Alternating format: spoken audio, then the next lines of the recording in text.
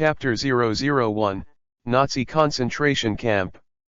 Chapter 001, Nazi Concentration Camp. In the dark and damp prison, a dozen young people were crowded in densely. Sadness, despair, and the fear of death made this prison a deadly silence. Outside the prison, artillery roared and machine guns fired. Various fighters and bombers in the sky, screamed through the air. Every second, there are people dying, stumps and broken arms flying around, blood spilling over the ground. This is the Second World War, called the meat grinder of war. In the corner of the prison, a young man leaning against the corner seemed to fall asleep. In fact, he is dead. It is a late night. In the dark and silent prison, the vast majority of people were asleep, and no one paid attention to this long-dead boy. Suddenly, his already stiff body moved, and the young man woke up. Looking at the dark and humid surroundings, the boy was a little confused. Didn't he sleep on the bed in the dormitory? Why did you come here? Seeing that he had shrunk a lot of hands, there was only one thought in the young man's heart at this moment, and he passed through. Moreover, why is the scene so familiar? Lifting his eyes and seeing the boy sitting by the window looking up at the stars, the boy's pupils shrank. This girl, how is it like Magneto when I was a kid? This won't be a Nazi concentration camp, right? With an uneasy mind, the young man walked up to the young man looking up at the starry sky and asked, "What's your name?" "My name is Eric, how about you?" Eric turned his head and looked at the boy. The boy's face turned pale in an instant, and after hesitating for a while, he said, "My name is Smear. Is being implanted, the implantation is successful." Suddenly, there was a soft noise in Smear's ear, which made Smear's heart startled. "Eric, did you hear anything?" Smear asked. Voice, "Are there any other sounds besides gunfire?" Eric shook his head and continued to look up at the sky outside the window. He raised his head, stared at the small window, and looked at the stars in the dark night, as if he was looking forward to freedom. Thin and short, the current Magneto is not that powerful. He is still a young man who is immersed in sorrow and fear, looking forward to freedom. Beep, the gene collection system is activated. The host can collect any gene. This system can strengthen the gene and give it to the host. Hearing the voice in his head, Smear was taken aback for a moment. Is it gene collection? Smear looked at Eric, the Magneto in the future. In short, just give it a try. If it succeeds, everyone is happy. If it fails, it doesn't matter. Are you afraid? Smear asked Eric again. What? Eric turned to look at Smear, who was sitting next to him for a moment, then lowered his head, hugged his knees, and said, Yes, scared, I'm scared. They killed a lot of people. They killed a lot of people. People. I'm scared. I'm separated from my mother. I don't know where she is being held or whether they will kill her. I'm scared. Eric's thin body trembled slightly, tears in his eyes falling to the ground. Don't be afraid. We will live. We will definitely live. Smear reached out and patted Eric on the shoulder, then, he pulled a piece of hair from Eric's head and put it into the system resource library. This is the genetic specimen. Eric, who was immersed in grief, didn't notice this little movement of Smear either. Can we survive? Eric raised his head, and there seemed to be another glimmer of hope in his desperate eyes.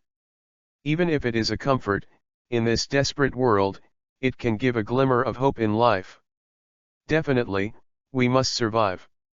Smear smiled. He has collected Magneto's genetic samples, and the ability after strengthening can survive even in the rain of bullets. Successfully adopted the gene sample, the analysis was successful, and the analysis of the magnetic control ability is complete. Is it strengthening the magnetic control ability? The system prompt sounded from his mind. Strengthening. Smear talked with Eric, and muttered silently in his heart. Is strengthening, Strengthening is successful. Do you choose to integrate? Integrate. Smear decisively chooses to integrate. Only awakening can survive World War II. Otherwise, it will definitely be a dead end. There was a roar in my mind, a lava-like heat flow erupted in the body, every cell in the body was trembling, constantly shattered and reborn. Sweat like pulp. A faint trace of bloody sweat soaked Smear's clothes. What happened to you? Seeing Smear sweating all over, or sweating with blood, Eric was horrified, and quickly reached out to support Smear, and asked anxiously, "Smear, how are you doing? Does it matter?" Roar.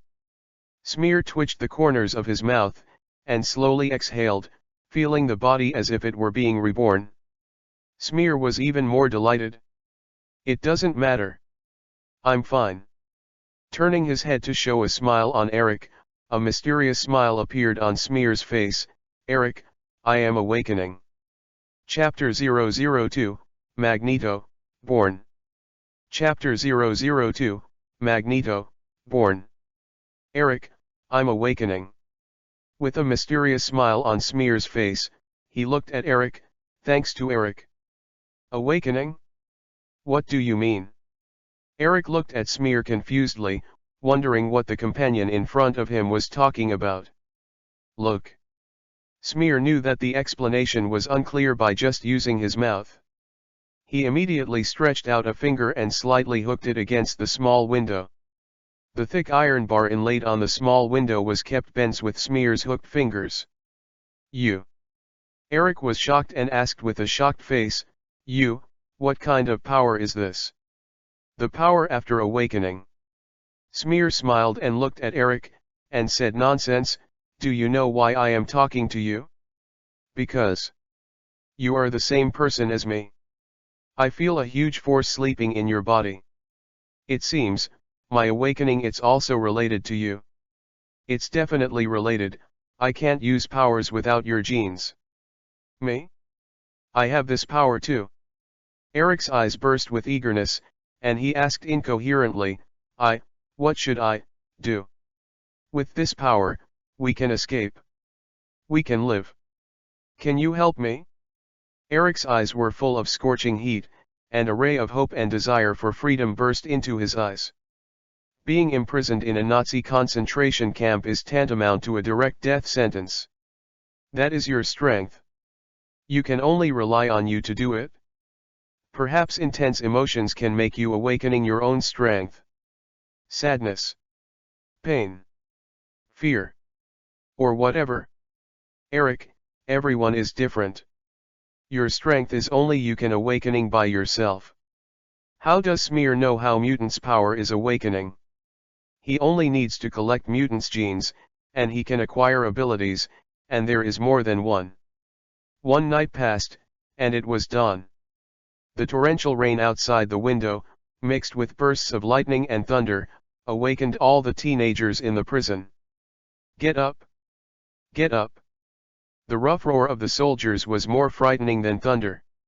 Called from the iron gate, 2 soldiers armed with submachine guns shouted at the prison, "Get out!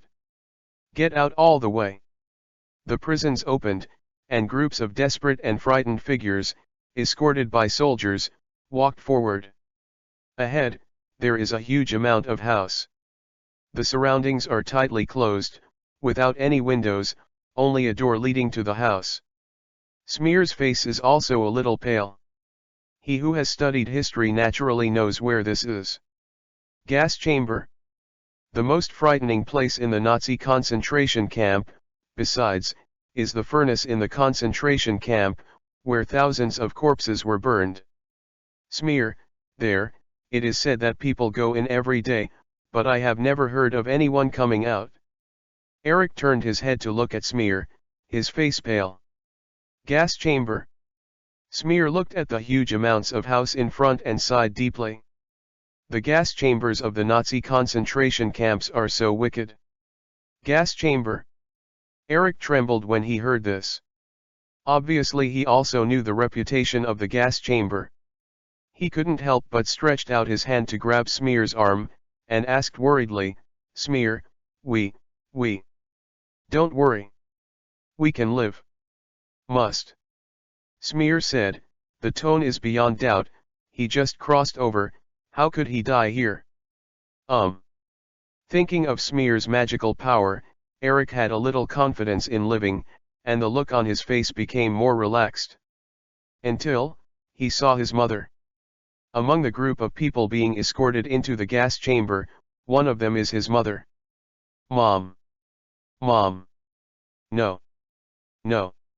Eric yelled in pain, his eyes flushed, and he slammed Smear's hand. Smear, save her. Save her. Please save her. No. Eric, my ability is still very weak.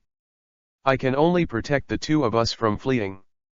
If my ability is exposed in advance, not only your mother, but you. And me. They will all die here. Smear said very sorry. Maybe he can be saved, maybe he can't be saved, only he knows. What to do? Tell me what to do? You must know, right? Eric asked Smear's arm like a life-saving straw with red eyes. Eric, unless your ability is also awakening, it will be difficult. Smear said euphemistically. Tell me. How to awakening? I want to save her. Eric asked quickly. Eric, use your heart, roar calls for your power. Your mother is about to be killed by them. Are you sad? Painful? Angry? If so, then, roar. Arouse your power thoroughly. Smear roared. What? Eric's eyes were red, and he roared in anger. A huge magnetic storm swept out, and all the metal products around were shaking wildly and violently twisting. Magneto was born.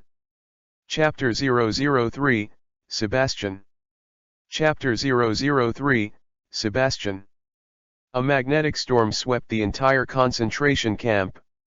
Magneto roared in anger, wantonly venting the anger, pain, and fear in his heart.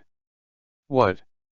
The helmets on the soldiers' heads twisted sharply, and the huge power seemed to crush their heads. This made them howl in pain with their heads in their arms. There were also some soldiers with a stronger will. After discovering that this change was related to Eric, they struggled to raise their guns. At this moment Magneto was completely angry and didn't notice at all. But Smear is different. He has been paying attention to the surroundings. After Smear saw the actions of these soldiers, he just raised his hands. These guns were controlled by Smear's magnetic force and twisted into twists, completely useless. Eric, go and rescue your mother, let's get out of here. Smear stretched out his hand and patted Eric on the shoulder, allowing the snarling boy to regain his senses. Get out of here? Yes, get out of here. Eric was shocked, he recovered, and hurriedly ran in the direction of his mother. The soldier fell to the ground, and the prisoners in the concentration camp screamed in panic and fled in all directions. The scene was chaotic. Mommy, mommy. The panicked crowd blocked Eric's way, and his mother was also pushed by the crowd and moved further and further away. Eric, magnetism is your arm, and metal is your tool. If you want, you can let magnetism do anything for you. Smear shouted to Eric. Do anything? Then. I want to fly. Eric yelled, and the iron bars on the surrounding windows flew one by one, floated to Eric's feet, lifted him up, and staggered into the air. I really fly. With a happy surprise roar, Eric rushed through the air, rushed to his mother's side, pulled her mother's arm, and the two rushed out together. Smear, you are right? I am already awakening. My strength is very strong. Falling to Smear's side, Eric said to Smear with joy. Smear laughed and said nonsense, how could he not know the plot? Yes. What a powerful force. Suddenly, a voice rang behind Eric, a middle-aged man wearing a straight military uniform and meticulously combing his hair, walked up with a smile on his face. The miracle of life, the mystery of evolution, is really fascinating. Ability to control metal? It's perfect.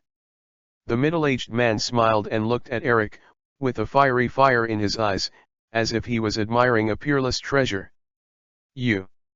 Seeing this middle-aged man, Eric and his mother took a step back in horror, their faces pale. This is an SS officer who is in charge of the life and death of all prisoners in the concentration camp. The reputation of the SS is daunting. I'm awakening. I'm not afraid of you. Eric thought of his own awakening power, his heart became more courageous, and with a wave of his hand, an iron rod flew out of the air, like a spear, and flew away at the middle-aged man. Whoosh! The iron rod pierced the air quickly, even faster than a bullet. The iron rod that flew out was heavily pierced in the middle-aged man's chest, with a loud bang. Then, the middle-aged man was safe, not even a single hair fell. The power is good, but it makes no sense in front of me. The middle-aged man smiled and flicked his elastic shirt, stretched out his arm towards Eric, and said warmly, "My name is Sebastian. Don't be afraid, don't be nervous. Come with me. I'm your kind.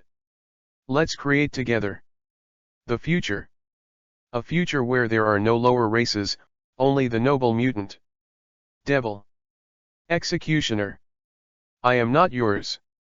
Under the order of this officer, many innocent people in the concentration camp were executed by them.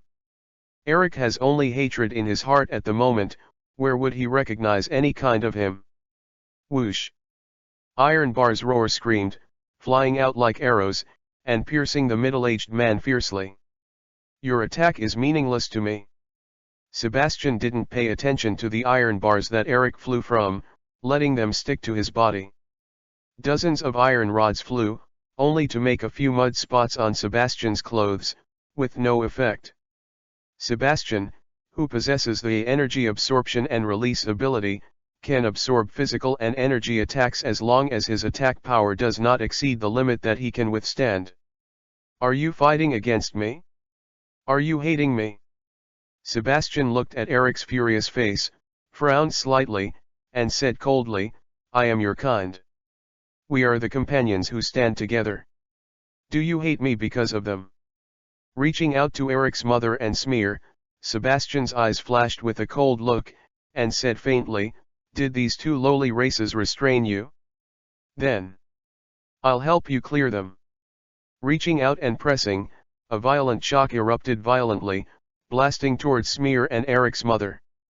Sebastian released the kinetic energy that Eric had just attacked him. Chapter 004, Escape. Chapter 004, Escape. Sebastian stretched out his hand, and a violent shock erupted violently, blasting towards Smear and Eric's mother. Sebastian released the kinetic energy that Eric had just attacked him. "Do not!" Eric roared and folded his hands together. The countless metal products around him were controlled by the magnetic force and roared, turning them into a huge amounts of metal shield, blocking the front. Boom! The violent impact came like a cannonball bombardment, and the continuous rain curtain was blown out, rubble was splashed, and mud was flying. Eric was hit by this violent impact and flew out, fell to the ground, and made a long mark on the muddy ground. Cut off your bond with the lower races, and you can find your true self. Trust me, this is for your good. Sebastian glanced at Eric coldly, raised his palm again, and aimed at Smear and Eric's mother. "Smear, kill him. Kill him." Eric was shocked by the shock just now, so that the corners of his mouth oozed, and his whole body was so painful that he couldn't even stand up, but when he saw Sebastian hit his mother again, he hurriedly yelled to Smear. "Smear? Who is he?" Sebastian was stunned for a moment, then smiled and shook his head, opened his hands, and said calmly, "Here, I am God, I am God, it's useless for anyone to come." "Really? I don't think so. Even if mutant possesses abilities, he is a powerful person after all, not a god. As a person under the red flag for more than 20 years, Smear is very upright." Where is the God in this world? It's nothing more than some powerful creatures. Smear sneered coldly, stretched out his hand and waved. A tank parked by the concentration camp wall instantly twisted and integrated, turning into a ball of steel, and hitting Sebastian fiercely. Huh? You use this kind of power too? Aha, what a surprise. Sebastian didn't care about Smear's attack at all, but stared at Smear in surprise. A piece of steel hits it, and for Sebastian, it just absorbs some kinetic energy, and there is no damage at all. I found a new mutant, and it still has the same power as Eric, which surprised Sebastian very much. Then, he was recruited. With a sound, it was about to hit Sebastian's steel ball, and it instantly unfolded like a package, wrapping Sebastian in a thick metal ball, revealing only one head. Sebastian was taken aback. He was now trapped in this mass of metal. Smear wasn't stunned. He who knew the plot naturally knew what to do. Can this happen? Eric saw this scene, stunned, suddenly felt that he was so stupid. Sebastian, hello.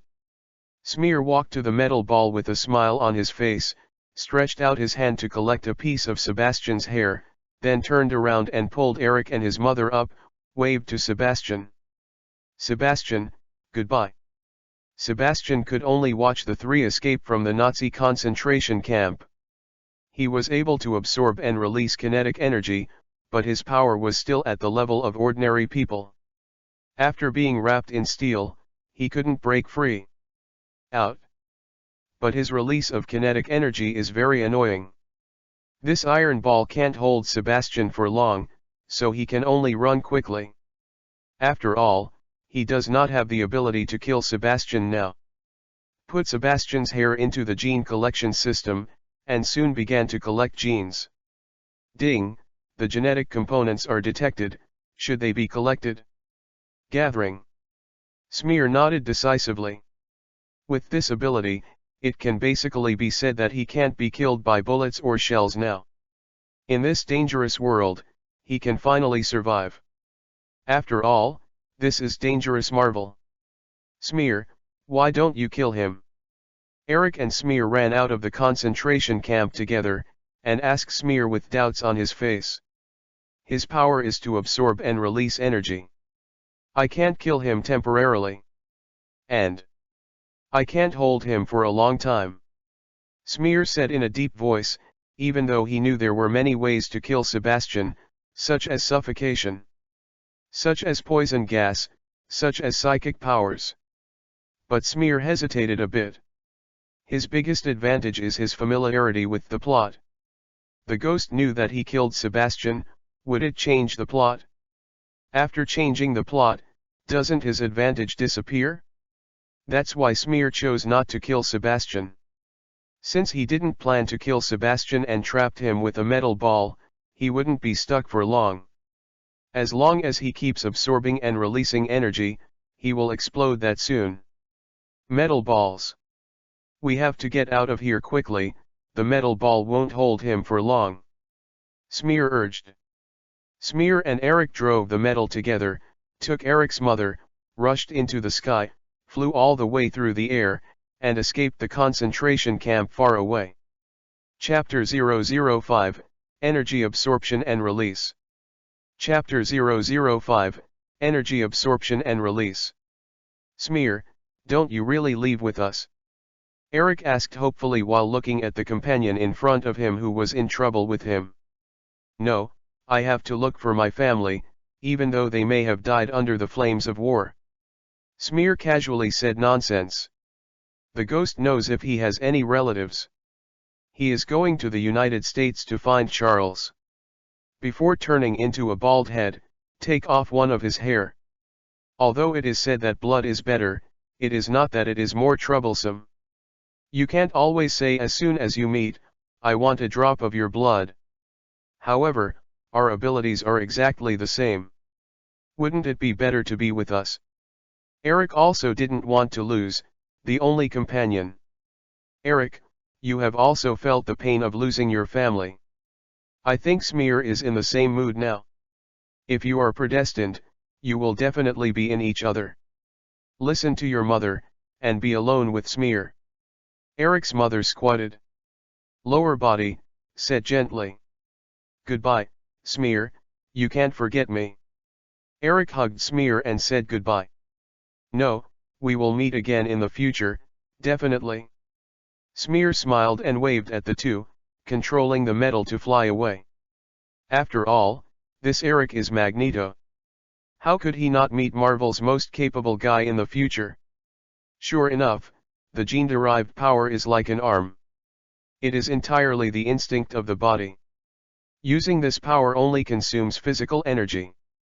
Ability, which is not restricted by the law of conservation of energy, is really convenient. Under the continuous flight, Smear estimated that he had already flown out of the European continent, possibly in Daxia, or in Soviet territory. Smear thought for a while. Now during World War II, the captain of the United States seems to be at this time, now going to the United States.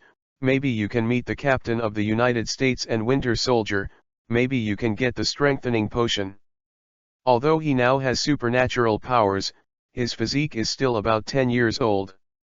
If you can get a strengthening agent and strengthen your own physique, then it is really perfect. After flying, I don't know how long, Smear landed in a small town, looking at the surrounding English, hoping that the pound was still useful, otherwise, he was going to collect charity funds again. What is charity to save a teenager who is about to starve to death? Fortunately, the pound was still usable, so Smear found a hotel and stayed in. Energy absorption and release ability, the analysis is complete, is it strengthening? The voice of the system came from Smear's ear. Strengthening. Smear can't wait, after all, Sebastian's energy absorption and release ability is still very valuable. This ability allows Smear to be fearless of bullets and missiles. Even if he lives in wars, he can save his life. Now Smear is facing how he should live instead of pretending to be everywhere. Is strengthening is successful. Does it integrate? Integrate. Smear said impatiently. Well. Lying in the bathtub, Smear groaned again.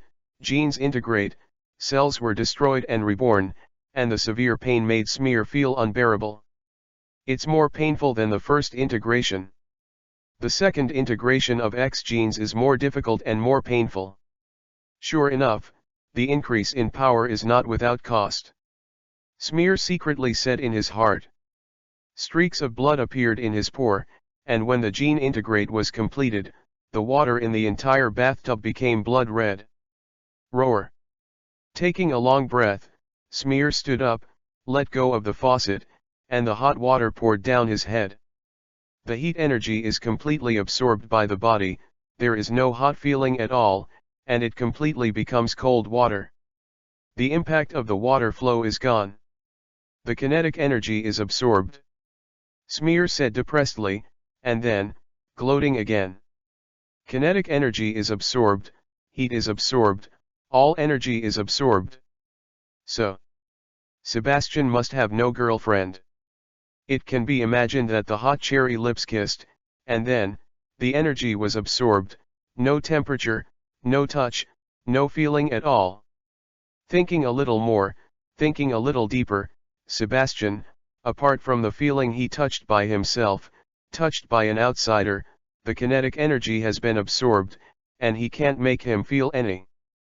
Smear seemed to have discovered some secret. Can't help but feel pity for Sebastian. I need to. What's the use of this iron rod? I need to. What about this change? Pooh. Smear looked weird, he was like a living eunuch. No, Sebastian could still slap him. Although Smear was also in this awkward situation, Smear didn't panic at all. How could the system's strengthening ability still have such a big flaw? With a thought, the water began to warm again, and the water hit the skin and felt touched again. Smear no longer needs to absorb the energy that cannot cause damage to him. Chapter 006, Really Fragrant. Chapter 006, Really fragrant. Feeling the feeling of being back on him, Smear breathed a sigh of relief. He didn't want to be the same guy like Sebastian, so he could only comfort himself. This is much more comfortable. The hot water drenched and absorbed the excessive heat, leaving only the constant 40 degrees of hot water, which was very comfortable. After taking a shower and looking in the mirror, Smear could see the appearance of this new vest for the first time. About 10 years old, blonde, blue-eyed, big eyes, red lips and white teeth, a little boy with delicate skin. It's basically the kind that is so cute that you want to hold it in your arms and rub your face. Although this body looks like a Nordic, Smear knows that he is a mixed race. His father is a scholar from Huaxia. He has a gentle temperament and a handsome face. His mother is an aristocratic lady in Ying country, blonde and blue-eyed, and typical Nordic woman. Although the kind of love story in the book is probably made up, it really happened. The noble lady gave up her noble status and eloped with her father, but her current appearance is biased towards Northern Europe. What a pity, this time his mother was going to take him back to Ying country for asylum, but unfortunately he was caught by the Nazis. It is estimated that the bodies of his parents have been incinerated by the Nazis. However, since he replaced Smear in the 21st century, he will avenge this blood feud. Smear looked in the mirror and touched his face. His skin was very supple. It is probably a side effect of 2 genes strengthening and integrating. Smear chuckled softly, well, it's shameful to sell cute and tender. He was in his 20s before crossing, how could he be shameful to be cute? Gilialo. The voice of protest came from his stomach. He was only 10 years old now, and he used his power to fly for a long time. The physical power consumption had already consumed all the food he ate in the Nazi concentration camp. Smear felt he was crying hungry in every cell now. However, Smear looked at his poor pocket and didn't even have half a dime. Suddenly he was distressed. He only stole a little money. He was hungry before and bought some food to eat. In addition, he was staying in this hotel, and he had already spent all the money. What can I do? Do you really want to go out to sell cute and get food? Smear put on his underwear and looked at himself in the mirror, lost in thought. No. My Smear words are left here, even if I starve to death. To eat bark, and cold water to fill my hunger, I will not lose my morals, I will sell cute food.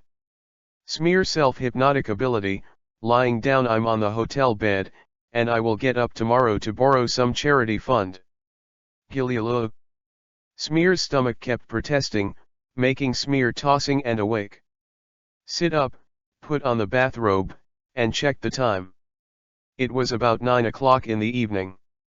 At this time, it is estimated that the people in the hotel were not asleep yet. Going downstairs, there is a restaurant downstairs, where many guests are still eating.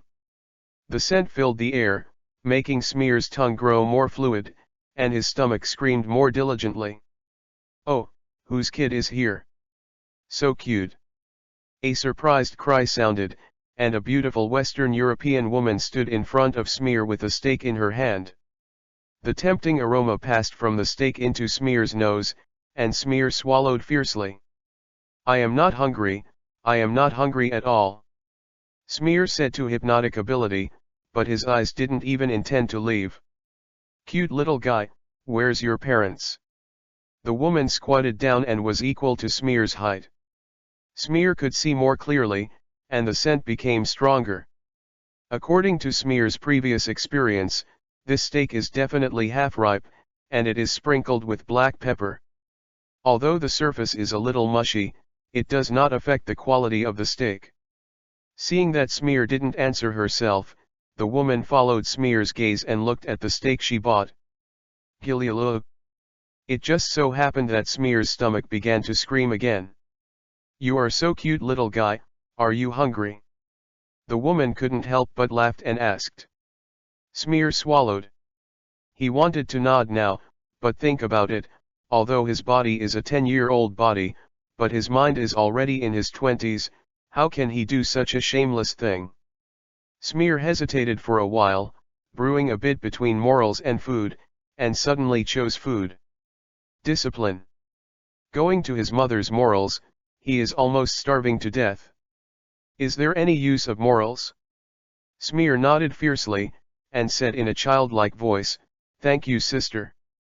"You're welcome, you're hungry."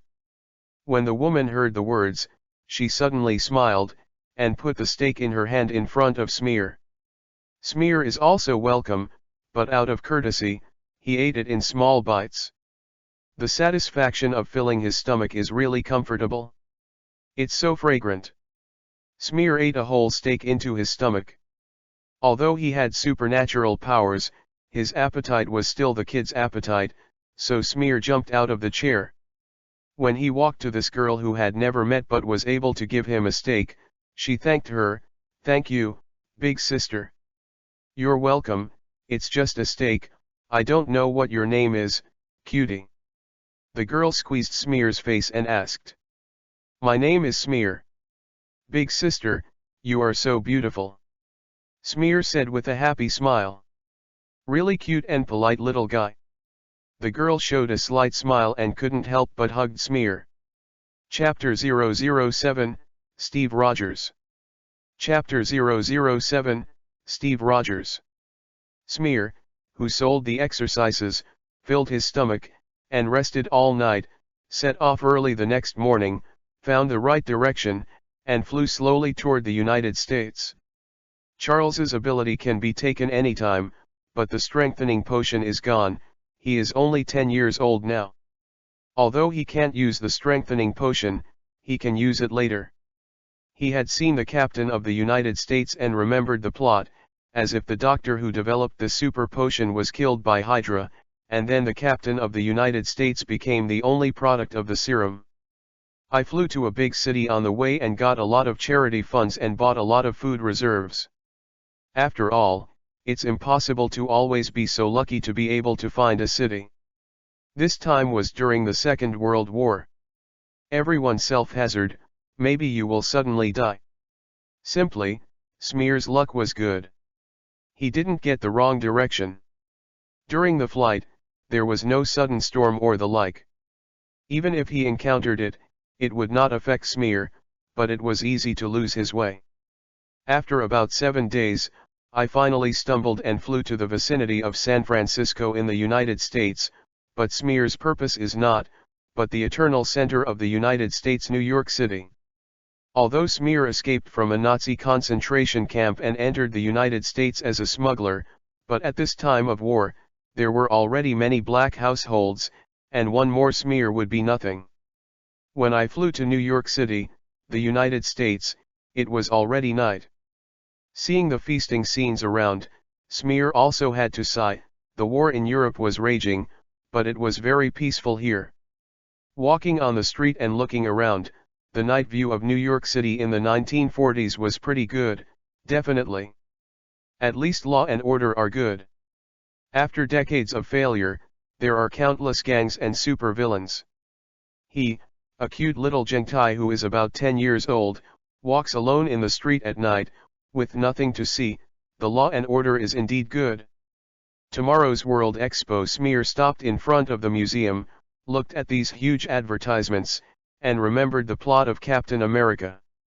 There seemed to be Tony's father in it. However, this damn exhibition actually requires money to enter it. Damn the United States guy. Smear whispered in Huxia. Smear, who was penniless, was naturally stopped outside. Just as Smear was considering whether he should sneak out, 2 figures joking and laughing came towards him. After Smear squinted his eyes and looked at the 2 people carefully, he immediately understood who they were. One of the thin and small guys is obviously Steve Rogers, the future Captain of the United States. The guy next to him, needless to say, must be a good friend of Captain America, Bucky Barnes, also known as Winter Soldier. It now appears that when the Captain America plot just started, 9 months before the Japanese attack on Pearl Harbor, the United States was ready to join the war. In terms of timeline, so, this year is 1941. Hey, kid, do you want to come in, too? Smear was thinking, and Steve also noticed Smear. Seeing Smear standing in front of the exhibition but not going in, he already understood something, and even stepped forward and asked. Yes, big brother, but my money seems to have fallen halfway. Smear emptied Ryu's pocket with a distressed expression on his face. That's it? Come with us. I'll pay. Steve stroked Smear's head and smiled. Smear knocked off Steve's hand and said maliciously, Don't touch my head, my mother said the president is not tall. What a cute little guy, right? Bucky? Steve asked with a smile and looked at his friend. Yeah, I really don't know how his parents don't worry about this little guy running out alone. Bucky agreed. Tickets for the exhibition are not expensive, plus the half price of the children's ticket, which only costs about $5. Steve walked into this exhibition with Smear. Smear's mouth twitched, he was almost disgusted by himself. It is really shameful to behave maliciously. But the effect is outstanding. As for discipline? Is that useful? Hey, Bucky, here. As soon as I walked into the exhibition, I heard a young girl roar calling Bucky's name from a distance. And there was another lady standing beside her. Bucky said to Steve, Man, this is the female companion I'm looking for you, take the opportunity, and it's up to you. Then turned his head to look at Smear and said, Little guy, you are too young to find a female partner. Go and have fun by yourself. Smear curled his lips. He was just a small body, not too young. Little guy, remember not to talk to strangers. At the end of the exhibition, try to go to crowded places and shout for help when you encounter danger, you know. I see, big brother. Smear nodded and said. There was also a feeling of emotion in my heart. I am worthy of being the captain of the United States. He is so kind to a stranger like him. No wonder Captain America is so popular in his world. Chapter 008, The Horrified Howard. Chapter 008, The Horrified Howard. Smear glanced at the exhibition. He remembered that Tony's father, Howard, came to the exhibition. How to get in touch with Howard might be easier to get the serum. Obviously, the exhibition area here is allocated according to various industries, and Smear quickly found the exhibition area of Stark Industries. Smear walked towards the Stark Industrial booth, and he saw a familiar guy, Howard Stark, the father of Iron Man Tony Stark. In fact, Bucky and the others rushed here, because Stark Industries is very famous in the United States, so the booth is full of people. Hey, kid, why did you follow? Maybe you should grow taller and come again. Bucky joked not far away, Smear, who couldn't see the booth at all. Smear twitched at the corner of his mouth. He really wanted to punch this Winter Soldier in the face now. They could still speak well without mentioning their height. If it weren't for fear of being too shocking, he even wanted to fly straight now. Smear gritted his teeth and squeezed into the pile of people. All the kinetic energy was absorbed by Smear and then released. Smear squeezed in from the back abruptly. Bucky blinked. He saw something that the kid actually squeezed in. He also wanted to put this little guy on his neck to let him see. Coming to the front, Smear looked at the handsome mustache who was preparing to take the stage backstage. Smear knew that this was the very nasty Iron Man in the future, Tony Stark's father, Howard Stark. I saw Howard Stark walked up to the stage accompanied by singing and dancing, introducing his latest invention to everyone, ladies and gentlemen. Maybe in a few years, your cars won't have to touch the ground. With the help of several beautiful assistants, the tires of the cars on the booth were taken away, which aroused people's suspicions. Involuntarily startled Roar said. Howard Stark activated the anti-gravity device in people's surprised eyes, and saw the car on the stage gradually float up, and suddenly the anti-gravity device flashed a bright electric spark. Seeing that it was about to fall, Smear stretched out his hand and lifted it up, and the car returned to stability. Howard Stark's heart jumped. This situation was obviously short-circuited by the anti-gravity device. How could it float? Suddenly he saw Smear, who stretched out his hand and fiddled with the car. His pupils shrank. His instinct told him that the reason why the car floats must be because of him. The people around were frantically photographing this suspended car, and they constantly heard praises. No one noticed Smear, except Howard Stark. Smear retracted his hand and the car fell abruptly. Seeing the car hit the ground, Howard Stark looked at Smear. Smear had already retracted his hand, obviously. His instincts are correct. Listening to the sighs of the audience, Howard made up his mind to get in touch with this mysterious little guy, but still explained with a smile, "Look, the floating car successfully floated for 30 seconds, I just said have to wait a few years. Even if this show fails." But just now the car did levitate, ignoring gravity, which surprised everyone, and they stretched out their hands graciously to give Howard Stark a warm applause. The crowd gradually dispersed. Bucky and Steve also went to the U.S. Soldier Recruitment Center in the exhibition with their female companions, where there will be a grand farewell ball, prepared for the soldiers who are about to go on the battlefield. Beautiful women and fine wines can be found there. "Hey, kid, wait." Howard Stark bypassed many reporters and found Smear, who was walking around the exhibition. Seeing Howard Stark got the bait, the corners of Smear's mouth turned slightly, and he looked at Howard pretending to be ignorant, and asked, "Uncle, what's the matter?" "Little guy, can I ask you something?" Howard crouched in front of Smear and asked. "Ask." Smear said lightly, not pretending to be tender anymore. "Did you make the car that just floated?" Howard asked. "Yes." Smear nodded. "Can you tell me what kind of ability is this?" Howard asked with a scorching glow in his eyes. "I can control magnetism." Smear said softly. "Can you tell me how you got this ability?" Howard continued to ask with a smile on his face. Obviously, Howard was looking at Smear's young age and wanted to make idioms. After all, this kind of ability was extremely enthusiastic for anyone. Nazi concentration camp. Smear grinned, showing white teeth, reaching out and opening his sleeves, with a digital tattoo on the inside of his arm. Howard's heart suddenly flashed, and his eyes flashed with horror. Nazi concentration camp, this is synonymous with the devil. This innocent and cute little guy actually ran out of the Nazi concentration camp, can run out of the Nazi concentration camp, and come in the United States.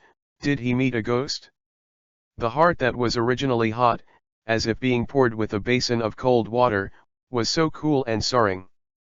Chapter 009, Legal Status. Chapter 009, Legal Status. "Children, are you kidding me?" Howard stammered. Being able to escape from a Nazi concentration camp is not ordinary. Even the most powerful agent entering the Nazi concentration camp may not be able to come out alive, but the little guy in front of him does not want to lie, and the tattoo on his arm is a manifestation of the Nazi concentration camp logo. No parent is bored. To the tattoos of the identity of the Nazi concentration camps for their children. I don't think I'm joking. Smear took the cigar from Howard's mouth, put the burning cigarette butt in his palm, and rubbed it up. Howard's heart beats. This bear boy, do you want to be so cruel? Smear blew on the palm of his hand, the soot flew out, and the palm of his hand was intact, because all the heat was absorbed by Smear. Then a fiery red ball of light condensed from the fingertips and pressed onto the cigar. The flaming red energy ball melted into the cigar. The next moment, the cigar instantly turned red, turned into ashes, and annihilated in front of Howard. Howard's eyelids jumped when he looked at him. The little guy was threatening him, but he really didn't seem to resist ability. If there is any regret medicine, he wants to buy a bottle and swallow it now. If there is a chance, he must develop a time shuttle, return to 3 minutes before, slap himself violently, make you damned. Seeing that he could no longer escape, Howard Stark asked frustratedly, "Well, kid, what do you want? I'm not a little guy. I have my own name. You can call me Smear.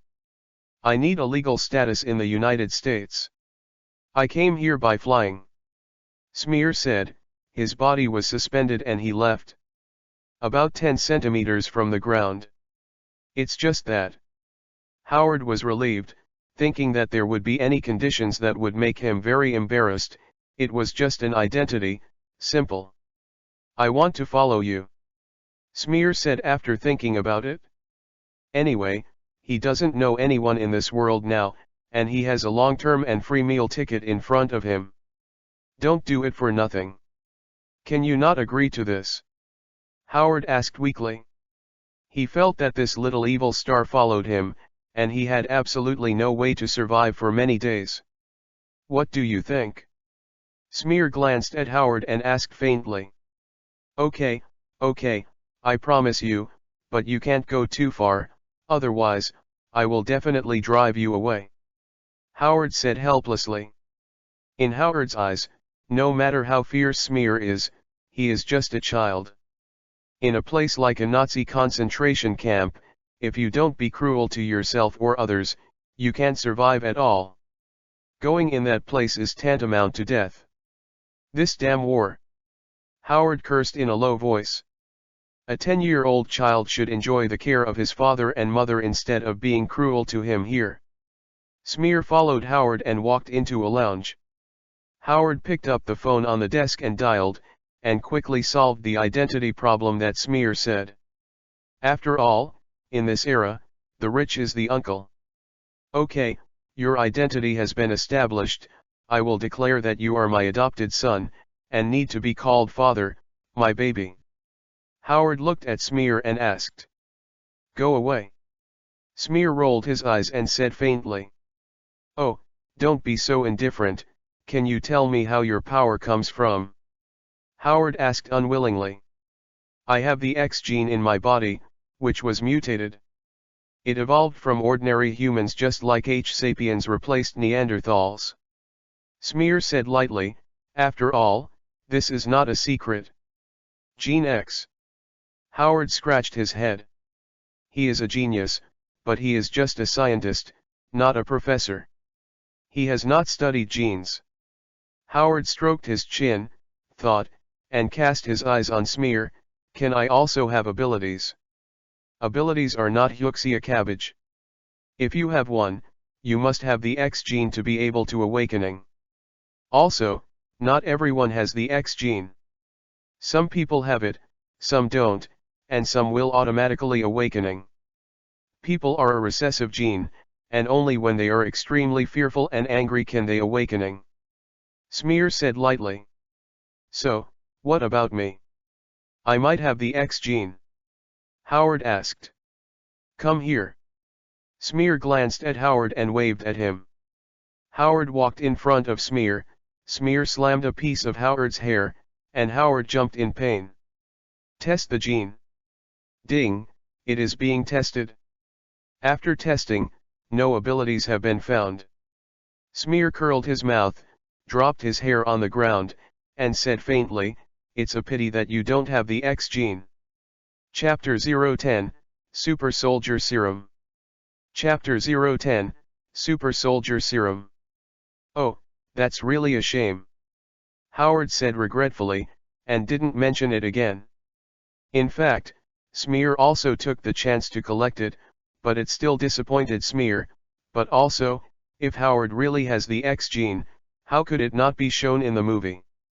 "Do you know Dr. Erkins?" Smear asked suddenly. How did you know him?"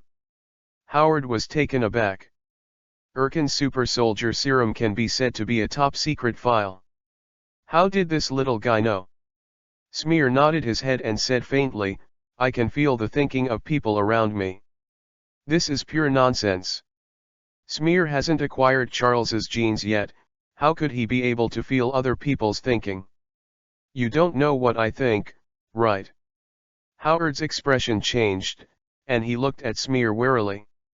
Smear looked at this old teaser faintly, and said, "It's very tiring to feel other people's thoughts. When I cheated you, I sensed it, and then I heard it." Smear shrugged, showing that he didn't mean to. In this way, Howard relaxed and said, "Well then, I will take you to see him." Smear got up from the sofa and followed Howard. Howard led Smear in the exhibition and walked towards the cocktail party. After going around in a circle, he came to the back of the ball, where there was a small room. Erkins was flipping through the documents inside. Howard knocked on the door, and Dr. Erkins said faintly, "The door is unlocked, come in." Smear walked into the room first, and what caught his eye was a man wearing a reddish-brown shirt, gold glasses, a hencoop head, and a stubble mouth. Obviously, this is Dr. Erkins. At the moment he is looking through a document. Smear guessed that this is probably Steve's information. "What are you doing here? Who is this little guy?" Dr. Erkins asked bluntly when he saw Howard. "This is my adopted son, Smear," Howard said. Smear rolled his eyes and didn't refute. "You adopted son? Why did you want to raise a son on a whim? You playboy doesn't even have a wife." Erkins groaned, and continued to look through the files in his hand. "I want a super soldier serum."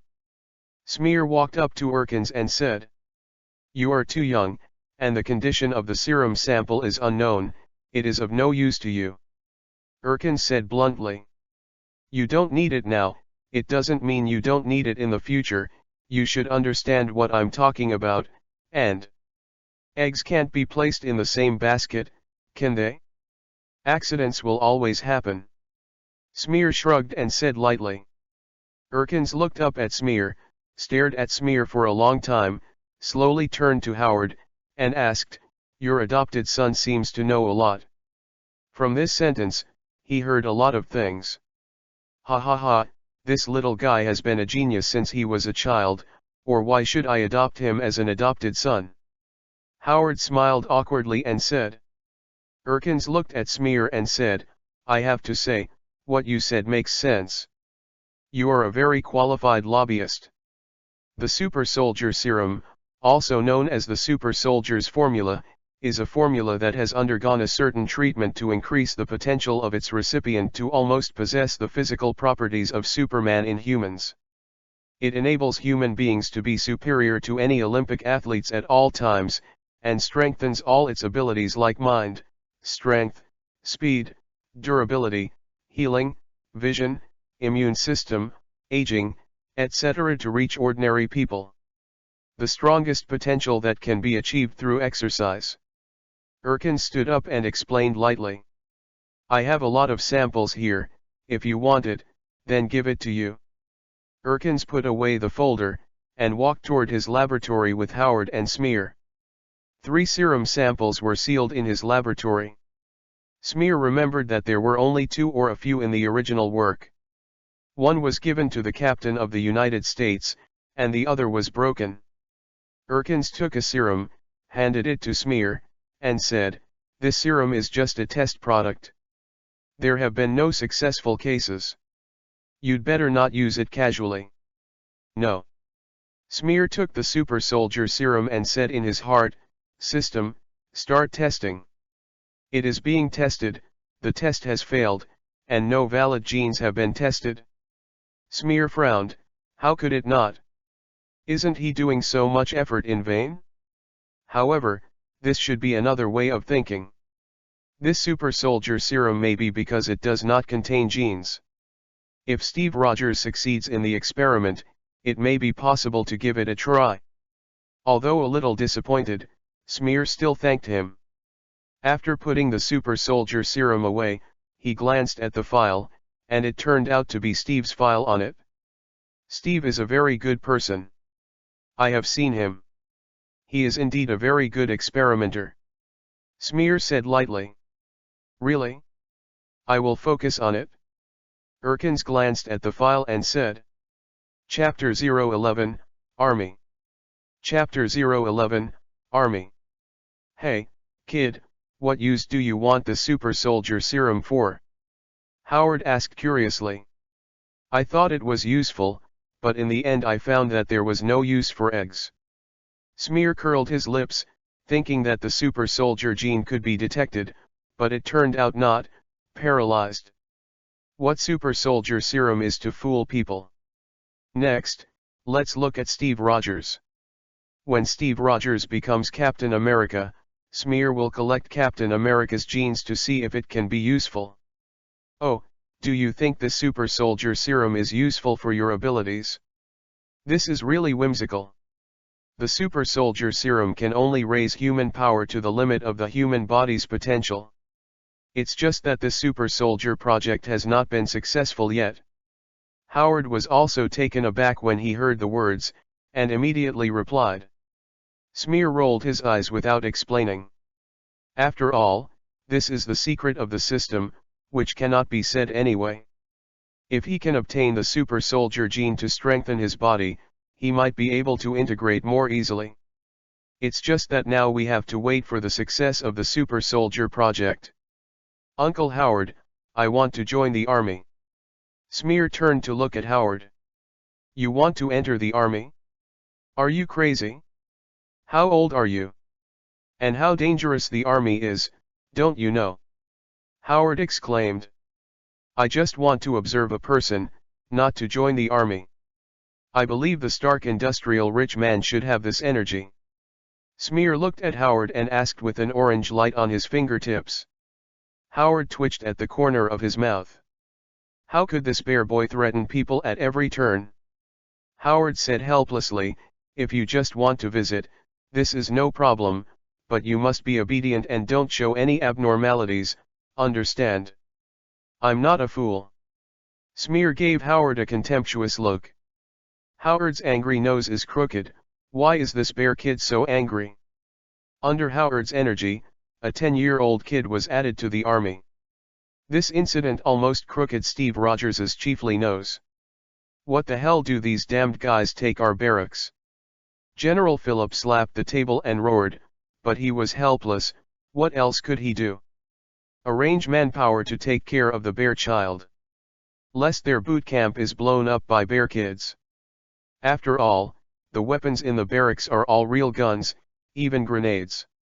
The task of taking care of the child is entrusted to you by Agent Peggy Cat. Be sure to watch him and don't let him approach any place with weapons. Philip said with a headache. Yes, sir. Cat's expression didn't change. Smear walked into the barracks and saw the thin Steve Rogers at a glance, who was undergoing training at the moment.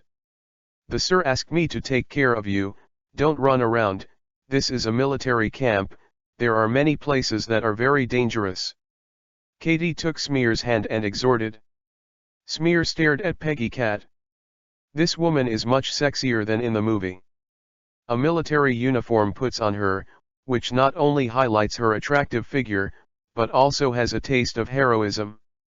No wonder Steve loves her. Deep-rooted species.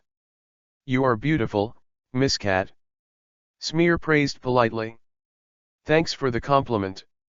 Cat smiled and thanked him, but he didn't have any surprised look in his heart. After all, he was the adopted son of Playboy Howard Stark, and he naturally inherited Howard's romanticism. If Smear knew about it, he would definitely call out wrongs. What he was doing was just a polite compliment. How could he get this kind of evaluation? There are not many people in Steve's team, but Smear knows that the final candidate for the Super Soldier project will be selected from these people. And Steve was a little distracted because he saw Smear, and was given a lecture by General Philip. After Commander General Philip gave a lecture, Steve officially entered the military career. Just like in the original book, Steve, because of his size, no matter what kind of training he is always going to be a crane tail. Although he has worked very hard, it still doesn't help. His stamina is too bad. Because of his short stature, he was even ridiculed by others. When he crawled through the pile obstacle again, After passing the pile, Hodge kicked down a wooden pile, which caused Steve behind him to be caught by the fallen wire. Although Steve was rescued, it was discovered that his military uniform had been scratched by a wire, and 2 shallow wounds appeared on the skin of his back. Smear's face sank. He has a good impression of Captain America. Immediately jumped from the police car on the side, walked to Haji, and said coldly, "Apologize to my friend." Hodge was looking at Steve with a smile, and he didn't even care about Smear, the little one who came to him. Instead, he cursed with disdain, "Go away, BD, unless you want to be beaten to death by me." Chapter 012, Unscrupulous. Chapter 012, Unscrupulous. Apologize to my friend. Smear stared at Hodge coldly and said coldly. Hodge was looking at Steve with a smile, and he didn't even care about Smear, the little one who came to him. Instead, he cursed with disdain, "Go away, BD, unless you want to be beaten to death by me." BD? Smear's expression was completely cold, and he dared to scold him as a BD? You are looking for death. You kind of say it again. Smear's eyes were cold. In the Nazi concentration camp, he killed a lot of the soldiers. He doesn't mind killing a soldier of the United States now. Little BD. Get out. Hodge kicked Smear rudely. Peggy Carter's expression sank, but she knew that this little guy was the adopted son of Howard Stark, and if there were any shortcomings, they would all go to a military court. Smear's expression is not afraid. He can't use magnetism to control abilities, but the absorption and release of energy can still be used. Seeing Hodge kicking him, Smear didn't bother to dodge, letting Hodge kick on his chest. All the kinetic energy was absorbed. Smear didn't suffer any damage, and he didn't even feel at all. After absorbing the kinetic energy, it was condensed in his fist and hit Hodge's egg with a punch. His height can only reach here, but the damage here is very effective. Click. Smear clearly heard the crisp sound of broken eggs, and Hodge was hit by Smear directly and flew out. Smashed into the empty oil tank. Life or death is unknown. Peggy Carter's mouth grew in surprise. She couldn't think of how a young child could beat a tall and sturdy young man into the air, and it seemed that this guy still the injury was serious. Steve also looked at Smear dumbfounded. This kid is a bit tigerish. Was it really the little guy that I met some night? And looking at the bloody mass under Hodge's crotch, many recruits looked at Smear in horror, and couldn't help reaching out to cover their crotch, for fear that Smear would give them a punch. Nima is too cruel, even a man can't do it now. Assemble. Katie gave the assembly order, and the recruits lined up in front of Philip. General Philip was very optimistic about Hodge, thinking that he was fierce, a good seed to serve as a soldier, and a manufacturable material, so when he saw Smear severely wounded Hodge, he was very angry and strange. Nima, a 10-year-old kid beat a big soldier and seriously wounded? Are you kidding me? However, this is the fact. Boy, you don't have a reasonable reason, you just get out of the barracks. This is not your place to play. Philip yelled at Smear. Smear squinted his eyes, stared at Philip's body, and looked up and down, as if he was thinking about which position would be better. Philip remembered the bloody thing, the corners of his mouth twitched, his crotch was cold, and the corners of his mouth couldn't help but twitch. After smoking, the voice suddenly slowed down. Sir, it's none of his business. Steve endured the hot feeling from his back, and stood up to explain for Smear. There is no place for you to speak, recruit. Philip has always had a bad impression of short Steve, not to mention that Steve's grades are the tail of the crane. Philip has always thought that this kind of thin person is not suitable for the battlefield, so I saw him. When he came out to speak for Smear, he was disgusted. I'm a defensive defense. Everyone has seen it. The BD scolded me as a BD and kicked me. He punched him without holding back. Who knows that his bones are so weak? Smear said innocently. Everyone's eyelids picked up at the same time. No matter who this Nima is, she can't stand it. Okay. Recruit, tell me if it's what he said. General Philip shouted at a recruit. Yes, sir. A strong recruit shouted. Philip is very helpless. This is indeed a legitimate defense. Although a bit too defensive, he really can't help Smear. This little BD. Philip gritted his teeth, but there was nothing he could do. Furthermore, Hodge destroyed the property of the barracks. He injured his comrades, and even hit a 10-year-old child for alleged attempted murder. I will ask my lawyer to sue him. Smear said lightly. Boy, who do you think you are, actually wanting to sue my soldier? Philip finished speaking. Carter and Erkins couldn't help frowning, the bias was too obvious. I believe the team of lawyers behind me will be happy to help me fix what happened here. And by the way, you can also prosecute General Philip for concealing criminal behavior, causing unfair behavior to soldiers in the barracks, causing soldiers to be injured, and even threatening the life of a taxpayer. Although it may not be able to do anything to you, if you pay a little more, you should be able to turn you into a big soldier. Smear said lightly. What is unscrupulous? This is called unscrupulous. Chapter 013, Philip the Softer. Chapter 013, Philip the Softer. General Philip is very painful now, the boy in front of him is too difficult, your sister. Did your I see Loudza threatening your life? Philip looked at Smear speechlessly. The ability, who was talking nonsense with his eyes open, was already comparable to those politicians. He is about to vomit blood now.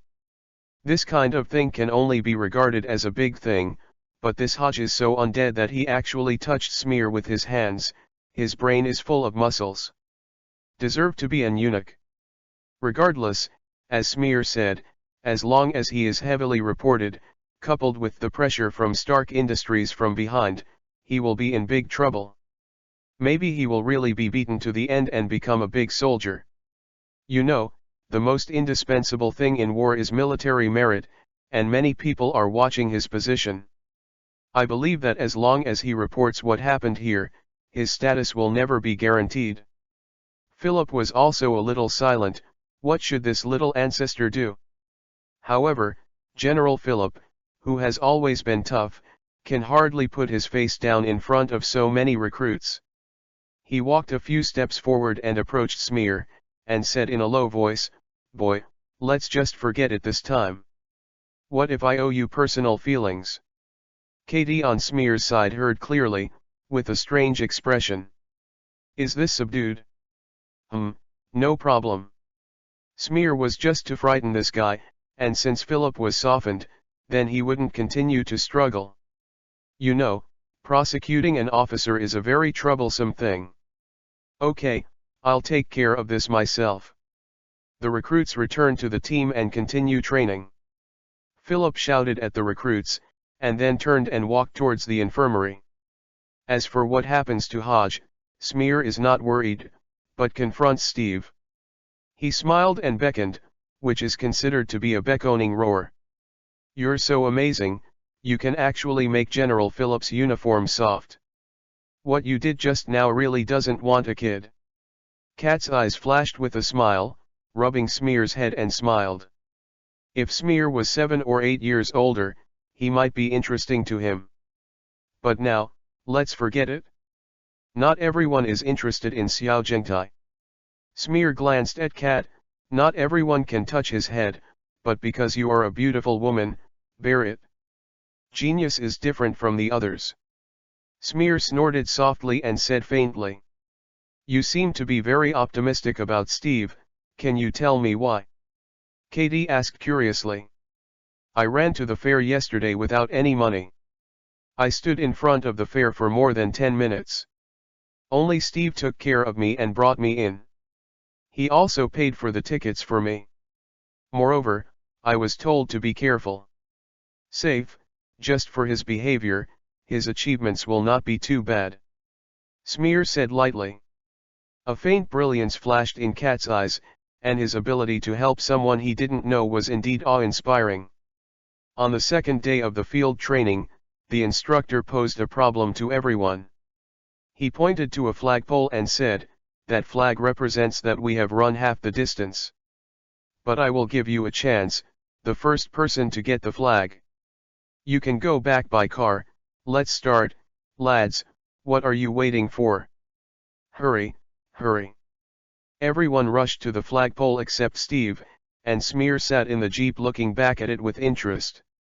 In the original book, Steve removed the flagpole wisely and was able to take the car back to the barracks. The instructor yelled, "Boys, don't waste your effort.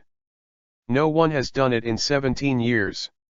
In fact, Smear understands that this challenge is to test group cooperation, but only rewarding one person would not avoid the uneven distribution of the spoils, so it would be useless to want this group of soldiers to cooperate with each other."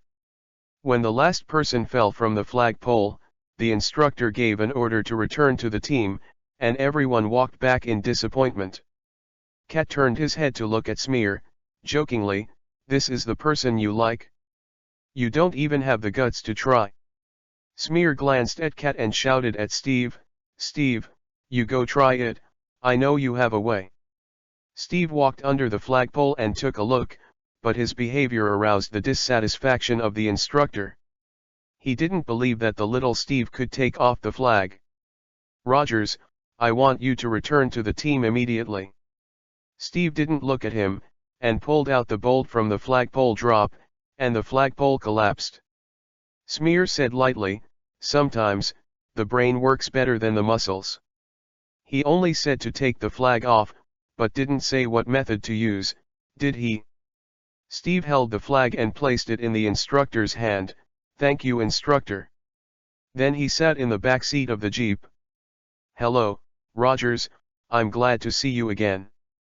Smear said to Steve. "You're good." Steve Rogers replied with a smile likewise. At first, he was only looking at Smear alone and wanted to help. He didn't expect that Smear's identity was so amazing. Chapter 014, Super Soldier Project, Start. Chapter 014, Super Soldier Project, Start. After being mixed in the army for 10 days, Smear has become a small overlord in the barracks. After all, his background is incomparable, and he cannot win a fight. He was beaten up and called Smear a big brother. It is a shame, but there is nothing. Method. As the name of natural supernatural power spread out, in the military camp, people who do not believe in evil come to challenge Smear every day. Smear is worried that there is no place to absorb kinetic energy. This is simply dozing off and sending pillows, conquering a group of people.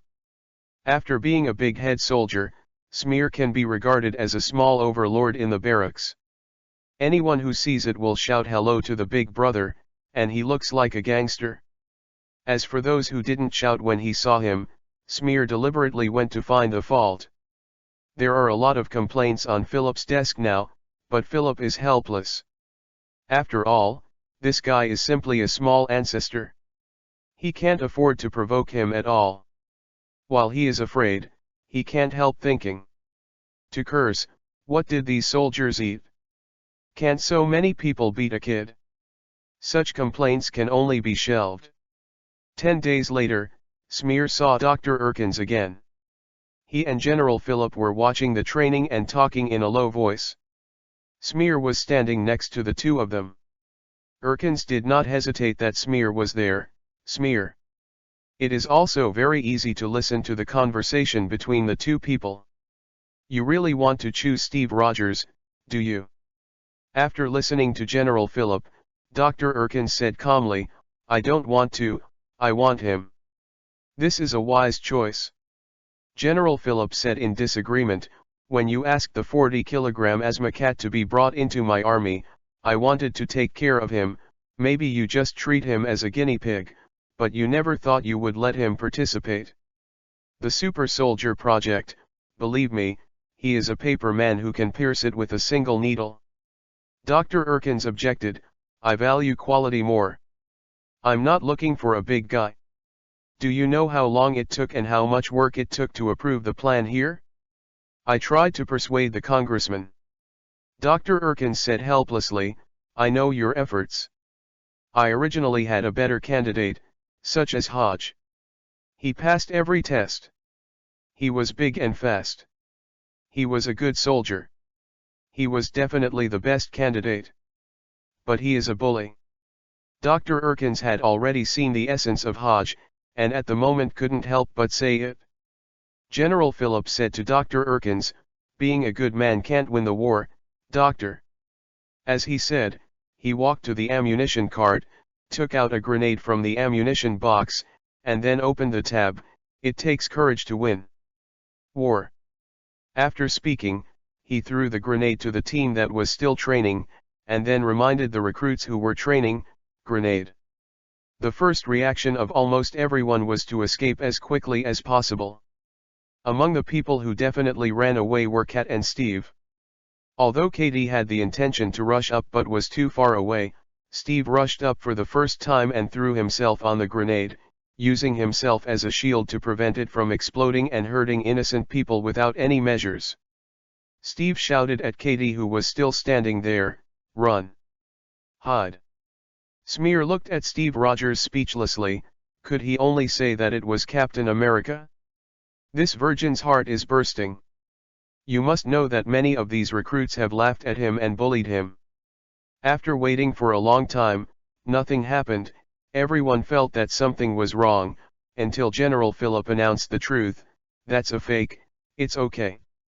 Only then did the recruits slowly poke their heads out from behind the various bunkers, hiding in them. Steve raised his head, looked at Philip and asked, "Is this a test?" "He is still too thin." Philip still couldn't agree. At this moment Katie looked at Steve's expressions differently. Smear twitched the corner of his mouth, took out his own bird. "Want to pick a girl? Wait another 8 years. Just Steve Rogers. He's pretty good," Dr. Erkins said with satisfaction, and Steve didn't live up to his expectations. With the results, General Philip gave the recruits a day off. All the recruits went to have fun. Only Steve Rogers was still training in the barracks. Smear walked in and asked, "They're all going to have fun, why don't you go?" "I am inherently disadvantaged. How can I surpass them if I don't work hard?" Steve replied. "Good point." Dr. Erkins walked into the barracks and looked at Steve. "Boy, I admire your performance today, but you are still too stupid. You should just throw it away." Smear is also aware of the conversation between the two. After Erkins left, Smear said lightly, "He was right, you are a good person, you are very suitable, this serum." After all, Smear still needs to get the super soldier's gene from Steve. Even though he can't use it, it doesn't mean he can't integrate. Chapter 015, The Birth of Captain America. Chapter 015, The Birth of Captain America. Early the next morning, Steve and Katie got in the car. Smear was already in the car. "Why do you follow along?" Steve asked strangely. "Because Howard is one of the planners of the Super Soldier project, I have the qualification to follow along." Smear shrugged. After all, it was the birth of Captain America. It would be a shame if you can't see it with your own eyes. Movies are not the same as reality. Smear must be involved in this exciting moment. Besides, he can't wait to extract the genes of Steve, who has been injected with super soldier serum. "Okay." Steve just asked. Maybe he had this opportunity because of the boy in front of him. Although he looks small, no one treats him as a kid. Soon, the car started moving slowly. Their destination was an ordinary store in Brooklyn. This is definitely a cover-up, and underneath the store is a large secret research institute of the Ministry of Defense. This time, the super soldier plan is about to conduct the final human trials here. When passing a block, Steve saw this familiar environment and remembered his past, and couldn't help saying, "I know this block, My alley has been beaten. Steve pointed to an alley outside the window. There is also the parking lot, and behind the restaurant. Why don't you run away?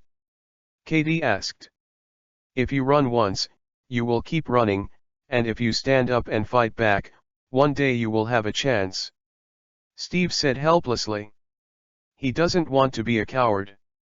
So, now your chance is here. Smear interjected, and mediocre people would only complain about why God still didn't give him a chance, but the real powerhouse is to fight for the opportunity by himself. Yes, that's right. Steve said. Soon, the car drove to the front of a shop called the Brooklyn Antique Store, and it stopped. Katie got out of the car first, and led Smear and Steve into the shop. There are also many agents who pretend to be ordinary people outside, all of whom are monitoring the shop. After they entered, they began to contact their bosses. Entering the shop, Steve closed the door smoothly, the doorbell rang very crisply, and a kind-looking grandmother walked out of the house, saw Katie, and said, "The weather is great today."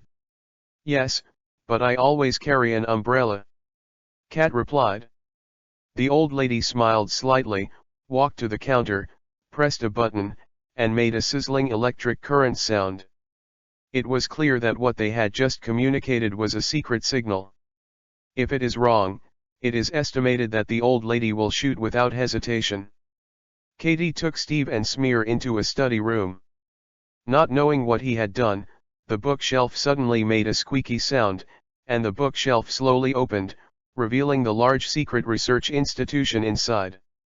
After walking in, the door behind him closed automatically, and he walked straight to the device full of scientists in white coats. "Dr. Erkins is here." Steve took off his shirt and shirt at the order of Dr. Erkins and lay in the device. Smear was taken out of the experimental device by Katie and stood on the viewing platform. Smear lay on the glass, silently watching, ready to witness the birth of Captain America with his own eyes.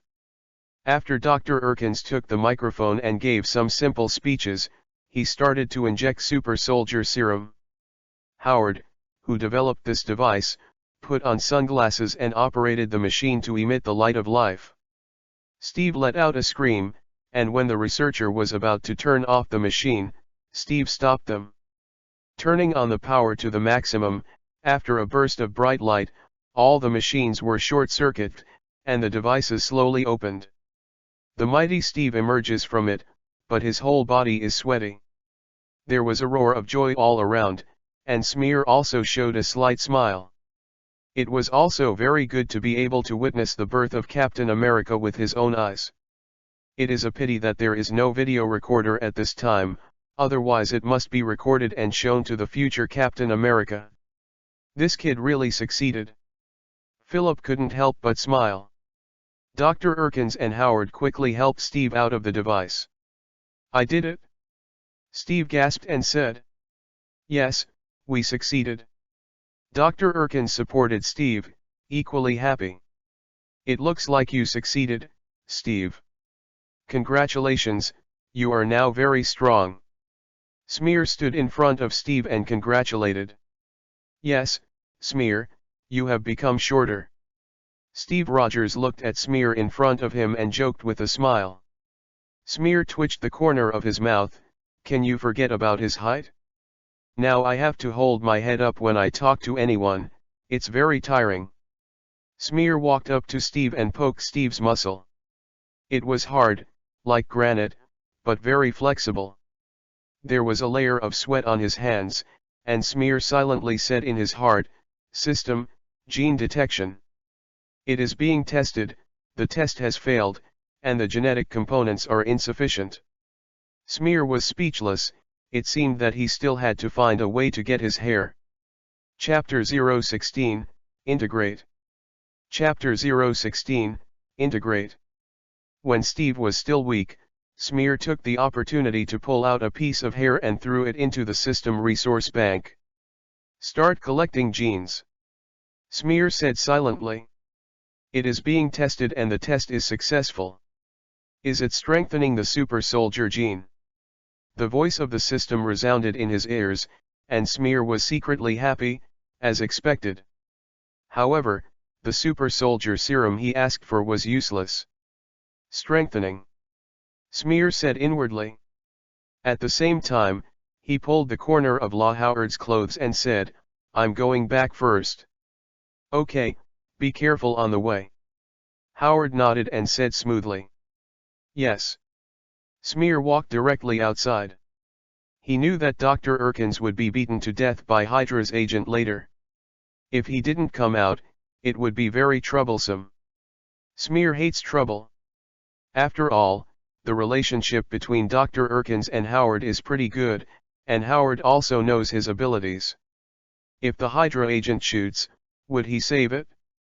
This is a problem. Saved, it changed all the next plots. Does the ghost know if there will be more super soldiers like Steve? If it is not saved, Howard can't help but blame. After all, Smear was rescued by the ability, and maybe he would lose the long-term meal ticket. What's more, the future Iron Man Tony will be Howard's son, and Mark Armour is also very good. Don't make the relationship too rigid. As soon as I got into the car, I turned on the system. Strengthening is completed, do you integrate? Smear knew that the super soldier serum of Erkins had great flaws, the good ones would get better, and the bad ones would get worse. For example, Captain America, originally the Virgin's attributes, has become a big hit, but after strengthening, it is even more so. What about Red Skull? The ambition is already great.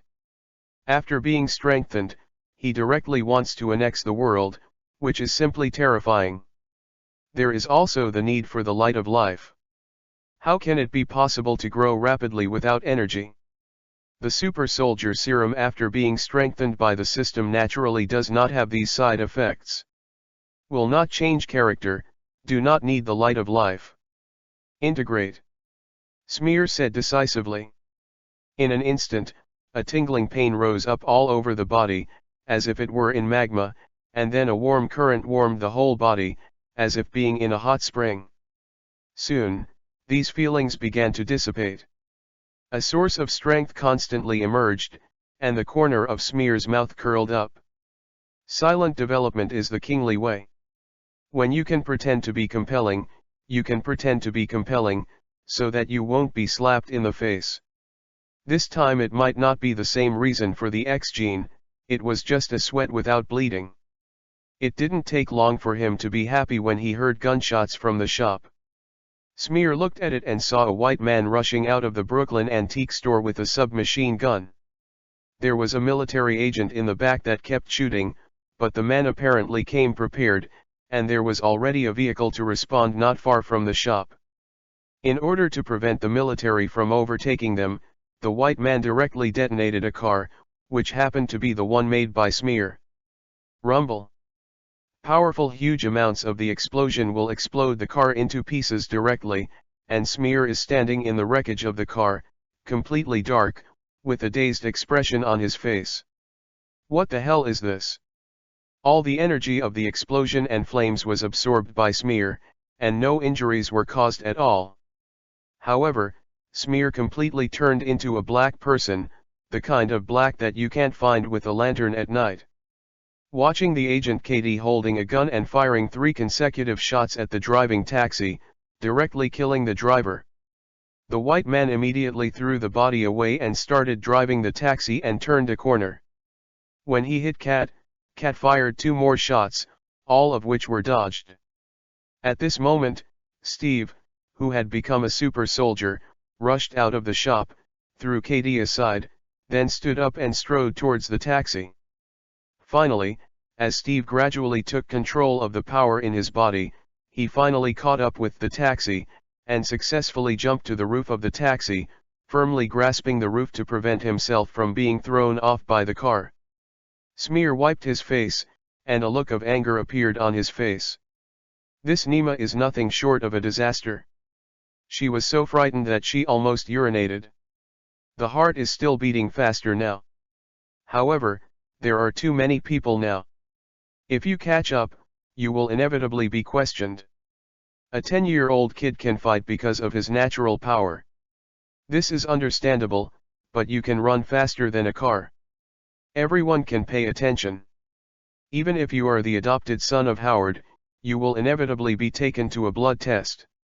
If it is found out that he also has the gene of a super soldier, it would be very troublesome. As a person who extremely hates trouble, Smear decided not to catch up. Anyway, Captain America can handle it, right? Moreover, Smear also knew that the next plot development, Hydra's agent will definitely take poison and die. Chapter 017, Talk to Captain America. Chapter 017, Talk to Captain America. Steve chased the Nazi agent. The Nazi agent failed to injure Steve even after firing a few shots. In the end, he drove the car to a small dock in Brooklyn, hijacked a child, and successfully distanced him from Steve. Then he pressed the remote control to surface the already prepared submarine, successfully entered the submarine, and sailed out of the port, but he didn't want to still be caught by Steve, who has become a super soldier. When the two were fighting on the shore, Steve hit a knee and put the Nazi agent on the ground. A bottle of blue potion fell from the person, fell on the ground, and broke directly. When questioning the agent committed suicide by taking poison. At this time, Dr. Erkins was dead, and his research notes were also destroyed by the Nazi agent. The military wanted to continue to study the super soldier's potion and had to pull Steve back to draw blood.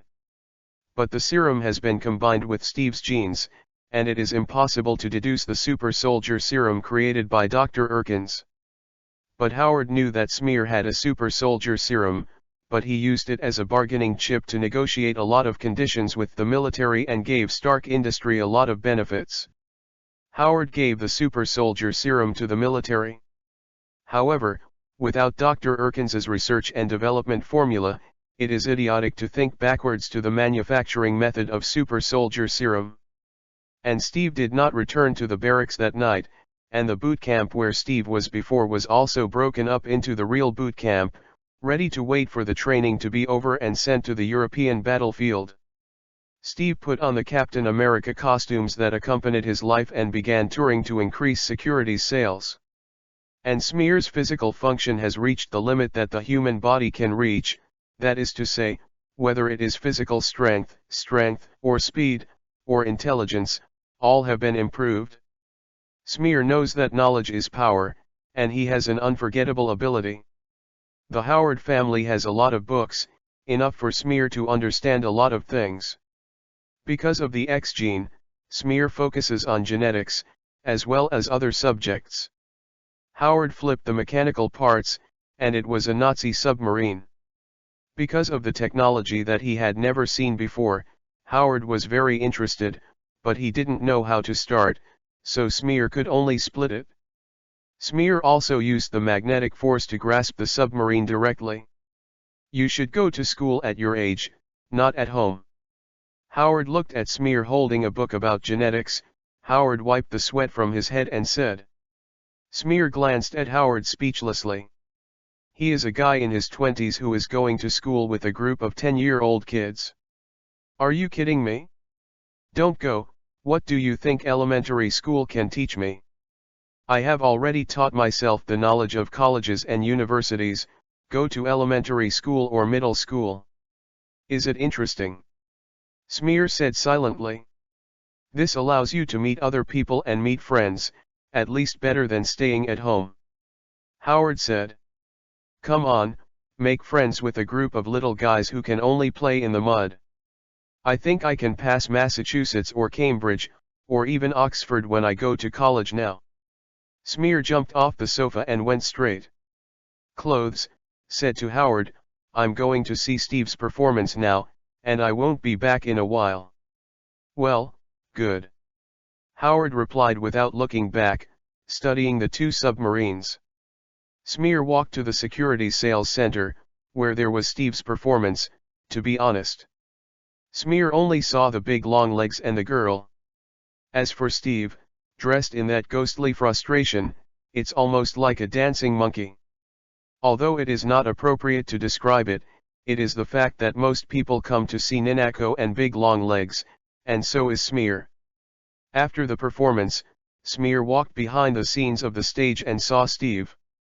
Steve also saw Smear and smiled and greeted Roar, "Hello, Smear. Are you discharged? Don't go to the battlefield to fight the Nazis, come here to perform in this costume." Smear asked knowingly. Steve gave a strong laugh, and sat on a side chair, and said helplessly, "What can I do? Dr. Erkins was assassinated by the Nazi agent, and the super soldiers' plan was stranded. I was the only one who succeeded," they said. "There was no battle, because my saving was in the newspapers, and they said they wanted me to be an actor. Oh, that's really bad. But, believe me, gold always shines. You did this before, and you will do the same in the future.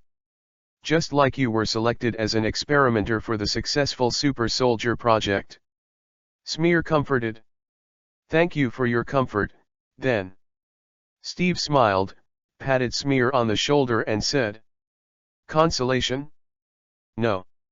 What I explained is just a fact." Smear said lightly. Chapter 018, News from Bucky. Chapter 018, News from Bucky. After talking to Steve for a long time, Steve will soon leave the city and go to the next city to continue the show.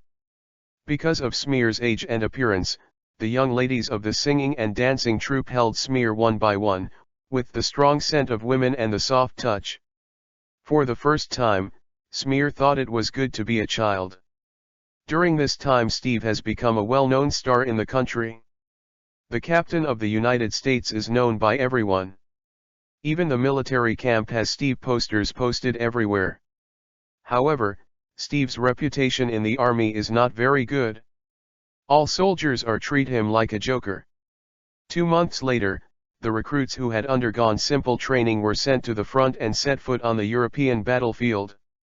2 months have allowed Smear to have more mature control of his body and use his abilities more handily, at least unlike the Magneto in X-Men, which is dumbfounded without iron. Smear can accurately control magnetism and magnetic fields, and use it to do anything, such as. It can be said to be extremely convenient. Since Howard was also going to the European battlefield, Smear also followed by the way. Howard didn't worry about Smear's safety very much. He felt that as long as Smear was not killed by himself, no one in this world could kill him. Controlling the magnetic field, energy absorbing, even if a nuclear bomb explodes, as long as it is not in the center of the nuclear bomb, there will be no damage. And Howard is a scientist, plus an arms dealer, and naturally follows the army. During a military break, Smear once again met Steve, the Captain of the United States, as a popular idol. This time he came to the front to work hard. However, his excellent speech was not recognized by the soldiers. The big soldiers who didn't know the meat in March loved the long legs and the daughters of the dancers more. The stabbing head at the labor scene took the lead in booing, and some soldiers even took off their pants and asked Steve to sign his A. There was a burst of laughter, and Steve walked off the stage sadly. Then, the dancer girls filed up and started a gorgeous dance. The soldiers here were so excited that they couldn't help themselves. After all, they stayed in a barracks with only men for several months, even if it looked like a cell. It will be a ferry. Not to mention, these dancers, who are already pretty good looking, have long been tough. After the performance, it started to rain. Smear walked behind the scenes and watched Steve draw a pencil with a pencil, a monkey riding a unicycle, but his costume was exactly the same as Steve's costume. Obviously he was laughing at himself. "The painting is very good." Smear glanced at it and said. "Like me, right? I think I'm like a circus monkey now." Steve smiled helplessly. There was also a trace of confusion flashing in his eyes. He is a super soldier, not a monkey, and his strength should not be used here. Smear heard the words, feeling that there was still no way to refute it. After thinking for a while, he said, at least, your performance is helping these guys earn military expenses, isn't it? I feel that the dancers really earn the money, not me. Steve said flatly. There are so many dancers dancing in mini-skirts, a pair of big long legs kicking back and forth, all looking at the big long legs, and the scenery under the skirt is gone. The ghost knows what kind of ghost he is acting? Smear twitched the corner of his mouth, and it made sense. Katie came over, hugged his arms, coughed lightly, and said, Steve, Smear, how are you? Did you interrupt your conversation? Hey, why are you here? Steve asked strangely. As an army agent, how could there be time to come to him? I shouldn't have come here, your performance is good. Katie took a dress and sat in another chair. Yeah, let me improvise. My previous audience was usually ordinary people and children. Steve said in a somewhat inexplicable way. Smear curled his lips, a guy who has no friends with a girl. Listening to the conversation between these two guys, an ambulance rushed in from a distance. They seemed to have fought a bad battle. Steve said, looking at the disabled soldier. These soldiers are the worst. Schmidt sent troops to attack the village of Asino. 200 soldiers were responsible for facing the enemy. Fewer than 50 returned. Your audience includes 107 survivors. Others were either killed or captured. Katie replied. Kat's original intention was to let Steve understand the meaning of his performance, but unexpectedly, Steve's expression became uncertain, and he asked again, You mean the 107th Infantry Regiment? Katie asked inexplicably, What's the matter? My friend Bucky served in 107. Steve stood up suddenly and ran towards the headquarters. He wanted to ask General Philip what was going on. Chapter 019, Assault. Chapter 019, Assault. When General Philip saw Steve, he ridiculed, Why, the hero of the United States in the Stars and Stripes, what do you want to do today? I want to know the list of the Battle of Asino. Steve said straightforwardly. You are not qualified to order me, boy. Philip said coldly. I just want to know the situation of Sergeant James Barnes of the 107th Infantry Regiment. I'll look for you to settle the account after waiting for me.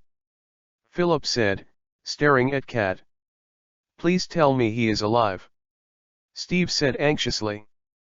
Philip stood up, turned out a letter of mourning, and said, I signed too many letters of mourning today, and there are too many to count, but the name is very familiar, which is a pity.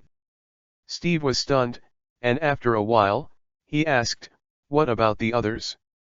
Are you going to rescue? They are 30 miles behind the front line and have to pass through the most heavily guarded areas in Europe. To rescue them will only lose more people. I don't expect you to understand this, because you are just a dancing joker. Philip was unceremonious. Said. Steve said hard, I know it very well. But General Philip obviously lost his interest in talking. Where can I go to other areas to find out? If I read the poster correctly, you will go to other areas in half an hour. Having said that, he has already walked out. Steve went back to the camp to pack his things. Smear stood beside him and asked, Are you trying to cross a 30-kilometer battle line and go behind enemy lines to rescue your friends? Kat walked in and said, Can you calm down? The general said that your friend is dead, and do you plan to go to Austria? The general is deploying a battle plan. When he plans it, he will rescue the brothers. Steve said loudly, When he plans it, everything will be too late. He said that he carried his own things out of the camp. Steve put the luggage and the acting shield in the jeep, turned around and said to Kat, Is it true that you said that I have a greater mission? It's true. Katie also said seriously. Then you let me go. Steve got into the jeep and was about to drive, but was stopped by Katie. I can actually do more for you. The two looked at each other. Smear rolled his eyes. Your sister. Katie contacted Howard, and the cargo flew over from behind in his company's medium-sized plane. By night, Steve, Katie, and Smear were already on the plane. Kat looked at Howard incomprehensibly, and said, "What the hell do you think? Let this little guy come with you." "Don't worry, this little guy, smarter than any of you, won't go to death by himself," Howard said without worrying at all. "He's just a kid, what if something goes wrong? Have you seen that kid who can hang a group of big soldiers?" Howard retorted. Kat looked stunned, and then smiled helplessly. She also spent a few days with Smear. She naturally knew Smear's strength and intelligence, but this look was too deceptive. "Will you be honored to have dinner with you when you return?" Howard asked. "Cheese fondue." Katie glanced at Steve. Steve's expression was solemn. Katie smiled slightly. "Howard, you are already a child, you don't need to continue to harm people." Howard stared at Smear gloomily, and Smear spread his hands innocently, saying that it was none of his business. At this moment, the enemy had discovered the aircraft, and anti-aircraft shells kept exploding around the aircraft. Steve squeezed the parachute tightly and jumped straight down. Smear took advantage of a few people not paying attention, followed closely behind, and jumped down. "Smear!" Kate pulled the hatch and called to Smear. "Damn! This BD kid. Next time you must leave him in the school of the United States." Howard apparently saw Smear jumping down, and his face suddenly became annoyed. Why did he forget that Smear ran out of the Nazi concentration camp? Isn't it the same as seeing the enemy? I can only hope that this kid's ability can give some strength. The process of falling is extremely dangerous, but it is only a trivial matter to Smear. He can completely ignore the bullet hitting his body. Even if he is hit by the shell, there is nothing to do. As for what happened to Steve, this is not something Smear needs to worry about. How could the protagonist just die like this? And Smear can use the magnetic field to directly float in the air and land without a parachute. After Steve landed, he looked at Smear in surprise, not knowing how Smear followed. "Hide behind me." Steve pulled Smear to his side, avoiding the Nazis. Steve took Smear through the jungle. He was not surprised by Smear's calm performance. After all, Smear felt mysterious. It was close to Hydra's factory according to Kat's previous statement. When the factory was in sight, Steve began to think about how to get in silently. Chapter 020, Infiltration. Chapter 020, Infiltration. Several observation decks around the factory are equipped with searchlights to shoot back and forth. The fence is also equipped with a very thick steel wire mesh instead of barbs. In the dark, Steve identified the main factory building that had been emitting black smoke, and there had been heavily armed soldiers patrolling back and forth in the factory. Steve is thinking about how to sneak in. He definitely couldn't walk into the factory easily and ask them to release the captives. Suddenly 3 trucks stopped at the door, and the headlights illuminated the darkness. Steve's eyes lit up. This is a good chance. Turning his head to Smear said, "You stay here and don't move, it's too dangerous inside, you shouldn't take risks." After that, he turned over and entered the car, but he didn't expect that there were 2 passengers in it. Before the 2 made a sound, Steve stunned the 2 guys quickly and threw them on the road. "You shouldn't throw them out, but tie them up. In this way, our exposure time will be longer." Smear's voice sounded behind Steve. Steve was taken aback, turned around and looked at Smear anxiously. "Didn't I let you stay where you are? It's dangerous, go back." Steve hadn't noticed it at all. If Smear hadn't spoken himself, Steve hadn't noticed Smear's arrival at all. "Haha, don't worry about me, I have hatred with these Nazis, and a sea of blood." Smear said lightly. His parents were all killed in the Nazi concentration camp, and even the body was burned as fuel, and there was no bones left. Since he has become Smear now, this bloody vengeance must be reported. Steve sighed and said, Follow me and I will try to protect you. Smear twitched the corners of his mouth. Protect. Think too much. Whether he can get hurt is a question. After a while, the truck started again and drove into the factory. Take Steve. After ensuring safety around him, Steve jumped out of the truck first before taking Smear and hiding in the shadows. After entering the factory, he found more buildings and soldiers. Seeing 2 Hydra soldiers walking through the factory with a long line of prisoners, Steve followed them into a barracks. One guard took the captives in, and the other stood guard at the door. Steve stepped forward, kicked the Hydra soldier down with a series of kicks, and then sneaked into the cell. After his eyes adjusted to the darkness, what Steve saw surprised him a bit. This barracks is simply a nightmare. Inside the barracks are dozens of circular cages, each filled with prisoners. There were probably hundreds of prisoners. That means that Hydra captured more than just Unit 107. He must let Philip know this. But first he had to let them out. There is a high platform above the cage, and a guard paces back and forth on the high platform. Steve climbed up quietly, then knocked him out with a slam. The guard fell from the high platform to the top of the cage, and the captives immediately looked up when they heard the sound, somewhat confused. One of the soldiers watched Steve walk out of the dark. He looked at Steve's helmet and shield carefully, and asked, "Who are you?" "I'm the captain of the United States." Steve replied. Suddenly many people questioned, "Isn't the captain of the United States a joker who can dance?" Steve sighed. He knew they had the right to doubt him. But he would let them know that he suspected it was wrong. Steve found the key to the cage from the guard, threw one to Smear, and said, "These will trouble you."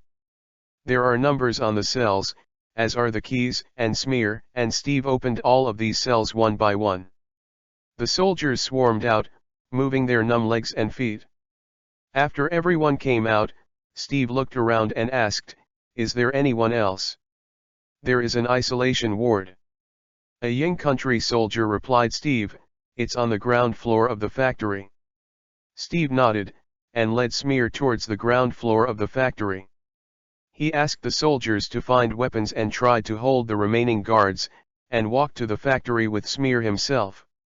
Hydra's army hasn't noticed that it has been attacked yet, but it's coming soon. Steve still has someone to save. He looked at these prisoners, and Bucky was not here. Steve took Smear and hid in the dark, avoiding group after group of enemy soldiers, and finally reached the front door of the factory. He stunned 2 Hydra soldiers with the shield and successfully entered the factory. The factory was full of weapons, and Steve saw hundreds of wicker boxes full of bombs, and some seemed to be semi-finished products.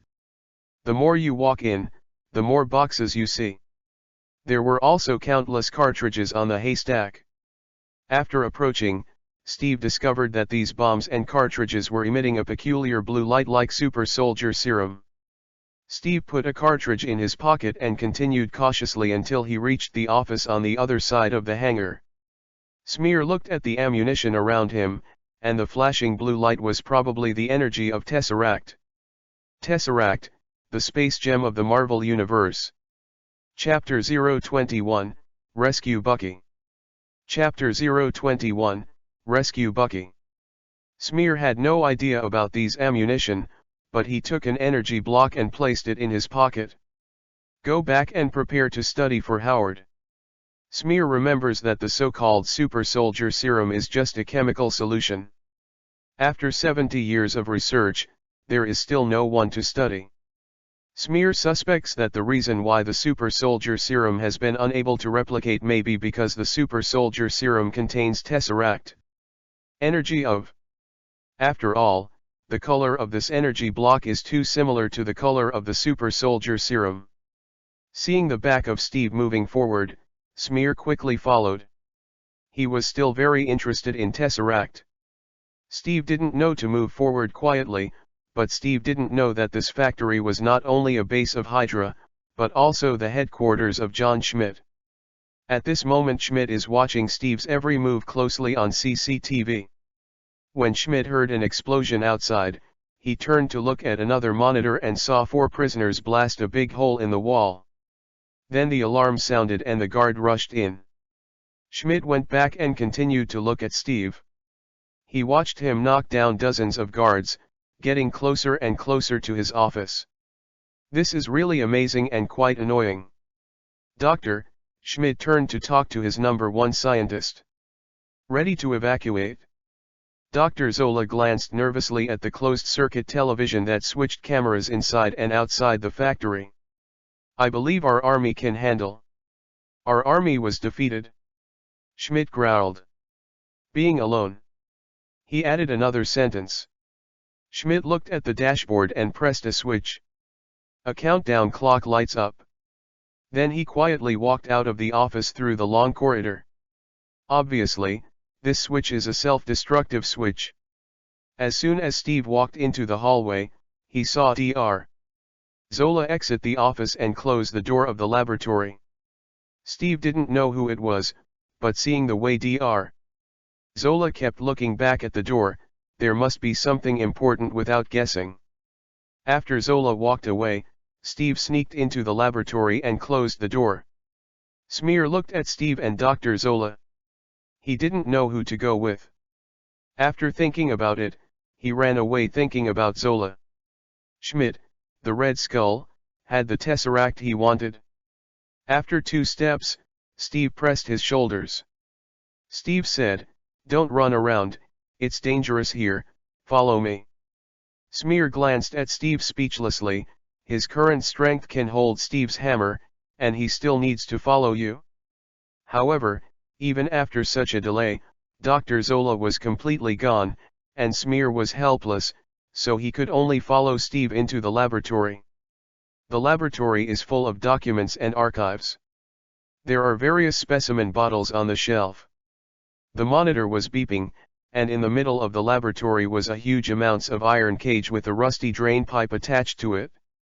Steve saw a man's back in the cage and he fell to the ground. Hearing Steve's footsteps, the man spoke, his voice hoarse. "Barnes. Sergeant James Barnes." Hearing this hoarse but familiar voice, Steve said in surprise. The man was silent for a moment. Who are you?" Steve rushed over and squatted down beside the cage. "The person inside is really Bucky. He was alive despite his scars and gray hair." Steve smashed the door lock with a hard punch, reached out to the cage, and said excitedly, "It's me, Bucky." "Steve."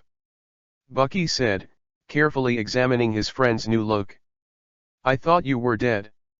Steve said. "I thought you were shorter than me." Bucky replied and got up and walked out of the cage with Steve's help. The two of them stood facing each other, and Bucky looked at Steve incredulously. This is not the Steve he knew. Compared to the thin Brooklyn boy who grew up with him, this Steve is taller, faster, and stronger. And, now it's Steve's turn to rescue him. This is really a turn of feng shui. Okay, knowing that you have a deep relationship, now we should prepare to escape. Smear couldn't help interrupting as they looked at each other affectionately. You are the little guy at the Future World Expo. You were also caught by the Nazis. Bucky looked at Smear in surprise and asked. Before Smear could answer, an explosion shook the laboratory. Steve puts his arm around Bucky and leads him out of the laboratory. But he glanced at a map on the wall from the corner of his eye. He stopped and saw that the European layout on the map was covered with Hydra signs. He remembered it silently, and rushed back to Bucky when the other explosion began, calling roar to Smear and saying, "Smear, we have to get out of here." The surrounding bombs exploded one after another, shaking the foundation of the factory. It becomes difficult to escape quickly. Bucky was constantly asking him questions as he retreated along the corridor. He guessed that Steve must have done some treatment or experiment. It is impossible for him to become like this naturally. Chapter 022, Ability Revealed. Chapter 022, Ability Revealed. Does it hurt? A little bit. Steve answered Bucky's question, while avoiding a ceiling that hit the ground. Is it permanent? Yes, so far. Steve said. Smear listened to their two show and affection, and he was speechless. It was too spicy. Sure enough, a good friend, a quilt. When is it still related to this? They came to a stairwell and either went up a narrow passage or went down to the ground. Steve was about to go down when a series of explosions blew through the building. A large wall fell on the stairs, blocking the way down. I had no choice but to go up. Steve drags Bucky, who is still weak, to the passageway. He heard soldiers outside yelling and fighting with Hydra's army. More bombs exploded, making Steve's ears hum. After the smoke cleared, he saw someone standing in front of them. He is the leader of Hydra, John Schmidt. Captain the United States, how exciting! John Schmidt said, with a hint of mockery on his face. He carried a titanium box in his hand. I'm a big fan of you. Schmidt sneered, and he handed the box to the scientist in the white coat that Steve had seen before. Then Schmidt stepped forward. Steve also took a step forward. So, that guy succeeded in the end. Schmidt looked at Steve up and down, surprised. Although there is no improvement, it is still very good. Steve became angry when he heard his words. With a roar, he struck out a punch, and Schmidt staggered back a few steps. You wait and see, Steve said. Schmidt showed a big smile. He seemed to be pleased with Steve's reaction.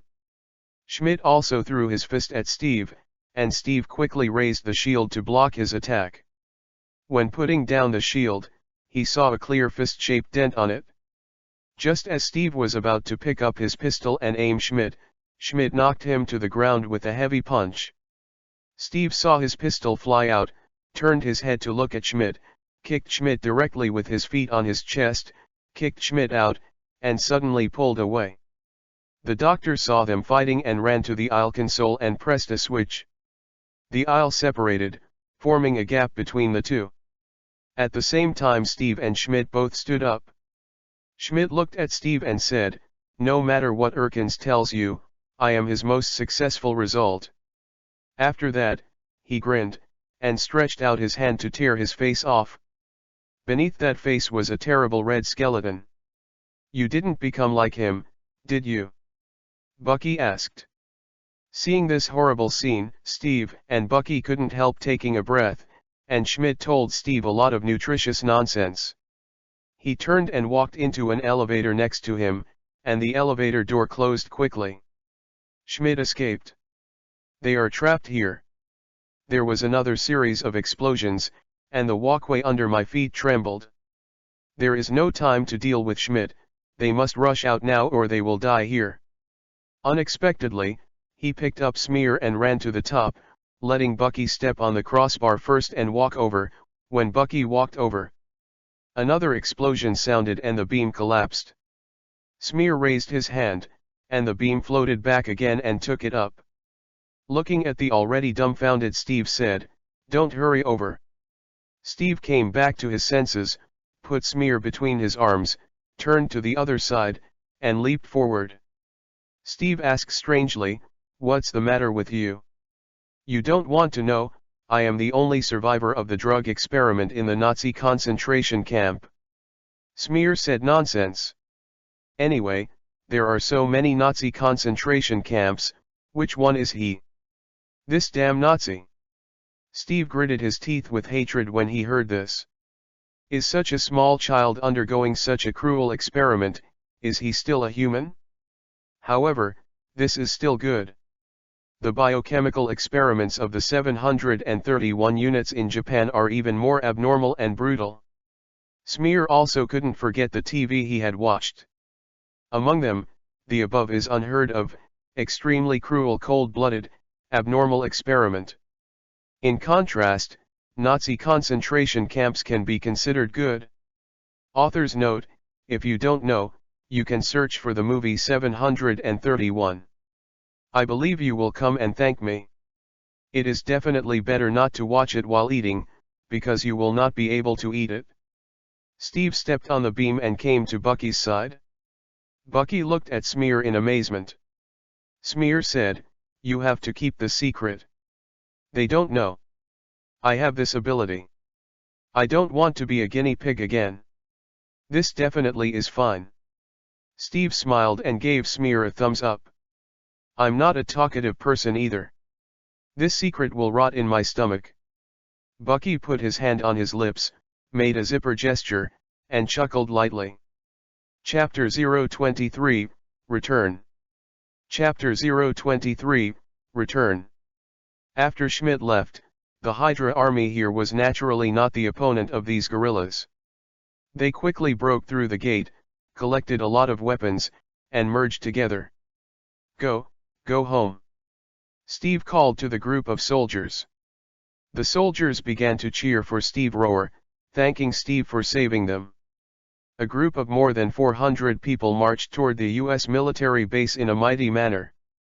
These more than 400 people, although few, but high-tech at least surpassed the current era for hundreds of years, directly pierced the battlefield and headed for the United States military base in Europe.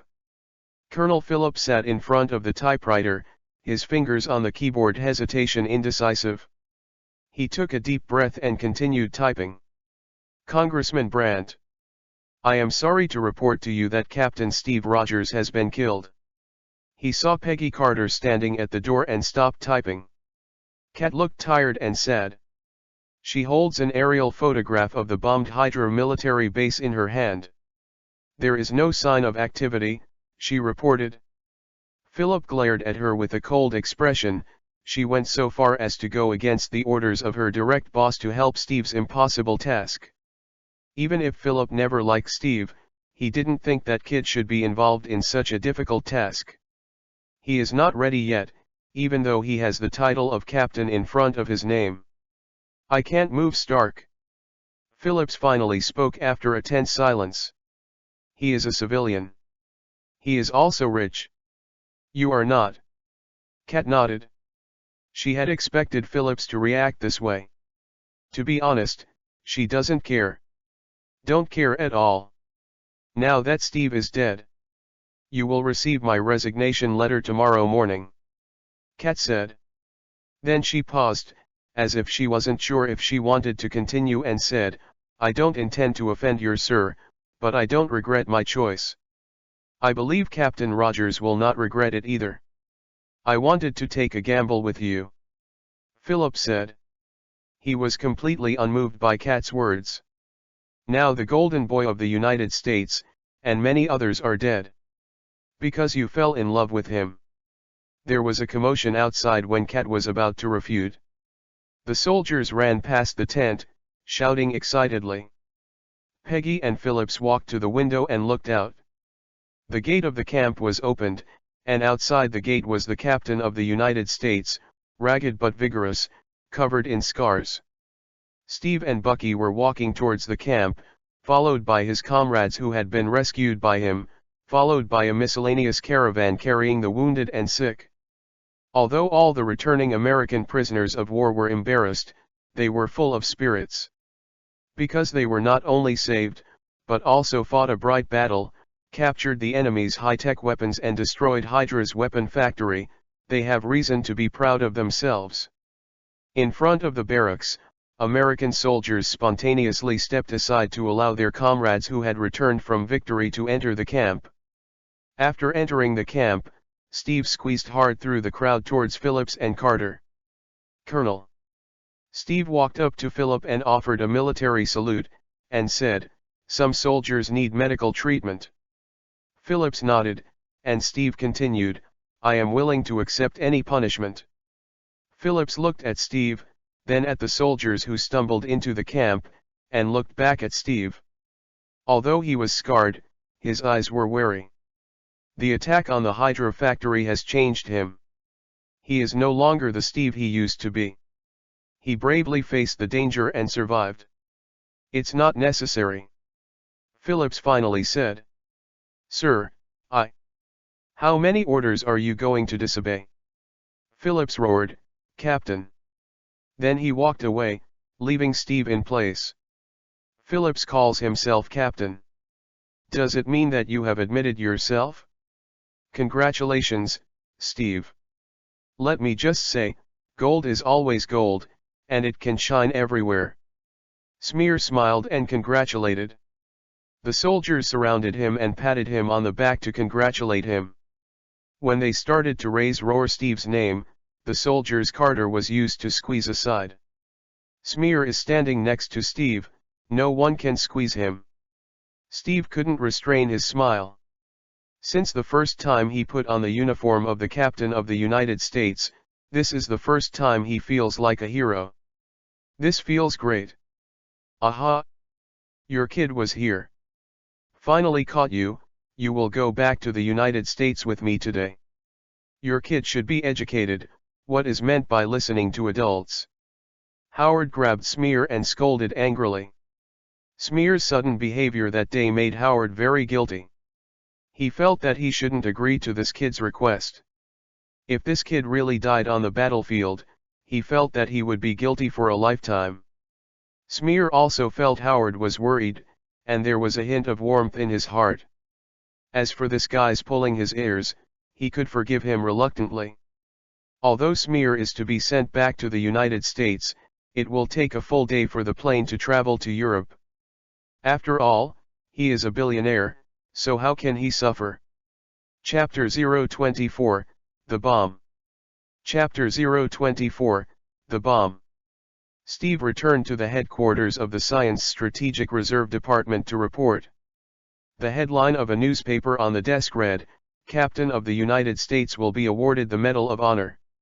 Steve has no interest in attending any ceremony at all. He is very busy. He marked out the coordinates of all Hydra military bases from memory under the gaze of Peggy and Howard. Latitude 40-23 degrees north. He said, looking at the other two and adding another sentence, "I just glanced at it." Katie smiled. Since his return from victory, their relationship has undergone subtle changes. The small sparks in the hearts of the two will be ignited at any time. No one is perfect. She blinked. Smear's mouth twitched. "Nima, pay attention to the occasion, okay?" Smear digs it out, and the little brother, who is about the thickness of an adult's middle finger, has a faint sadness spontaneously. At the same time Colonel Phillips came in. As he walked over, he glanced at the map and the blue magazine Steve brought back from the Hydra factory. "Have you figured out what this is?" History of Howard Stark has endured Steve's flirting with Carter for a long time, and he is now anxious to divert his attention. According to Rogers, this is the most powerful explosive in history. There was a bitterness in Howard's voice. He has always been proud that he can make the most powerful thing, but this time he was defeated. Howard took out a pair of pliers and carefully picked up the magazine. If Schmidt hadn't rewritten the principles of physics, it would be this stuff. Howard couldn't say it. Schmidt's fallacies about God and other worlds cannot have a factual basis. Smear knew that this tesseract was the treasure of Odin, the so-called Asgard, but it was just a place far superior to the Earth in science and technology. Stark shook his head and sighed, "I dare you to say that if they have enough of this, this war will be over." His words silenced everyone. Now is the critical moment of the war. If there are many similar magazines, it will cause global destruction. And Hydra rules everything. Phillips walked to the front of the map and looked at the X that represented the Hydra camp. "Then we'd better grab all this stuff." Phillips held the corner of the table, looked at the map and asked, "Is this all Hydra factories?" Steve put down his pencil and shook his head, "Not all. Bucky, I mean Sergeant Barnes, saying that Hydra transported all the bombs elsewhere." "Not on this map," Steve said. Bucky overheard a lot of Hydra's secrets when he was locked up in the laboratory cage. After returning, he told Steve everything he could remember. The above is obviously the most important one. The room was quiet again, and everyone was thinking about more bombs. A bomb with the mighty power of the non-human world. They must grab them all before Schmidt can use the bombs. Even if they don't know where the bombs are going, at least they have Steve's map and know where the other military bases are. Perhaps destroying these bases will make Schmidt irritable and gain the upper hand. Colonel Phillips looked at Steve and smiled. What do you say, Rogers? This is your map. Can you use it to destroy Hydra? Steve smiled back. This is exactly what he wants to do. He has also planned a perfect team. This little thing has been enough for me to study for a long time. When my plane arrives, we will leave Europe immediately. This little guy is not worrying, Howard said, holding a magazine with a sky blue halo. This is surprising. A 10-year-old guy broke into Hydra's base and was able to come back alive. It's incredible. Colonel Phillips teased. He didn't forget the embarrassment Smear gave him. Cut. Smear held a book and rolled his eyes. If he wasn't afraid of being sliced, he would now beat the Nazis every minute to show you. Controlled by a magnetic field, all guns become scrap iron, and soldiers without guns can only be captured. Smear stroked his chin, and before he knew it, he was able to control a war now. Not to mention there are human extreme physiques.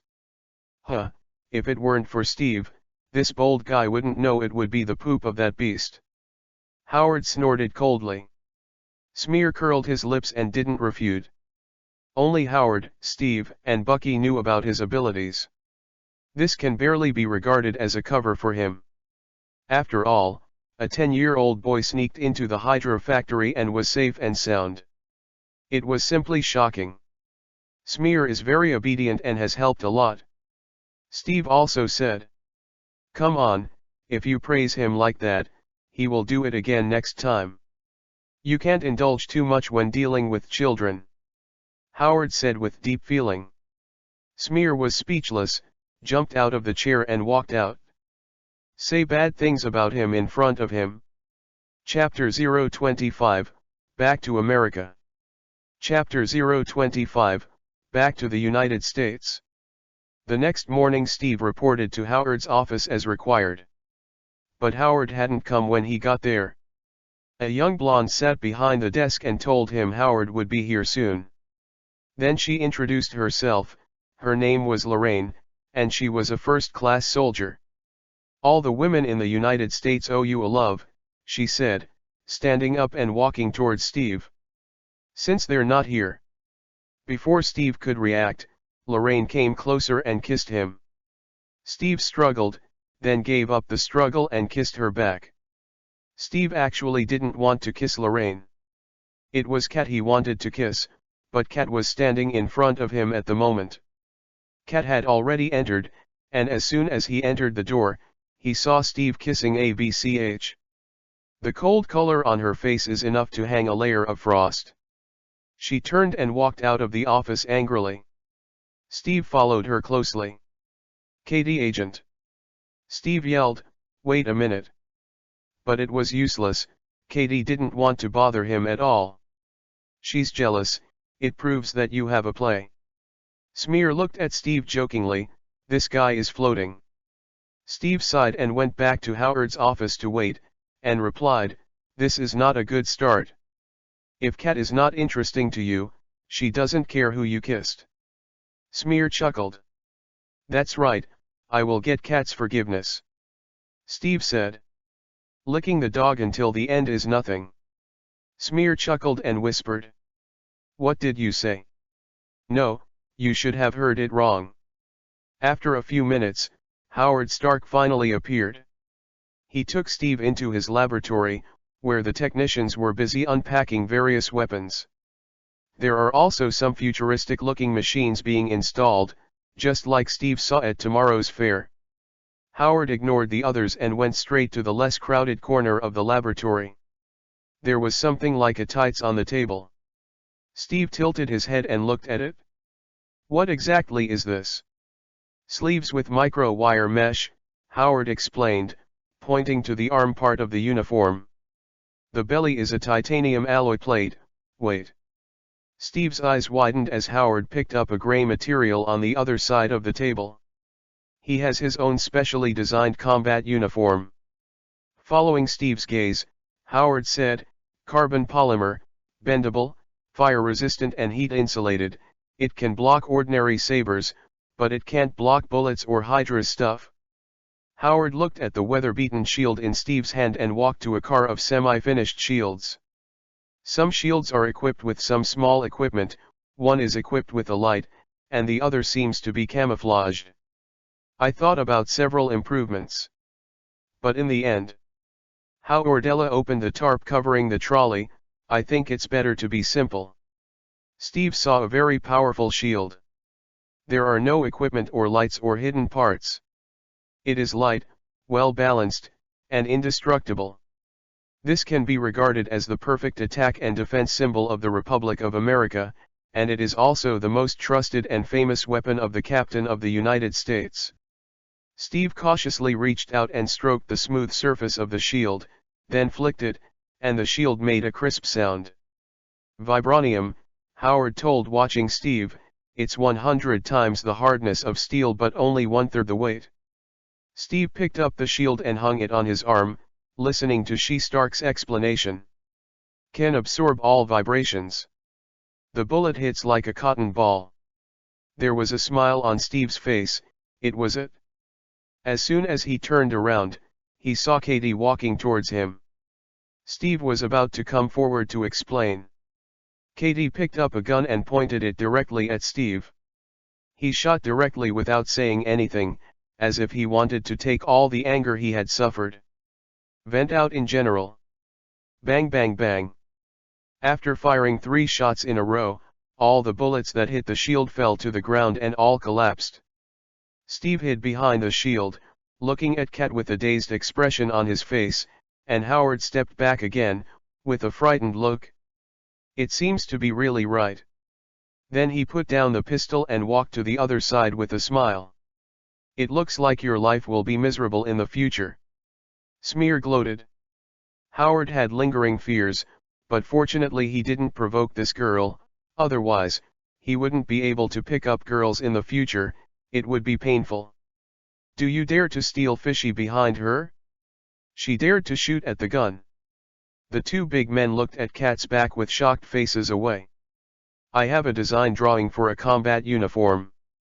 Steve handed Howard a drawing. "Listen to you, buddy." Howard accepted the drawing and produced it in just 3 hours. Steve put on the combat uniform he designed, and led his roaring commando team to start removing Hydra's base. However, the plane from the United States also stopped at London Airport. Smear was taken into the plane by Howard and started flying to the United States. Chapter 026, Charles. Chapter 026, Charles. "Maybe it was a mistake that I brought you to Europe. I know your parents died in the hands of the Nazis, but you know that the Nazis are more brutal than you think. If they know your ability, believe me, absolutely I will take you away at all costs. Then I will lock you in the laboratory as a guinea pig for them to study." Howard sat on the sofa, watching Smear, said. Seeing Smear had no reaction, Howard sighed and said, "Although I know you are smart, maybe you can't get along with the little guys at school, but you are going to school now, in New York City, definitely, you can protest, but the protest is invalid. You must go." After Howard said, he walked like a laboratory in an airplane. Smear shrugged, "Go to school when you go to school. I didn't expect to be born again, and I can't get rid of this damn school." The plane flew very smoothly, and it only took 7 or 8 hours to return to the United States. After landing on Howard's private tarmac, it was already midnight. Howard made a call, and Smear's admission procedures were completed in an instant. "Well, go to bed early, you will go to school tomorrow, get along better with your classmates." Howard yawned and walked into the bedroom.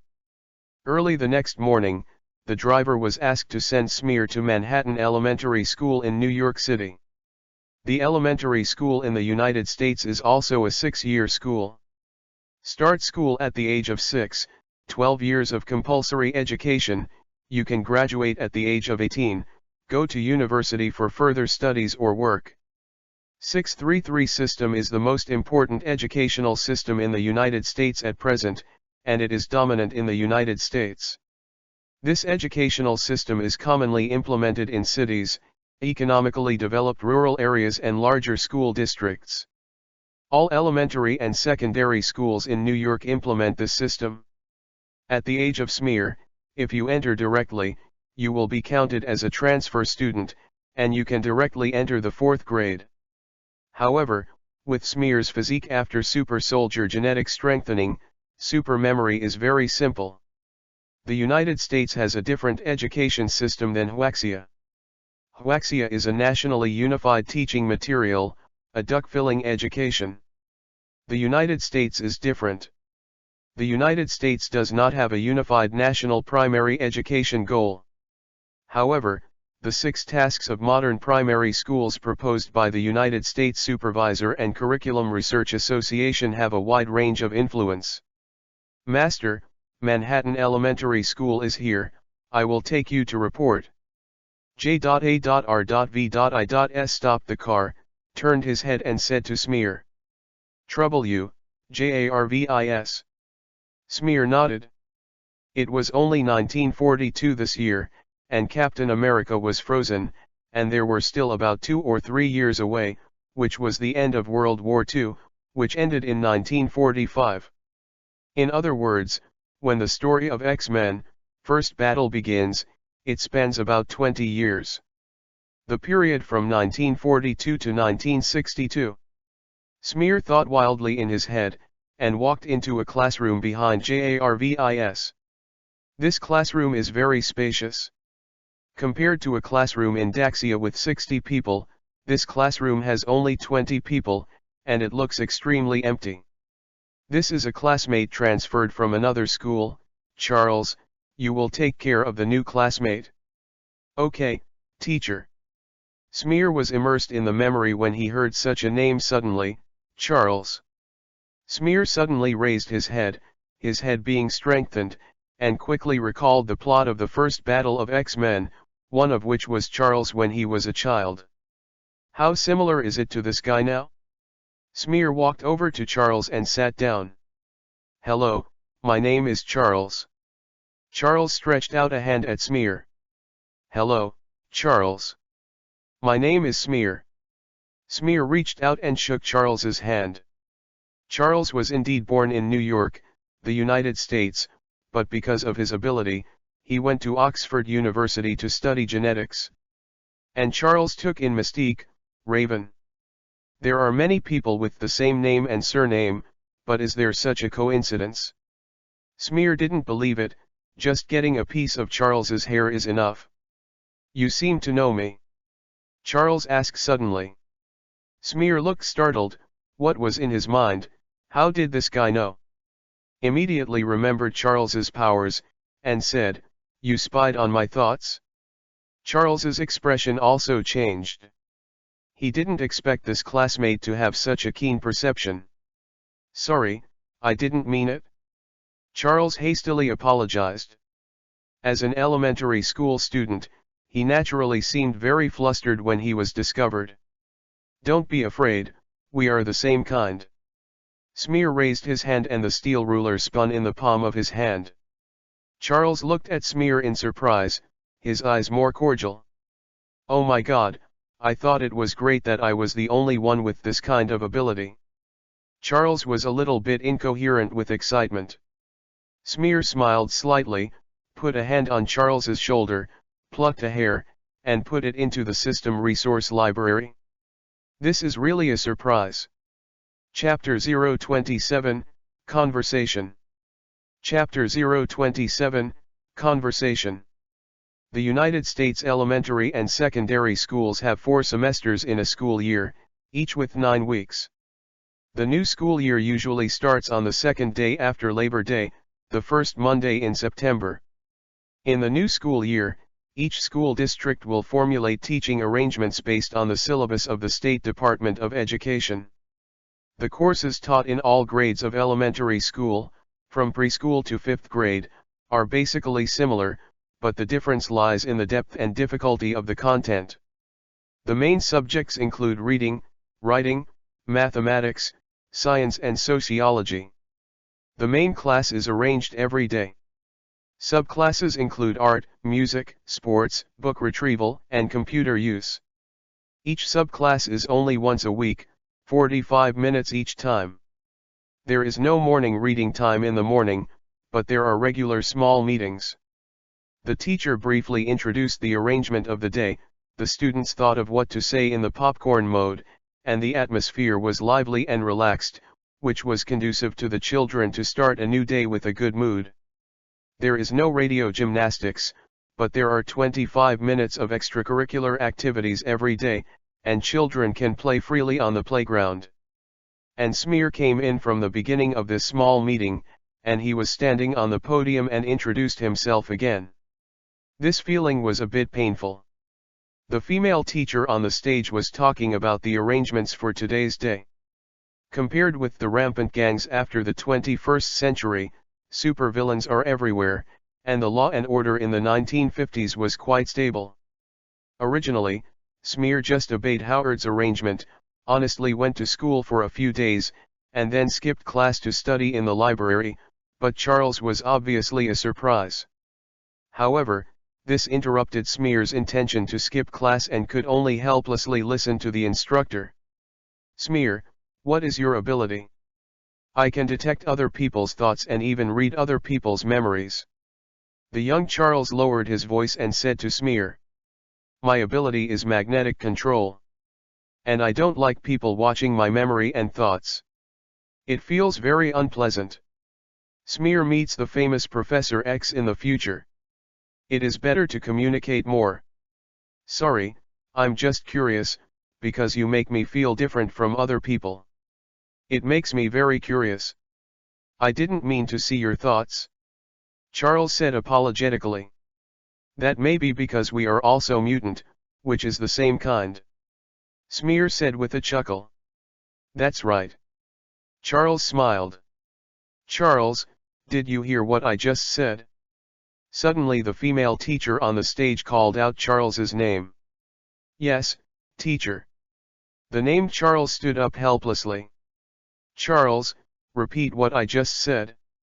The female teacher hugged her arms and looked at Charles.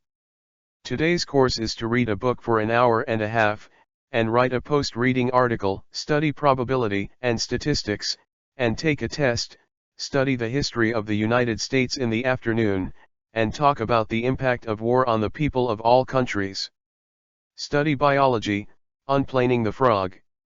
Learn fine art and draw the Statue of Liberty."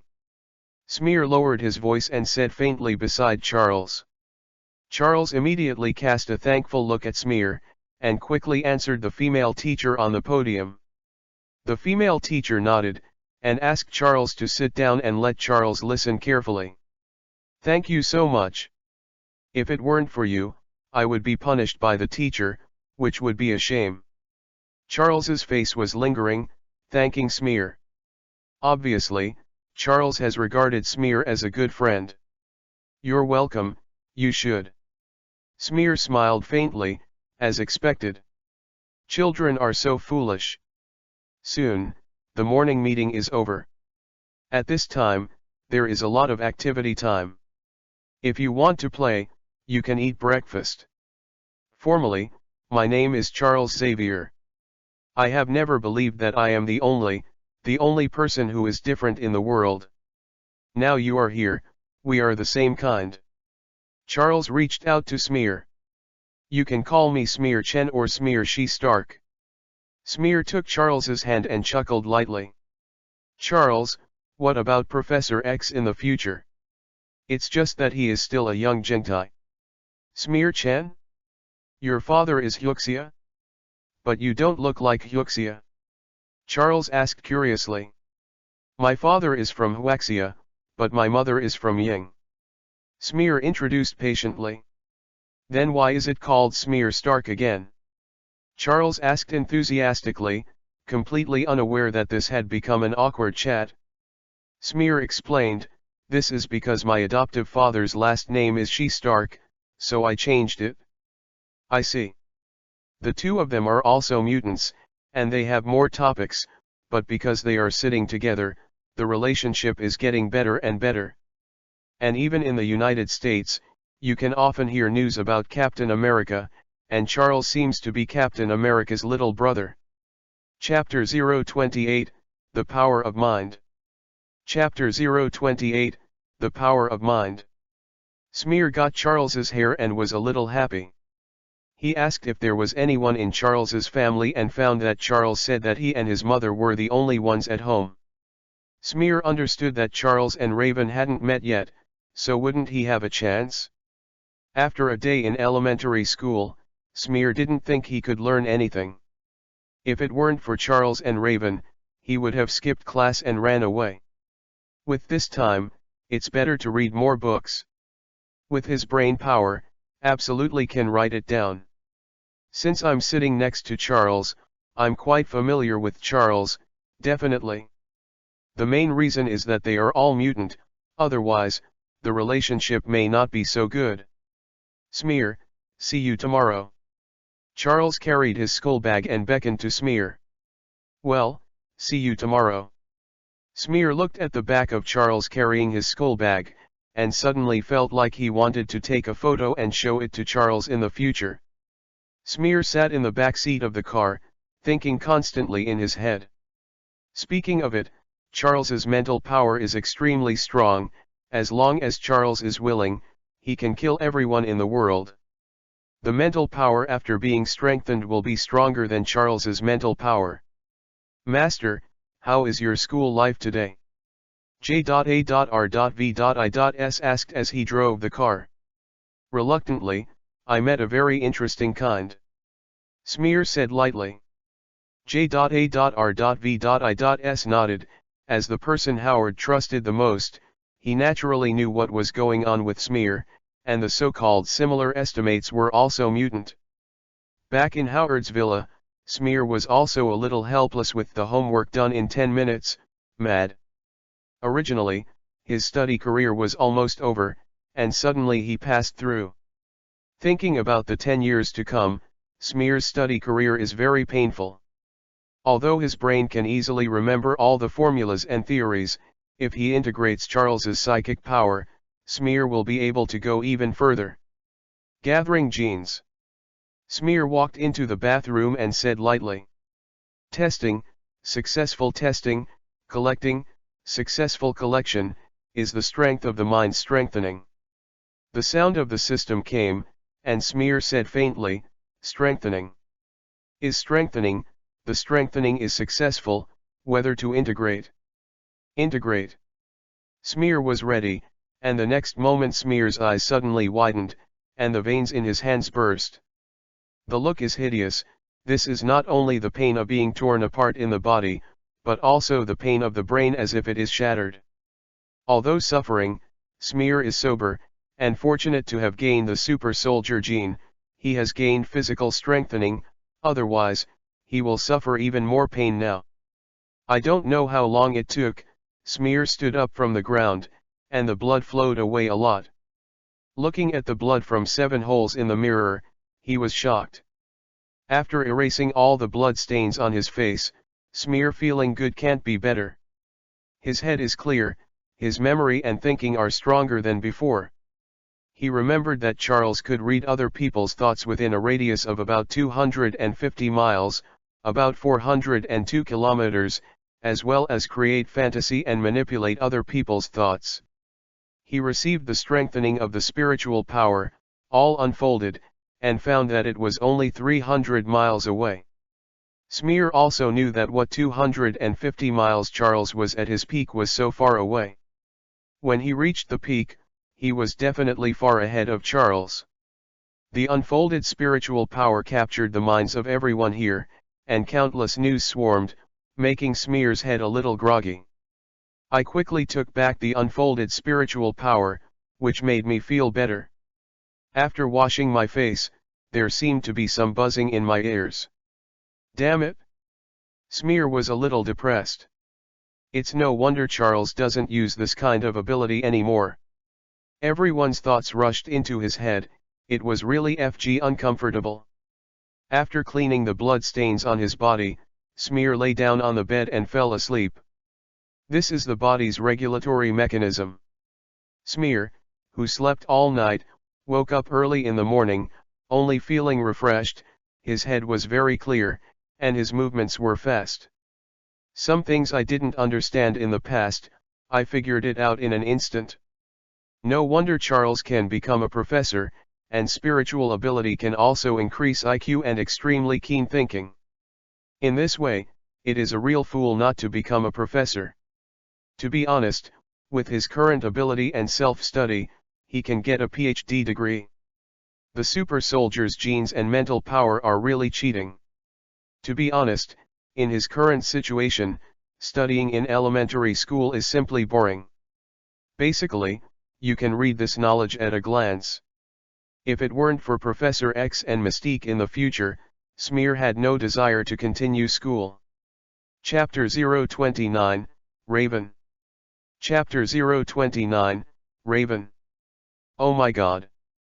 The Captain of the United States destroyed a Hydra factory again. It's amazing.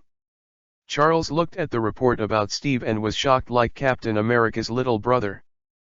People of the United States are deeply influenced by heroism, and they naturally admire characters like the Captain of the United States. Captain America used to be Joker, and now he is a hero. Did you mean Steve? I know him. Do you need an autograph? I can get one. Smear smiled slightly and asked faintly. If you can, thank you so much. Charles nodded repeatedly. I also broke into a Hydra factory with Steve and saved 400 soldiers. Seeing this, Smear thought of today's purpose and said quickly. Is it the last time you reported the battle that saved more than 400 prisoners of war alone? Charles asked in surprise.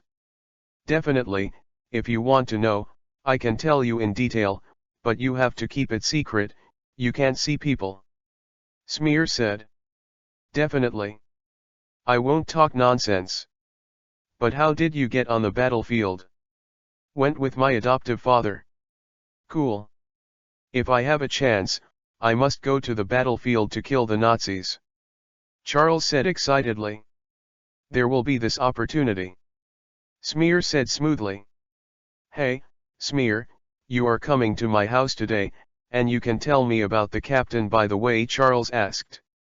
Smear froze for a moment, and there was a pillow when he fell asleep. Smear smiled slightly and said, definitely. Are we friends? Yes, we are friends. Charles also seemed extremely happy. He originally thought that Mutant was a family.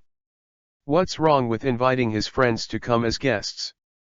Charles's family background is still very good, otherwise how can he support Mutant in an academy in the future? Don't know what happened to Charles's father? But in Charles's house, there are only Charles's mother and Charles. As for Mystique in the plot, Smear guesses that Charles hasn't met yet.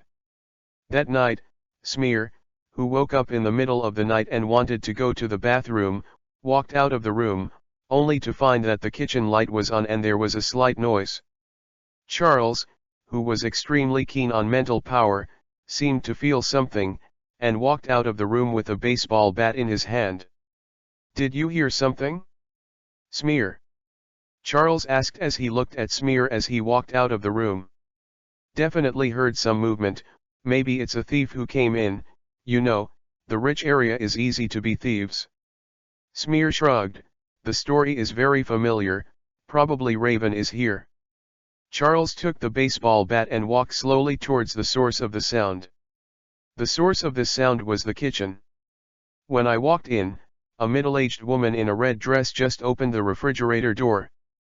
Charles suddenly sighed in relief and asked, Mom, what are you doing? Smear looked at the middle-aged woman in front of him. This face was the face of Charles's mother, but Smear knew that this guy must be Mystique Raven. Charles walked to his mother and said, I thought it was a thief. I didn't expect to scare you, dear, I just got something to eat. Go to sleep, my darlings. The counterfeit hurriedly closed the refrigerator door, smiling at Charles and Smear.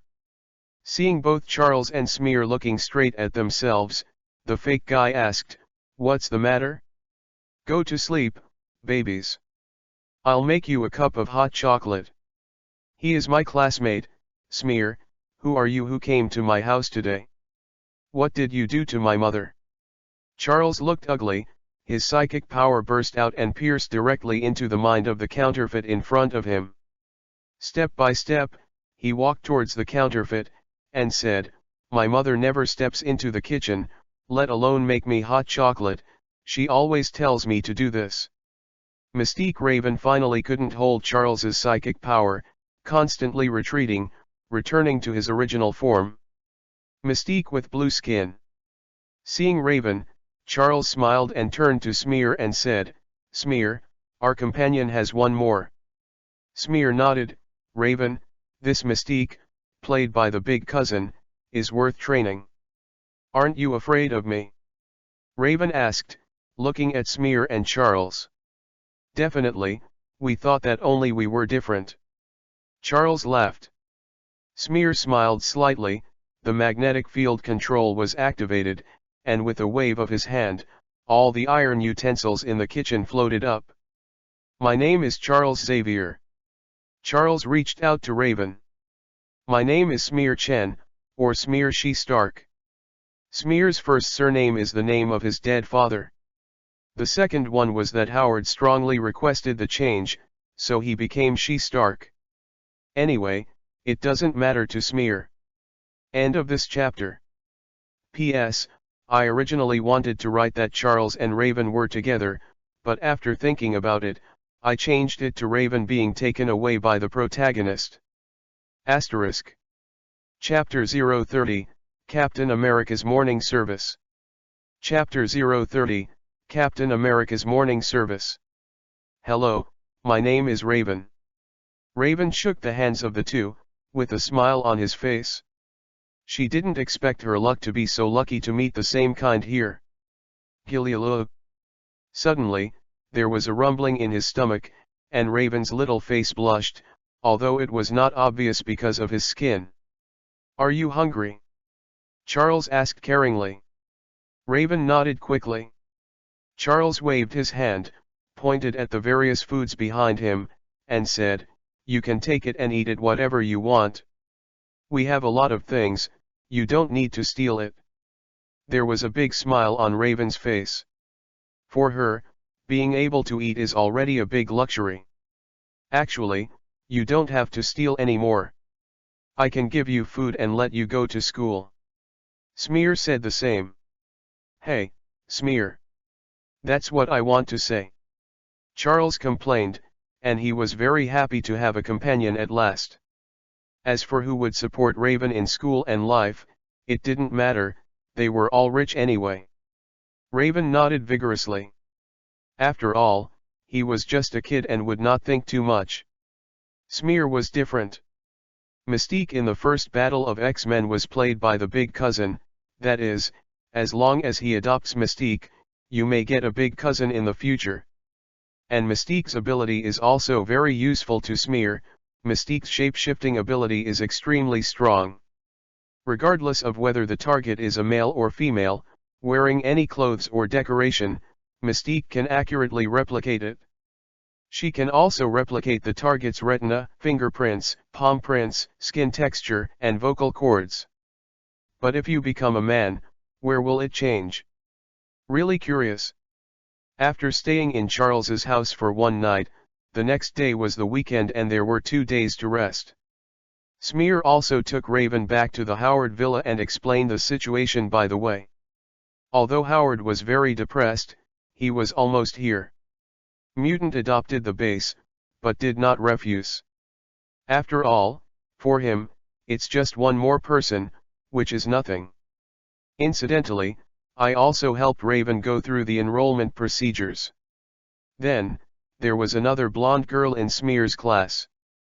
This is Raven's appearance before awakening ability. Beauty embryo. However, news about Captain America also kept coming back from Europe, and then Time also slowly passed. A dozen hydro factories and many beheading missions that could not be exposed at all made Steve active on the battlefield of World War II for 3 years. In the end, it was the Red Skull's last battle that was lost. The Smear Three have also been together for 3 years, and now their grade has risen to the first grade of junior high school, which is Manhattan Middle School. As a friend of Captain America, Smear was invited to the memorial service, and Charles heard the news of Captain America's death, and his expression was extremely excited. It can be said that most of the character of the Virgin of Charles was influenced by Captain America. Smear took Raven and Charles to the morning meeting of Captain America. Captain America's body was not found, but Smear knew that he was only frozen in ice. 70 years later, he will be dug out and join Avengers, but how can Smear speak? I saw Peggy Cat again. This square-faced girl is now haggard a lot, as if she is 10 years old. The MC on the stage began to recite the eulogy. There was no Captain America's body, only a cloak, a coffin, and a tombstone. The coffin was draped with the flag of the United States. This is the President of the United States who personally draped the flag on the coffin. Many people who came here to mourn were Captain America's comrades and soldiers who were rescued by Captain America. Charles beside him cried so much that Smear was speechless. Smear is a little bit emotional. Although we have been getting along for a while, Steve feels very good to Smear. It has been frozen for 70 years? Is there any difference between this and death? Soon, Captain America's burial mound was lifted by the soldiers to prepare for burial. Before the burial, there was a parade to let Captain America's spirit in the sky take a good look at his country. Smear followed the whole time, surrounded by sadness. Only Smear had a feeling of wanting to laugh but unable to laugh. When Captain America broke the ice in the future, how would it feel to look at his own grave? That kind of wonderful expression makes you feel like a thief when you think about it. In the end, Captain America's burial mound was buried in the Martyrs' Cemetery, and Howard's expression was also low. Captain America had a good relationship with him, but this damn war allowed a guy who could be called a friend to say nothing is gone. And this guy is still a very noble person. It's just a premature death, which is really sighing, but Howard doesn't believe that this Superman-like monster will die like this. While searching for Tesseract, he has been searching for the trail of Captain America, but unfortunately there has been no news. Chapter 031, 2 years. Chapter 031, 2 years. In the blink of an eye, another 2 years have passed.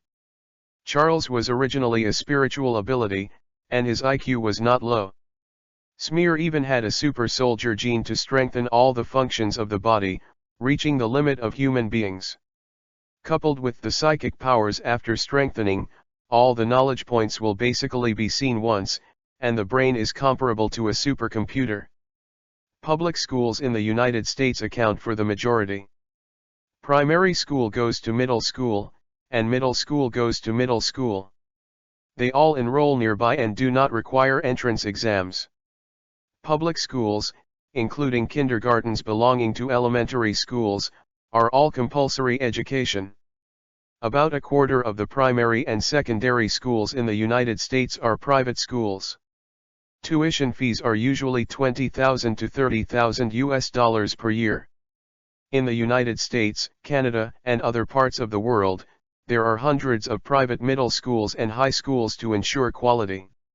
In addition to looking at the transcripts, extracurricular performance, letters of recommendation, etc. of the applicant's original school, they must also refer to a standardized test score. It is called the Secondary School Admission Test, or SSAT for short. SSAT is a test organized by the Admissions Test Committee of Secondary Schools. It is divided into 2 levels, low level, for students in grades 5 to 7, and high level, for students in grades 8 to 11. To put it simply, SSAT is a bit like the Huaxia entrance examination. However, it is different from Huaxia. According to the score distribution, SSAT admits students according to the Comprehensive Performance Indicators.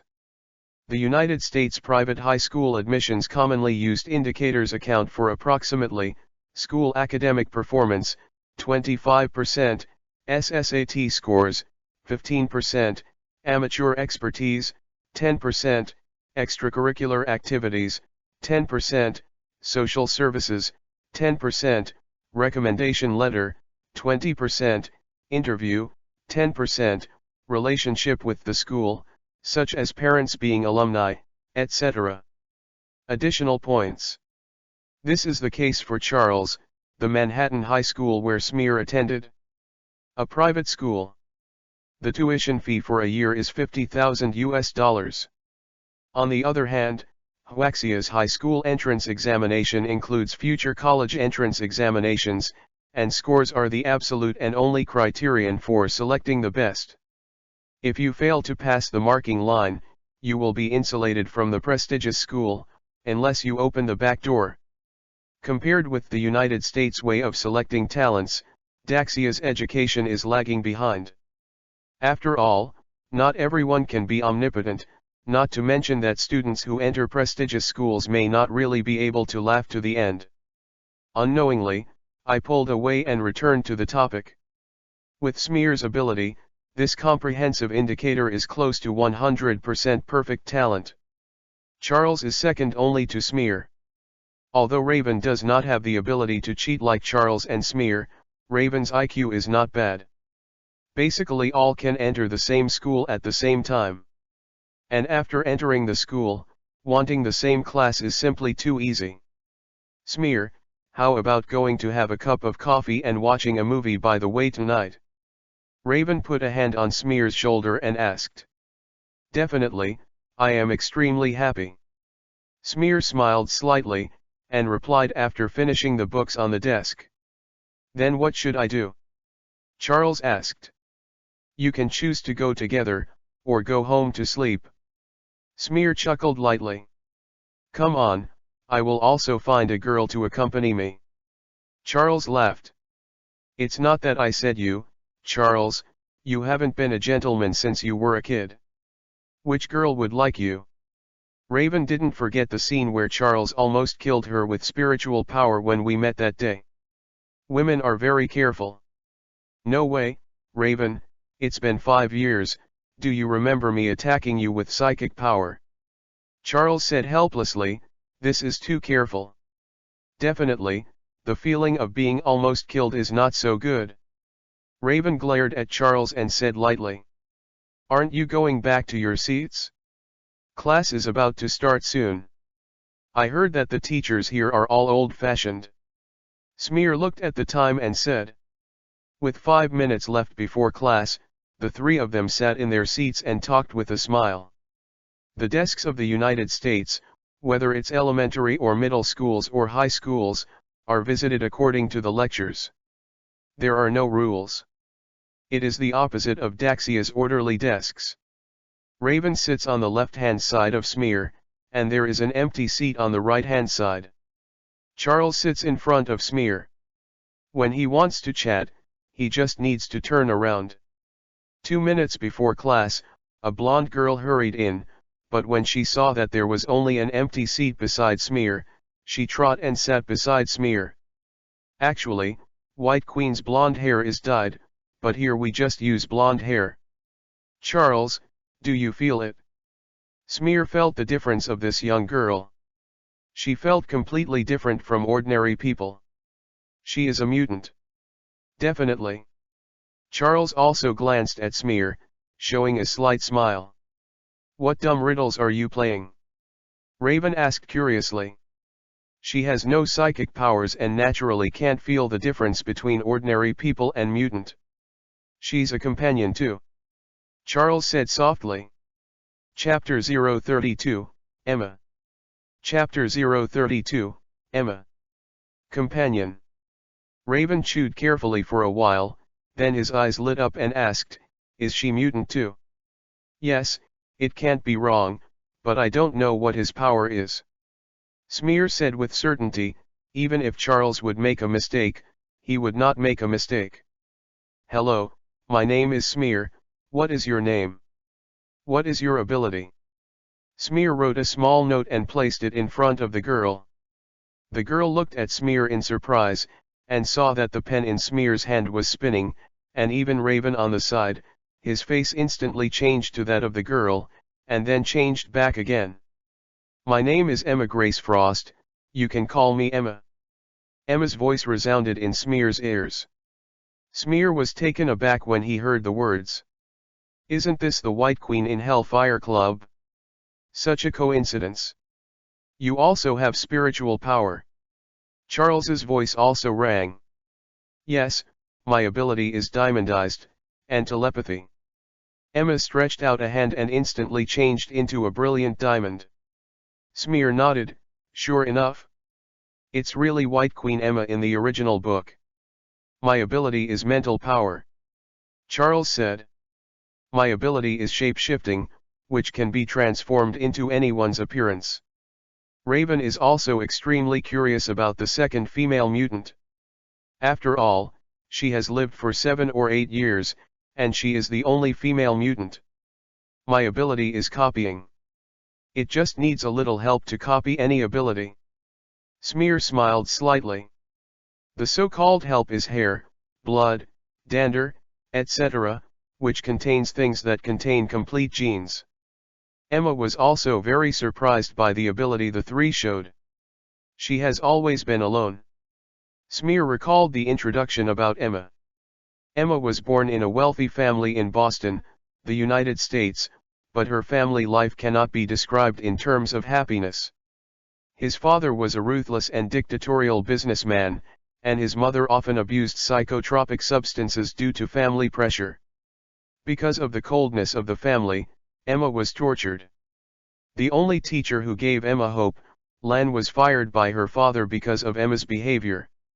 After a series of encounters, Emma completely alienated ordinary people, and then joined the Hellfire Club. Can be considered a poor man. However, at Emma's age, there should be no future encounters. Moreover, White Queen looks very good. Although White Queen will have a messy private life in the future, she was still a good girl before joining the Hellfire Club.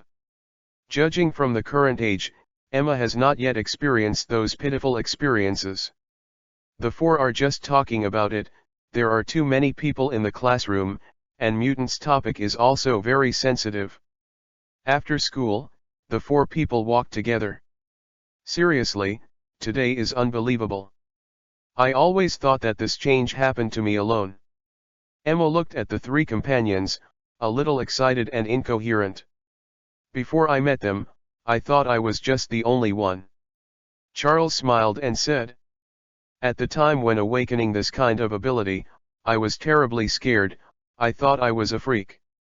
Emma hadn't met a friend who could really make love for a long time, and immediately narrated emotionally.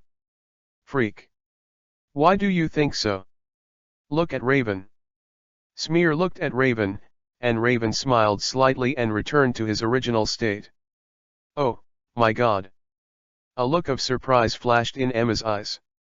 Smear looked at Raven and said, do you think this is a freak? No. On the contrary, she is beautiful, isn't she? You want society to accept you, but you can't even accept it yourself. Raven saw the shock in Emma's eyes, but he didn't feel uncomfortable. After spending 5 years with Smear, Smear instilled many ideas into Raven during these times, and he didn't care about the eyes of others. Just know that you are beautiful in the eyes of the most important person. As for the eyes of others, what is it? Smear is right. Most people in the world are ordinary people, and mutant only occupies a small part. If we can't even accept ourselves, how can we survive in society? Mutant, there must be more than us, we are extremely fortunate. For the other mutants who are persecuted, we must save them and strive for a certain social status for mutant, so as not to be questioned and persecuted by others. Charles said in a deep voice, his ideals are like this. Smear smiled and shook his head, sure enough. Charles is deeply influenced by Captain America. He has the same character as a virgin. You know, some mutants just want to live a stable life. Emma is one of them. If it is not forced by life, she will not join. Hellfire Club. I don't really agree with Charles's ideals. This is very unrealistic, just as unreliable as the black and white equality regulations. Chapter 033, Jubilation Lee. Chapter 033, Jubilation Lee. Although I support Charles's ideals, I don't agree with Charles's ideals. This is very unrealistic. It is just as unreliable as the black and white equality regulations. Smear said lightly. Why? Charles looked at Smear in shock. His best friend didn't support his ideals. I want to remain neutral, because not everyone wants to fight, they may just need a stable home. Smear looked at Raven and Emma, and said slowly. And I can give them a stable life environment. No, Smear, whether it is human or mutant, is a member of society. Mutant, like blacks and whites, is just a race of humans. Charles defended. Okay, Charles, I support your ideals, but I have my ideas. We are always friends, aren't we? Smear smiled and hammered Charles on the shoulder and smiled. Charles, who looked a little depressed after being denied his ideals by his friends, smiled when he heard the words, and said, Yes, that's right, we will always be friends. Emma gave Charles and Smear an envious look. She admired the friendship, her eyes fell on the tattoo on the inner side of Smear's arm, and she asked in surprise, Smear, you are? Smear looked at the tattoo on his arm and smiled faintly, It's nothing, it's just the sign that was put on after being caught in a Nazi concentration camp. My parents died in the Nazi concentration camp. Sorry, I didn't mention it intentionally. Emma quickly apologized. Nothing, it's already over, let alone, the Nazis have surrendered a long time ago. Smear waved his hand indifferently. There was nothing to hide from this tattoo. To conceal this was just an escape. Seeing this tattoo, I also remembered that I hadn't seen Eric for many years. I immediately looked at Charles and said, I have a friend who lived and died in a Nazi concentration camp. The first ability I copied was his. I thought I could introduce you to you that day. His name is Eric, and he is also a mutant. I believe you and Eric will get along well. Could it be bad? Love and kill a good friend for 70 years. I'm sorry, my event with you was cancelled tonight. Smear took Raven's hand and apologized. Raven said, It doesn't matter, you can go anytime. Smear smiled slightly, and immediately looked at the other two people and said, Celebrate the joining of new friends, how about a dinner with me? The restaurants in Chinatown taste great. No problem, why not eat it for free? And I haven't eaten it for a long time. Huaxia's food is now. I have to say that Huaxia people are very particular about eating. Charles exclaimed. Thank you very much, it cost you money. Emma said politely. Come on, the guys who can go to this college are not short of money. Smear smiled, after all, they only met one day, and they will definitely get in touch in the future. Emma smiled. Indeed, their family is also a merchant family, so naturally they are not short of money. Although it is far from the family background of Charles and Smear, it is also much better than ordinary people. Walking to Chinatown and seeing a bunch of middle-aged couples, Smear's eyes lit up and said in Huaxia, Uncle Lee, Aunt Lee, what are you going to do? The two turned their heads and saw Smear, they also showed a slight smile, and said, It's Xiao Chen, are you here to eat Huaxia food again? The two are immigrants from Daxia, and they are overseas Huaxia. The two of them have a daughter named Jubilation Lee, who is a gymnast in their school. Although they are not in the same class, since they came to this school, it is close to Chinatown, and Smear also has half of the Huaxia blood. Huaxia descent will naturally become familiar as soon as they come and go. Is Qian Huan still practicing gymnastics at school? Mrs. Lee asked. I didn't pay attention when I came out. You should have come back, right? Uncle Lee, how about you? Smear scratched his head and said. Today's experimental research is too late, there is no time to make dinner, so I have to go to the restaurant, order some dishes that Jian Huan likes, and bring it back. Mrs. Lee said. No, I'm here. A figure crossed the sides of a few people. The figure was very healthy. Due to gymnastics, the body was also uneven, and there were tiger teeth protruding from the corners of the mouth. It looks like a little wild cat. Then we won't bother, goodbye. After a few greetings, Smear led the three of them to continue walking towards Chinatown. Do you have to talk to them for so long every time you meet? Raven asked. Smear said, this is Daxia's etiquette. You haven't survived in Daxia, so you don't understand it naturally. As a 5,000-year-old civilized country, Hyuxia etiquette has appeared since the Spring and Autumn period and the Warring States period. It existed more than 2,500 years ago. At that time, even Europeans were still drinking blood. It can be seen that, Hyuxia attaches great importance to etiquette. Charles interjected. Charles was right, I didn't expect you to know so much. Chapter 034, Jealous Raven. Chapter 034, Jealous Raven. After having an authentic hot pot meal in Chinatown, Charles took the lead and left here by taxi. Emma looked at Smear lightly.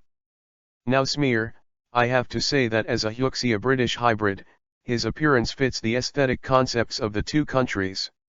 Emma stared at Smear, Smear touched his cheek, looked at Emma suspiciously, and asked, what's wrong? Is there anything on my face? No.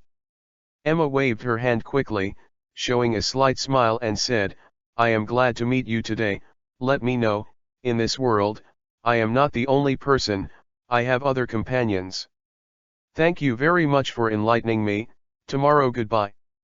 See you tomorrow. Smear nodded and smiled likewise. Emma thanked Smear and hurriedly took a taxi and left. From Chinatown, back to the villa near the school, Raven has been a little unhappy since just now. Smear also noticed something wrong with Raven, and asked, what's wrong? You have been wrong from just now. Are you interested in that, Emma? Raven's body shape changed into a prototype, and he walked ahead and said to himself, Emma is more beautiful than me. She doesn't have these disgusting scales and this ugly blue skin. She meets everyone's aesthetics, and no one would think of my appearance as beautiful. Smear burst out laughing when he heard the words, thinking it was something. Turns out to be jealous. Stepping forward and embracing Raven's waist, whispered, are you jealous? Raven's cheeks blushed, and he defended, no. Go to your Emma. Raven pushed Smear away and hurried upstairs. Oh, are you really jealous? Smear twitched. There will be more and more girls in the future, won't you be sorely killed by vinegar? After taking a shower, Smear put on his bathrobe, sneaked upstairs and quietly opened Raven's room. In the room, Raven was looking in the mirror and stroking his skin. Smear walked into the room and said, Raven, are you still angry? Raven ignored Smear. She now felt a slight sense of panic. When she was a child, she didn't love beauty very much. Now it's different. Smear is so good and handsome. She will definitely attract a lot of women, but what about her? A rough scale and ugly blue skin made her panic. It was nothing at all until Emma appeared. Compared to her, Emma had an enviable blonde hair, a pretty face, and blue eyes. In line with the aesthetics of Europeans and Americans, she is an excellent beauty. What about her? How does this compare? Sometimes, I really hate my ability, I wish it would disappear. Let me return to my original appearance. Raven said. No, you are fine like this. Smear sat next to Raven, comforting him carefully. It's not good at all, No one thinks it will be beautiful. Raven screamed. No, at least I think so. Smear said warmly. Really? Raven looked at Smear and asked. Definitely. Smear smiled. How do you prove that what you said is true? Instead of comforting me. Raven stared at Smear with hope in his eyes. Seeing Smear, he didn't respond. The hope slowly faded. Sure enough, is it just to comfort her? Suddenly, a hand squeezed Raven's chin and suddenly brought it up.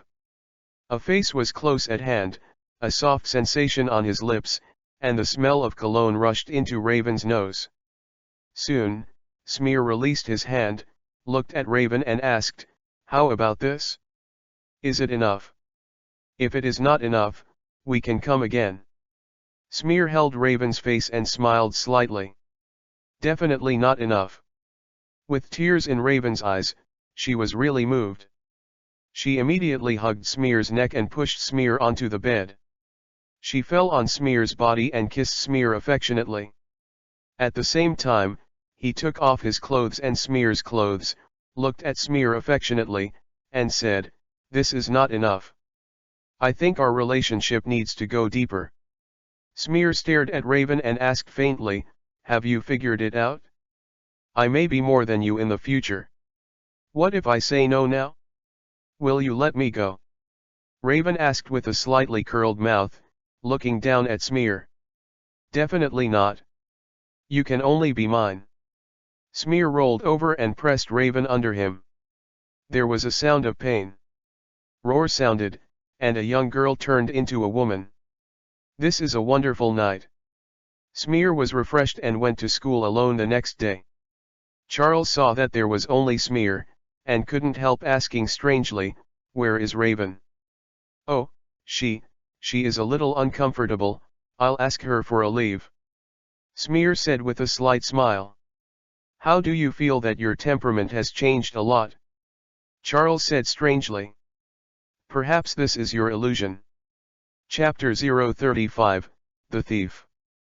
Raven shook his head, but didn't think much about it. It didn't take long. Smill and Raven cleaned up and went out. Holding Raven's hand, he walked out of the coffee shop and bumped into someone head-on. Smear was fine, but the man in black who was hit by Smear fell to the ground. Just as Smear was about to ask him if he had anything to do, the guy stood up and left immediately. When Smear was inexplicably, his expression suddenly changed and he suddenly found that his wallet had been stolen. This guy is actually a pickpocket, he's really skilled. Smear hurriedly chased after him. In addition to cash and bank cards in his wallet, how could he let this pickpocket steal it? Moreover, Smear had run into this guy before, and he felt different, as if he was a female.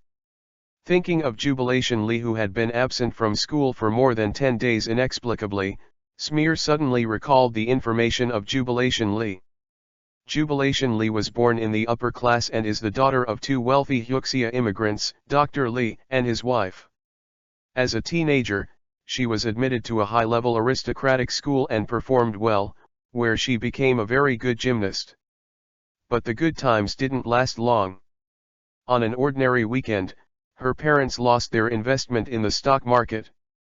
On the same day, two more men mistakenly regarded Dr. Lee as their neighbors of the same name, and killed their parents by mistake. Damn it! Smear's expression was gloomy. He didn't even notice. For nearly a month, he had been in love with Raven. The two of them were like glue. Although they didn't show it when they were in school, they were in a hurry after school every day. Arrive home. I didn't pay too much attention to this aspect, and after I ate the forbidden fruit, I had some marrow-knowing taste, and my thoughts were all on Raven's body, and I didn't notice Jubilation Lee at all. Now, Smear is 80% sure that this guy is Jubilation Lee. Moreover, Dr. Lee and his wife are also very kind people. After all, they are both of Hyuxia descent, so naturally they are relatively close. Now that Dr. Lee and his wife have been killed, Smear must find out who did it. As for Jubilation Lee, Just look at her. Would you like to follow them? I believe Howard won't care. Anyway, I have adopted 2 mutants. It doesn't matter if I have one more, right? Jubilation Lee, don't run away. I know it's you. Smear shouted at the figure in front of him in Hyuxia. It's just that this figure ran faster after hearing the words. Smear is also fearless. Even though Jubilation Lee is a gymnast with amazing physical strength, Smear has gone through various strengthening and is faster and stronger than her. Chapter 036, Taking in Jubilation Lee. Chapter 036, Taking in Jubilation Lee. Jubilation Lee, don't run away. I know it's you. Smear shouted at the figure in front of him in Hyuxia. It's just that this figure ran faster after hearing the words. Smear is also fearless. Even though Jubilation Lee is a gymnast with amazing physical strength, Smear has gone through various strengthening and is faster and stronger than her. Although Jubilation Lee tried his best to get rid of Smear, Smear kept hanging behind Jubilation Lee calmly and deliberately drove Jubilation Lee into a dead end.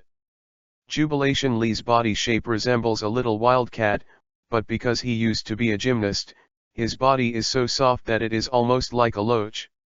Soon, Jubilation Lee ran into a dead end and looked at the high wall. When Jubilation Lee was about to turn around and leave, Smear had blocked the only exit here. Not long after, Raven came over panting. How did you recognize me? Jubilation Lee looked at Smear with complicated eyes. She thought she was hiding well. How did Smear recognize her? She didn't want Smear, who was also of Hyuxia descent, to see her like this. Too embarrassing to the Hyuxia. Actually want to make a living by stealing. Not to mention this, what's wrong with you? What about your parents? Smear stepped forward and asked. Dead, killed. Jubilation Lee replied somewhat desperately. How long have you been like this? Smear asked, squeezing Jubilation Lee's shoulder with his hand. It's been more than a month. Jubilation Lee lowered his head and said, in the beginning, the private money left behind was still able to live, but after that, the debt collector came to take away our house, and so did I. There is no way to steal it. This is your wallet, give it back to you. Jubilation Lee returned Smear's wallet to Smear, and wanted to leave. Smear stretched his hand to grab Jubilation Lee's wrist and said, Why don't you tell me? What can I say to you? Jubilation Lee asked rhetorically. Can help you find the murderer, can let you have a place to live, can continue to go to school, can let you have a family, that's it? Smear said softly. Jubilation Lee glanced at Smear, burst into tears, plunged into Smear's arms and started crying. A girl's parents lost everything for a while, and she turned from a wealthy upper-class family to a pickpocket who could only steal things. The sadness of this gap is beyond ordinary people's experience. Raven watched the scene and curled his lips. Why did he feel a little sour in his heart? But Raven won't destroy it, after all, she can't bear it alone. After crying for a while, Jubilation Lee's mood has recovered. Thinking of his behavior just now, he flushed with a brush, silently lowered his head, and let Smear hold her hand. Smear smiled slightly, and the other hand took Raven in his hand, and said, Well, are you a companion for shopping together now? It's definitely all right for you, Huaxin Big Carrot. Raven complained, pulling Jubilation Lee and starting to walk towards the mall. Smear touched his nose, it didn't matter, just do whatever he wanted, anyway, no one can punish him anymore, he can live as he pleases, right? After buying a lot of clothes and daily necessities for Jubilation Lee officially moved into the villa, and Jubilation Lee did not conceal his ability. Able to make energy balls with multiple colors, she called it fireworks. It can change the shape of the energy ball at will, control it and move it to the designated position, and detonate it if necessary. The energy balls made by Jubilation Lee are so powerful that they can easily destroy trees, metals, buildings, etc., and at the same time release compounds that can temporarily blind others. Jubilation Lee can take back the firework energy ball she dropped at any time, and will not cause any harm to her. Originally, Jubilation Lee told Smear with anxiety. Smear just smiled, and when he raised his hand, all the metal products in the room floated up. Even Raven also showed off his own ability. Jubilation Lee smiled, and his recognition of this place is even higher. It turns out that they are all of the same kind. In the eyes of Smear, there is a lot of sentiment. 15 or 6 years old, it is the age of love. After experiencing all kinds of things before, encountering Smear again, naturally there will be a ray of emotion. Sentimental. Raven also saw it in his eyes, and could only helplessly sigh that another girl had fallen. I thought she was the same way back then? No one would say that she looked beautiful, and only Smear would say that to her. Even if she knew that she was still a monster in the eyes of others, she didn't care anymore. Because she has Smear is enough. As for what others are saying, she did not live for others, but for herself, for the man in front of her. Chapter 037, 1962. Chapter 037, 1962. Time enters the arrow, and the sun and the moon are like a shuttle. In a blink of an eye, time came to 1962. Jubilation Lee lived in Smear's home for a long time. Not long, but only half a year, she became Smear's second woman. Definitely, when she knew that Raven was also Smear's woman, she naturally played a little temper, but Smear let Jubilation Lee feel it alone. After the feeling of being unable to get out of bed all day, she honestly countered Smear with Raven. But Smear turned on the external link too hard, and the two became close after being severely educated. Definitely, White Queen Emma in school, definitely. At that time, there was no such nickname, and it was attacked by Smear. Although Jubilation Lee and Raven were dissatisfied, Smear had special persuasive skills, and the dissatisfaction had long since disappeared. But Emma is different from a few people. She doesn't care how many women Smear has, she just knows that Smear has her share of psychology. Her family made her feel the slightest warmth. Because her father knew that Smear was Howard's adopted son, he threw her into Smear's room that night and was given the medicine. Then Emma naturally became Smear's daughter. This also caused Emma to completely break with her family and follow Smear's side. More than 10 years passed in an instant, and Smear was in his 20s. Smear, look, how about my paper? The historic Stark Manor in the outskirts of London is full of trees and beautiful scenery. Smear lay lazily on the sun lounger by the pool, sipping wine with his glass, and looking at the beautiful scenery not far away. He didn't even bother to listen to what Charles was talking about. In the huge amounts of swimming pool in front, a slender blonde woman in a bathing suit, like a mermaid, shuttles through the water. A beautiful woman with long black hair, unscrupulously showing her proud figure. Another blonde woman, lying in the sun, basking in the sun, very uncomfortable. Hey, Smear, don't look at the beauties. Listen carefully to me. And you haven't seen enough for so many years. A young man with brown hair raised his foot and kicked at Smear. Huh? What? Smear retracted his eyes from the three beauties and turned to look at the brown-haired youth. Thesis. My thesis. A hole. The brown-haired youth held up a folder and yelled at Smear. Thesis, okay. Smear shook his head helplessly, and said, I said, Charles, during such a leisurely holiday, you told me about the paper? Don't you feel disappointed? Moreover, I think the three beauties in front of me are more attractive than your paper. Ha ha ha ha, Charles, you still don't know anything about style. Raven stepped forward, laughing like a silver bell, and kissed Smear's lips and leaned against Smear's arms. Charles, let this paper go to hell.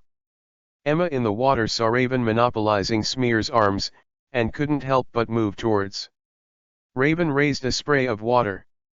Suddenly, a spray of water splashed over and splashed Charles. Smear and Raven were also splashed on the folder. Emma. I said, Smear, can't you control your woman?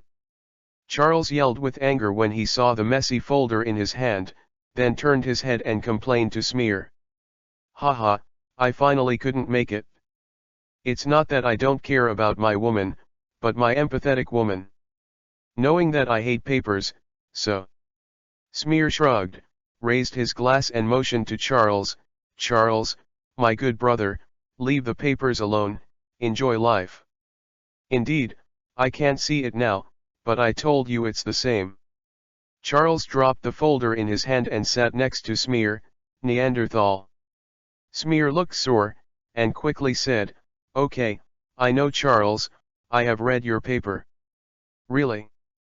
I already know the inevitability of H. sapiens replacing Neanderthals. Yours the paper is well written. The inevitability of H. sapiens replacing Neanderthals. Charles gave Smear a helpless look, pointed his finger at himself, then pointed at Raven.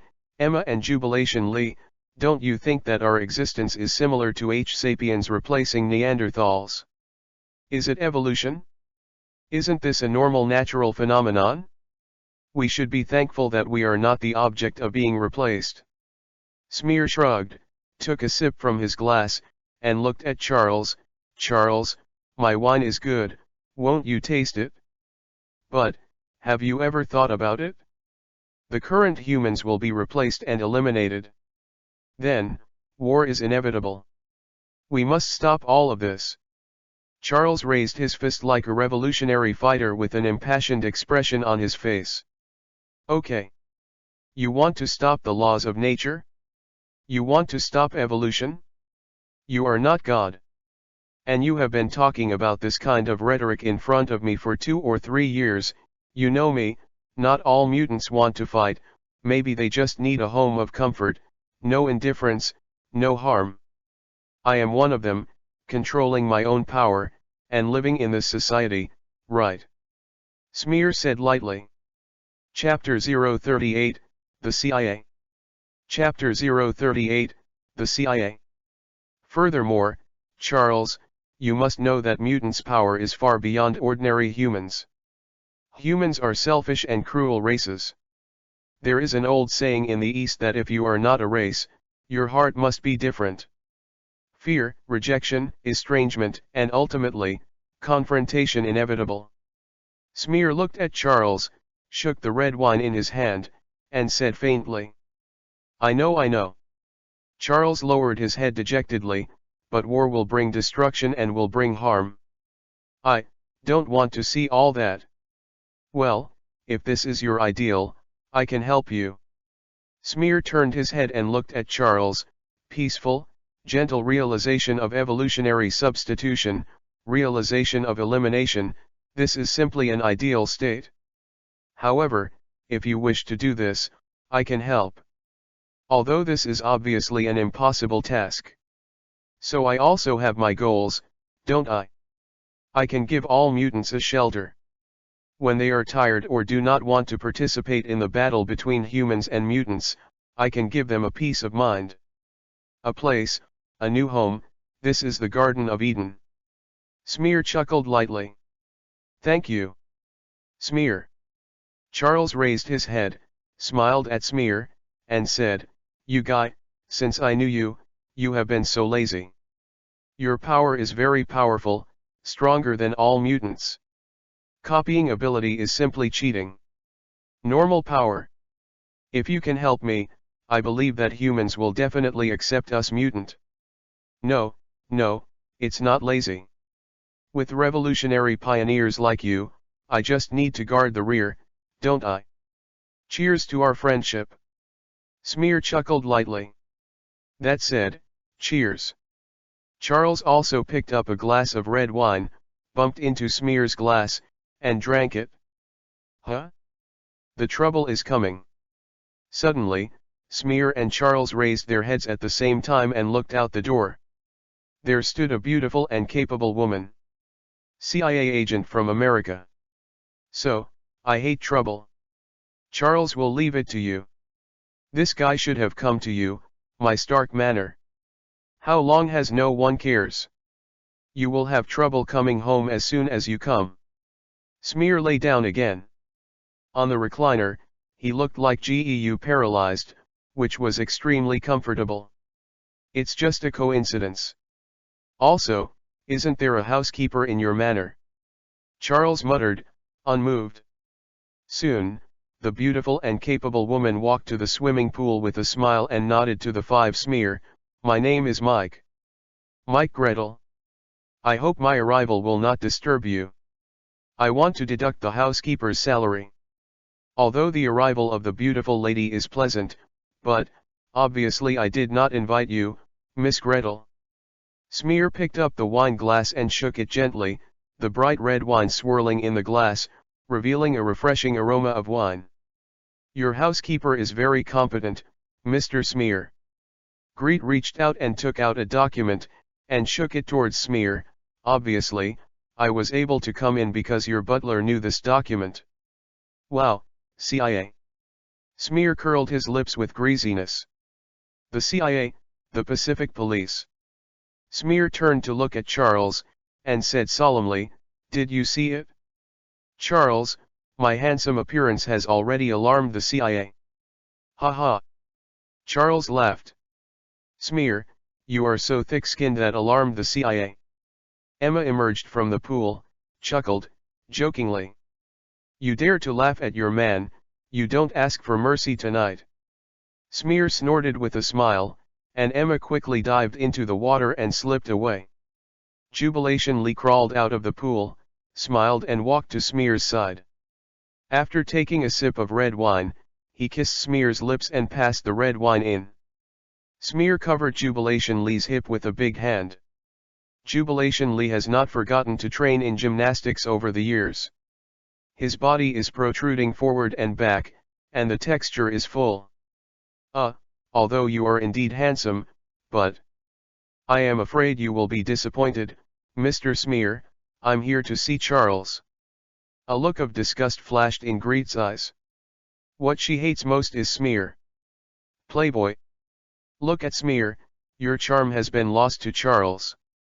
Raven walked over, sat directly on Smear's lap, grabbed the wine glass in Smear's hand, took a sip of the red wine, and gave Smear a weird smile. Smear got angry and slapped Raven's directly. The charm of a man lies in the connotation, not the appearance. Charles raised his head at Smear ostentatiously, and got up from the recliner. This world doesn't look at the face, it looks at talent.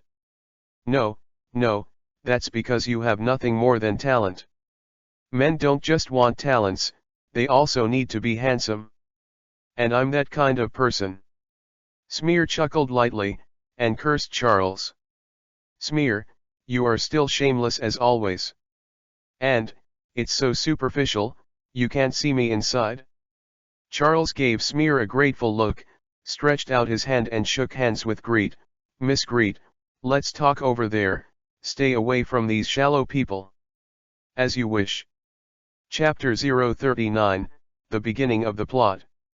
Chapter 039, The Beginning of the Plot. As you wish. Greet reached out and took Charles's arm, as if attending a banquet, and walked out gracefully. This guy, spring is finally here. Smear chuckled and looked at Charles, who was walking away from Greet, and said lightly. The reason why he behaved so unruly is because Charles, after seeing this woman, I am in love exuded from all over my body. Smear simply showed a little unrestrained behavior, which made Charles's impression in Greet's mind improved. Mr. Pervert, don't you have any thoughts about this Greet? Raven asked jokingly. Definitely no race is different, how do you fall in love? Smear asked rhetorically. Just kidding, the ghost knows who this Greet is. He must be famous girls, Storm, Shadowcat, these things. Girls, our trouble is coming. Smear turned his head to look at the three beautiful girls, his face became serious. the CIA is in trouble, from mutants' trouble. Charles, for his gentle ideals, will definitely get involved in this trouble. Mutant? Are there any other mutants? I thought, just a few of us. Raven's eyes, surprised and excited, he looked eager to try. After so many years, Mutants' team has always been only a few of them. All right. Smear stroked his forehead. Well, you don't need Charles, you will be involved. We still have the same kind. We are not alone. Isn't this good news? Jubilation Lee was very puzzled by Liu's concerns. It's not necessarily all friends of the same kind. There can be murder and war between humans. Do you think there is no murder and no war between mutant? Liu was very speechless about Jubilation Lee's innocence. War? Fight? That's great. Raven's eyes became more excited. This is a militant. Smear smiled helplessly and continued to drink, but Emma gently said, no matter what you do, I will support you. Charles took out a bottle of red wine from Smear's wine cabinet, poured a glass for Greet, and smiled. Smear, this guy, is actually quite reliable, even if he takes a little care, his wine is also very good. Bordeaux wines, you taste. Thanks. Greet took a sip from the wine glass, then straight to the point, and said directly, Professor Xavier, what do you think of genetic mutation? Gene mutation? Haha, this is my specialty. Charles picked up the wine glass and shook it, and began to pretend to be a force. The appearance of H. sapiens, for Neanderthals, is a genetic mutation. Or, evolution. Neanderthals. Charles, I have read your paper. Greet put down the wine glass and looked at Charles with a serious face. Professor, do you think, is it possible for genetic mutations in our age now? Is it possible for humans with genetic mutations to exist? Definitely. Charles nodded very positively, definitely exists. Genetic mutations always exist. For example, you, Miss Greet, your ember eyes, this is a genetic mutation. All right.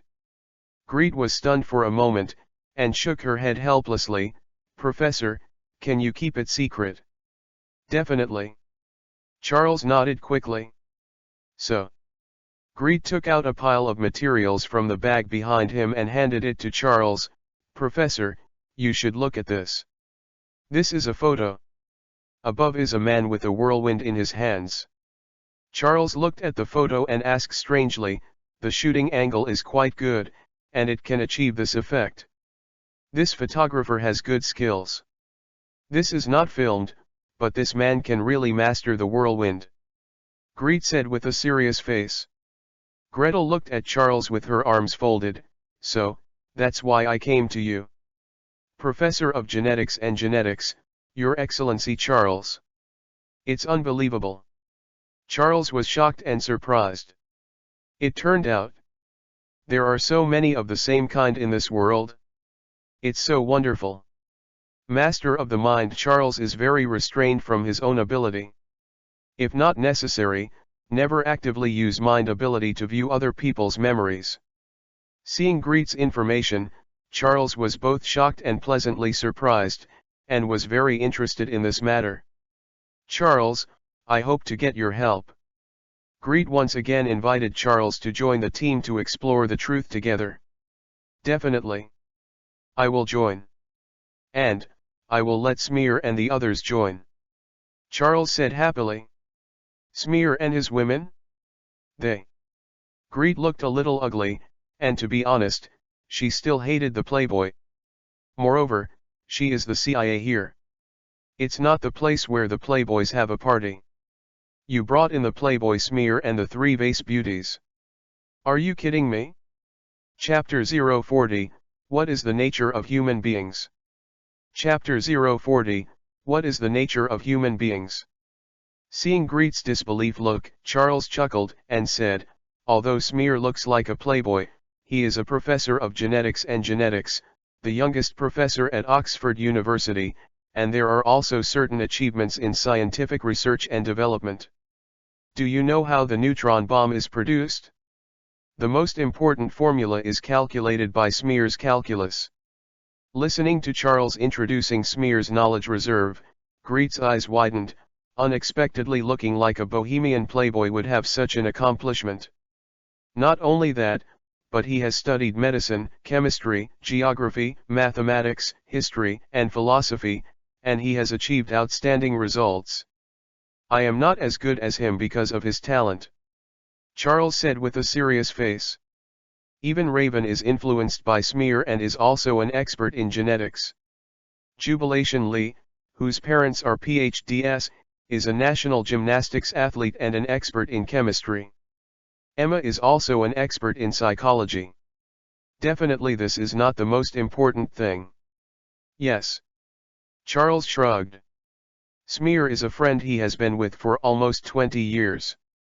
Although he has a lot of affection for the woman in front of him, he can't look down on his friend. Charles carefully introduced the achievements of Smear and Raven. However, the corner of Greet's mouth twitched. Professor, your words are hard to trust. Smear put on a full suit, walked in and looked at Greet lightly and said, Miss CIA, although I am not interested in your affairs, you can't doubt my knowledge. You know what the nature of human beings is. Is it? Miss Greet. What is it? Greet asked. Repeating machine. Smear said solemnly. Psst. The three women who walked in behind Smear couldn't help but chuckle as they watched Smear seriously teasing the CIA guy in front of him. Sir, please stop joking, please. Greet said annoyedly. I'm not kidding, do you still remember how you learned the language? When your dad said dad, you repeat the word daddy, and when you point to the apple and say apple, you repeat the word apple.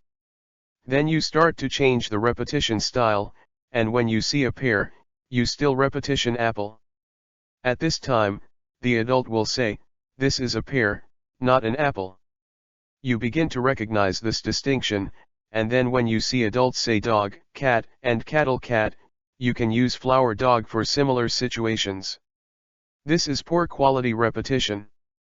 Furthermore, in the context of contemporary physicalism, we reject supernatural forces, and a more radical way is to reject both the connotation and the mind. In this context, we only recognize that what is physically present is worth discussing.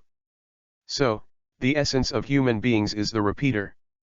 Smear poured himself a glass of wine, shook the wine in the glass gently, and said faintly. Okay, these smears are just talking about it, but I have to say that it makes sense. Greet nodded thoughtfully, feeling that what Smear said made sense. Miss Greet, how is it? Smear asked Greet with a light smile. Charles is right, you are a respectable scholar. Greet said. This mess of Smear made Greet feel so powerful, although he didn't know what he was talking about. After all, the CIA does not need philosophers. The discussion of this kind of problem is obviously about philosophy. Greet is very happy now. I thought I could only find Charles a genetics expert, but I didn't expect to find a house of experts here. It was a surprise. Thus, Charles, Smear, Raven, Emma, Jubilation Lee followed the agent of Gretel boarded the plane and set foot on the land of America. Charles, from now on, all 5 of you are consultants to the CIA. When he came to the CIA building and walked into an office, Greet took out 5 documents and handed them to the 3 of Smear. Well, this consultant, is there a salary? Smear picked up the ID and looked in front of him, then smiled and looked at Greet. Okay, Smear, don't embarrass Miss Greet. I'm afraid this salary is not enough for you to be cool for a day. Charles chuckled lightly. Raven picked up the ID and looked at it, saw his own photo on the ID, curled his lips, looked at Greet and asked, Can I beat the photographer? He took my photos so ugly. I want to beat him too. Emma gritted her teeth while looking at the picture of herself as if she was 20 years old. Greet felt the same way, and said, The photographer's technique is too bad. The photos he took to me look like 20 years old. The photography skills are so bad, he should be expelled. Jubilation Lee suggested. Well, you all came voluntarily, so don't say anything, I didn't let you come. Smear looked at the three women who feared that the world would not be chaotic, and said helplessly. Chapter 041, Cuban Missile Crisis. Chapter 041, Cuban Missile Crisis. Well, everyone. At this time, a big fat man walked into the office. I'm the supervisor demonst, now it's time to start work.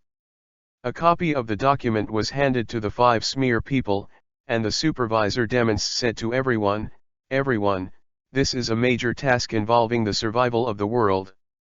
We suspect that a group of mutants are trying to start a nuclear war.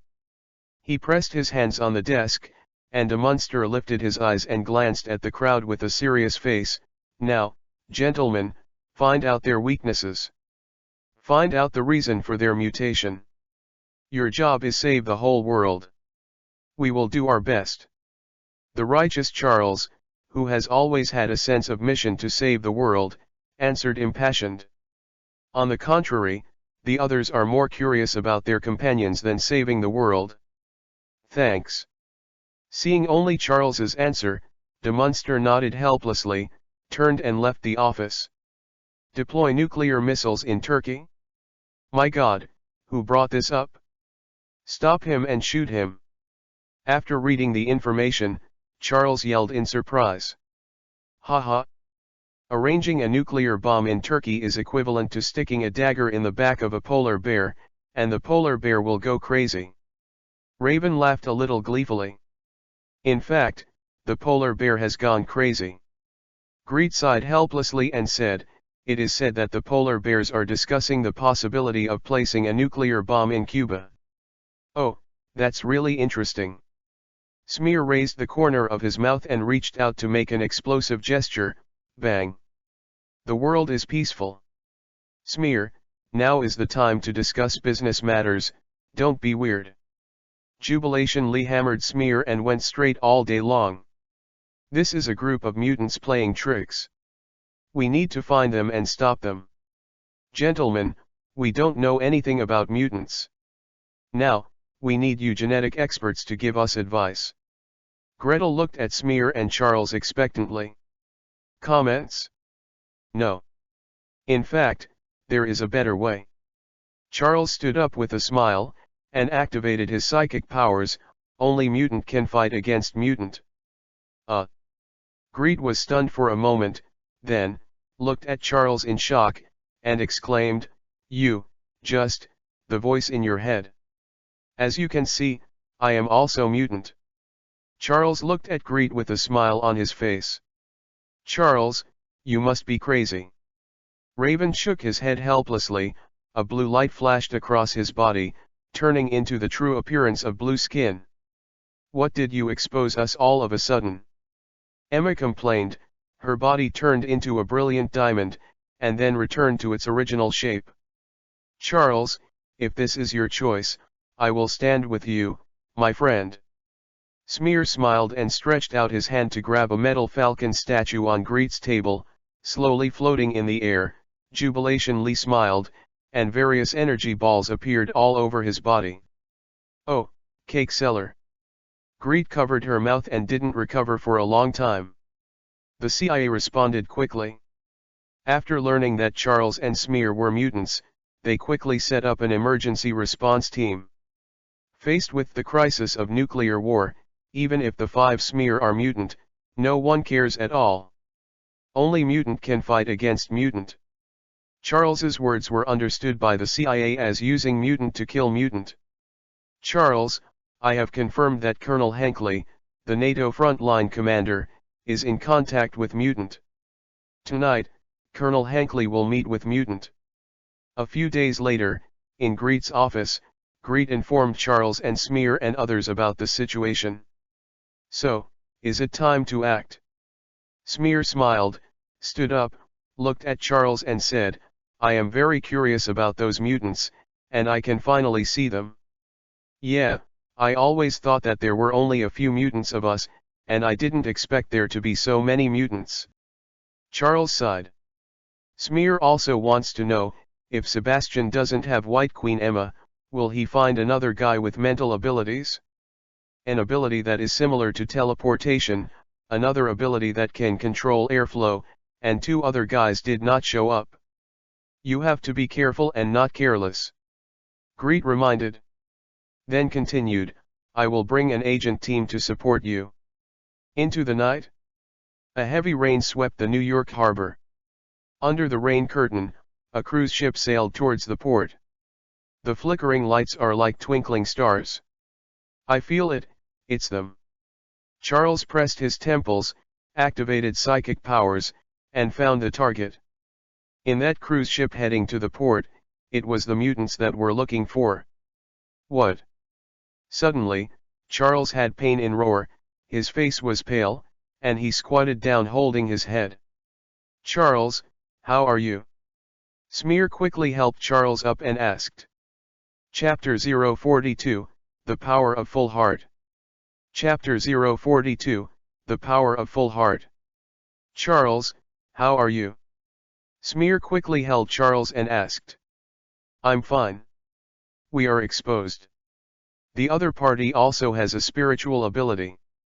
Charles quickly reported the situation. Action. Now that it was exposed, Greet made a decisive decision and did not order an attack without hesitation. Boom. Assault boats flew up, and a group of soldiers with live ammunition, riding the assault boat, rushed towards the cruise ship ahead. This is the Coast Guard.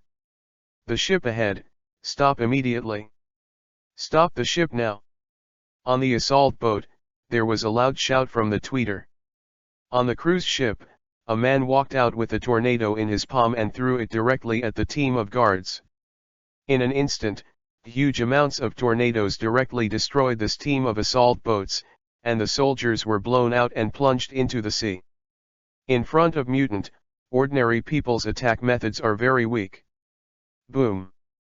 At this time, a loud noise suddenly broke out on the cruise ship.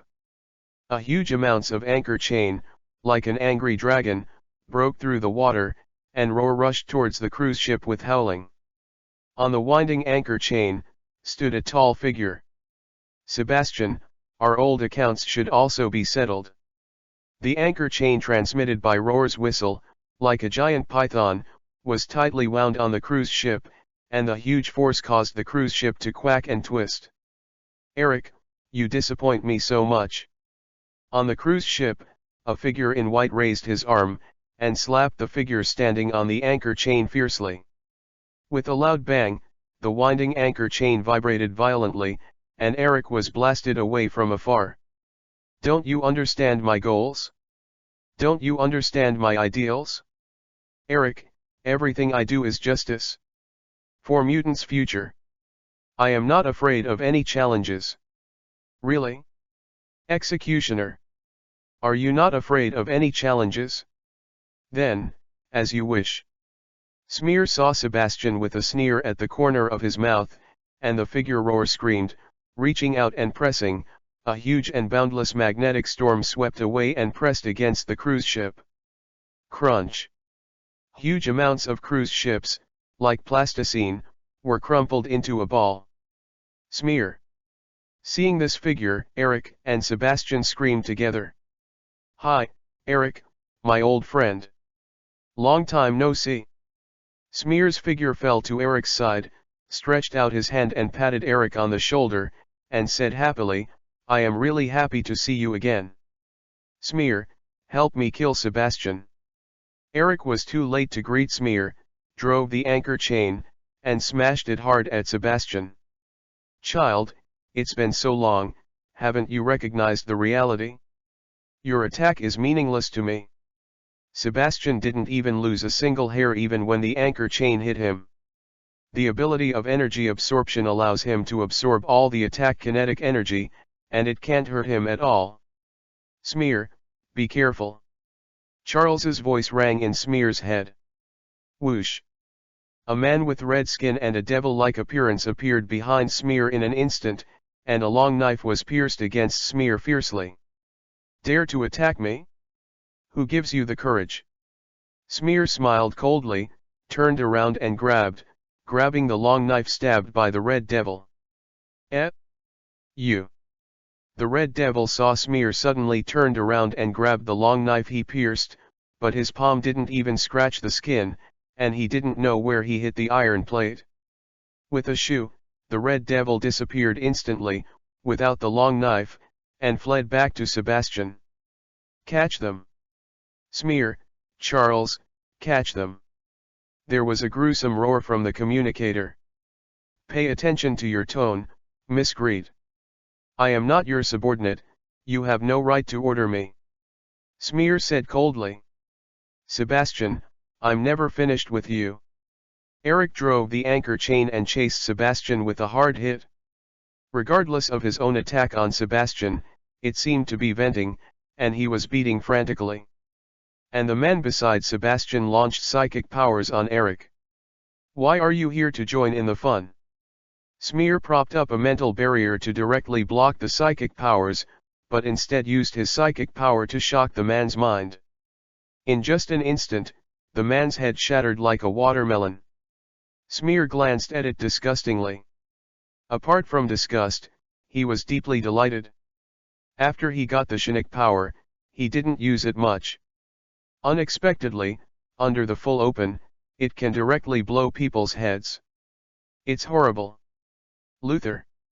Whirlwind's wide-eyed growled low. "Surrender, you don't have any chance of winning." Smear looked at Sebastian coldly. His parents died in the Nazi concentration camp controlled by Sebastian. If this revenge is not reported, it is simply in vain to be the son of man. Chapter 043, Strong Plot Inertia. Chapter 043, Strong Plot Inertia. "Only you." Rage's Red Devil rushed to Smear with a teleport, then drew a long knife and slashed it at Smear. "Go back." Smear swung a knife and slashed heavily on the long knife that the Red Devil had slashed. With a violent impact, Smear knocked the Red Devil upside down and flew out, staggering and landing on the wreckage of the cruise ship. "Storm!" Whirlwind pushed with both hands, a tornado roar screamed out and slammed into Smear. "Interesting, Happy Feng Man." Smear's eyes lit up. "You must know that the hottest endgame in the previous life, among the League of Legends, the happiest one is the Hayate swordsman, Yasuo. He is called a happy wind man, he is a man who controls the wind. As long as I eat fast enough, the question mark of my teammates will not catch up with me. And the power of this whirlwind is exactly the same as the happy wind man, a man who controls the wind." "Stop." Smear reached out a finger and pointed it on the storm. Then, the storm dissipated silently. It was as if Smear's finger had broken the wind. "Smear, you haven't seen it for so many years, your abilities are getting stronger and stronger." Eric saw the scene and was envious to death. "What is this ability?" Seeing Smear wiped out his storm with a finger, the whirlwind was completely stunned. "In fact, isn't it energy absorption ability, which absorbs all the kinetic energy of the storm and calms down? Anyone who has studied physics knows that the wind is caused by the movement of air, and all the kinetic energy in it is absorbed. When the air stops flowing, the storm disappears. Retreat." With a slap on Eric, Sebastian rushed to the whirlwind and took the Red Devil's hand. With a shoo, the three of them disappeared instantly. As for the dead Shiniks, no one will collect his body for him. A hole. "Sebastian, I will find you. We are not finished." Eric rushed out of the water, raising his fist and roaring angrily. "I didn't catch it, let them run away." Smear shrugged and said something in the communicator. Sebastian did want to kill, but not now. "Okay. Teleport and escape, there is no way to stop it." Charles shook his head helplessly, and gave a wry smile to Greet, who was pale. "So, we need more mutant." Greet's eyes were firm, and he said with a serious face, "Charles, I need you to find more mutants." We need stronger strength, otherwise, the world will definitely fall into a nuclear war crisis. I try my best. Charles nodded, then looked at Smear and Eric near the wreckage of the cruise ship, smiled, and said, I think, I have found one. Who is that man? Why do you look familiar with Smear? Emma asked strangely. It should be Eric, he is the only one who can be called an old friend by Smear. Raven replied.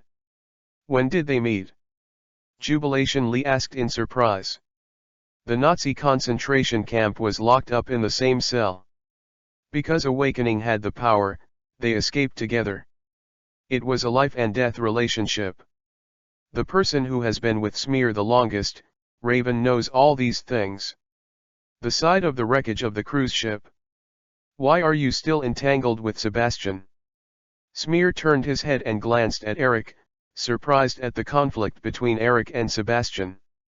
That year, Smear and Eric took Eric's mother and escaped from the concentration camp. Eric and Sebastian have no vengeance for killing their mother. There shouldn't be any need to fight to death, right? He killed a lot of people. He killed a lot of Jews. I will avenge them. Eric was full of hatred and clenched his fist tightly. Sebastian isn't the culprit? Isn't your enemy Hitler? Smear's mouth twitched, but he understood Eric's national hatred very well. Even in the previous life, all the culprit capitals died, but Smear still sincerely hoped that the island nation would sink. The problem is that Hitler is dead.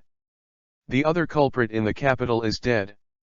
Eric squeezed his fist and said, if I don't seek revenge from Sebastian, who else can I call? Okay. Smear was speechless. This Neema's plot driving force is really strong. This may be dramatic inertia. Even if Sebastian died in Eric's hands, it didn't matter. Anyway, it's just to eliminate the obsession of a predecessor and avenge his parents. After all, seeing your parents die in front of you with your own eyes, no matter who it is, it will not be good for anyone. Moreover, Sebastian's ideals, from Smear's point of view, he is more extreme than Eric, so Smear doesn't like the plan of nuclear flat Earth very much. You can do whatever you want, don't get involved with him in particular. You blew up the Earth so there is no place to live. In this life, he can be said to be a winner in life, and he is enjoying a good life. How can you neutralize the Earth? Chapter 044, Hellfire Club. Chapter 044, Hellfire Club. Introduce a new friend to everyone. Smear took Eric back to the dock and introduced Eric to Charles and others. Eric Lane's hair. My brother, my friend. When we were in the concentration camp, we lived in the same prison. Definitely, I know, you told us before. What a good memory. Raven asked. Miss, the concentration camp has nothing to do with the beauty. Eric said sternly. Raven also knew that he had said the wrong thing. Smear stood aside and said lightly, she meant to say that our relationship is worth remembering. Right. Raven agreed quickly. Smear stretched out his hand and knocked on the girl's head. The Nazi concentration camp only had pain and backs, which had nothing to do with beauty. Charles stretched out his hand to shake hands with Eric and smiled, welcome, my companion, my name is Charles. My name is Raven. Emma. Jubilation Lee. The remaining few also introduced themselves.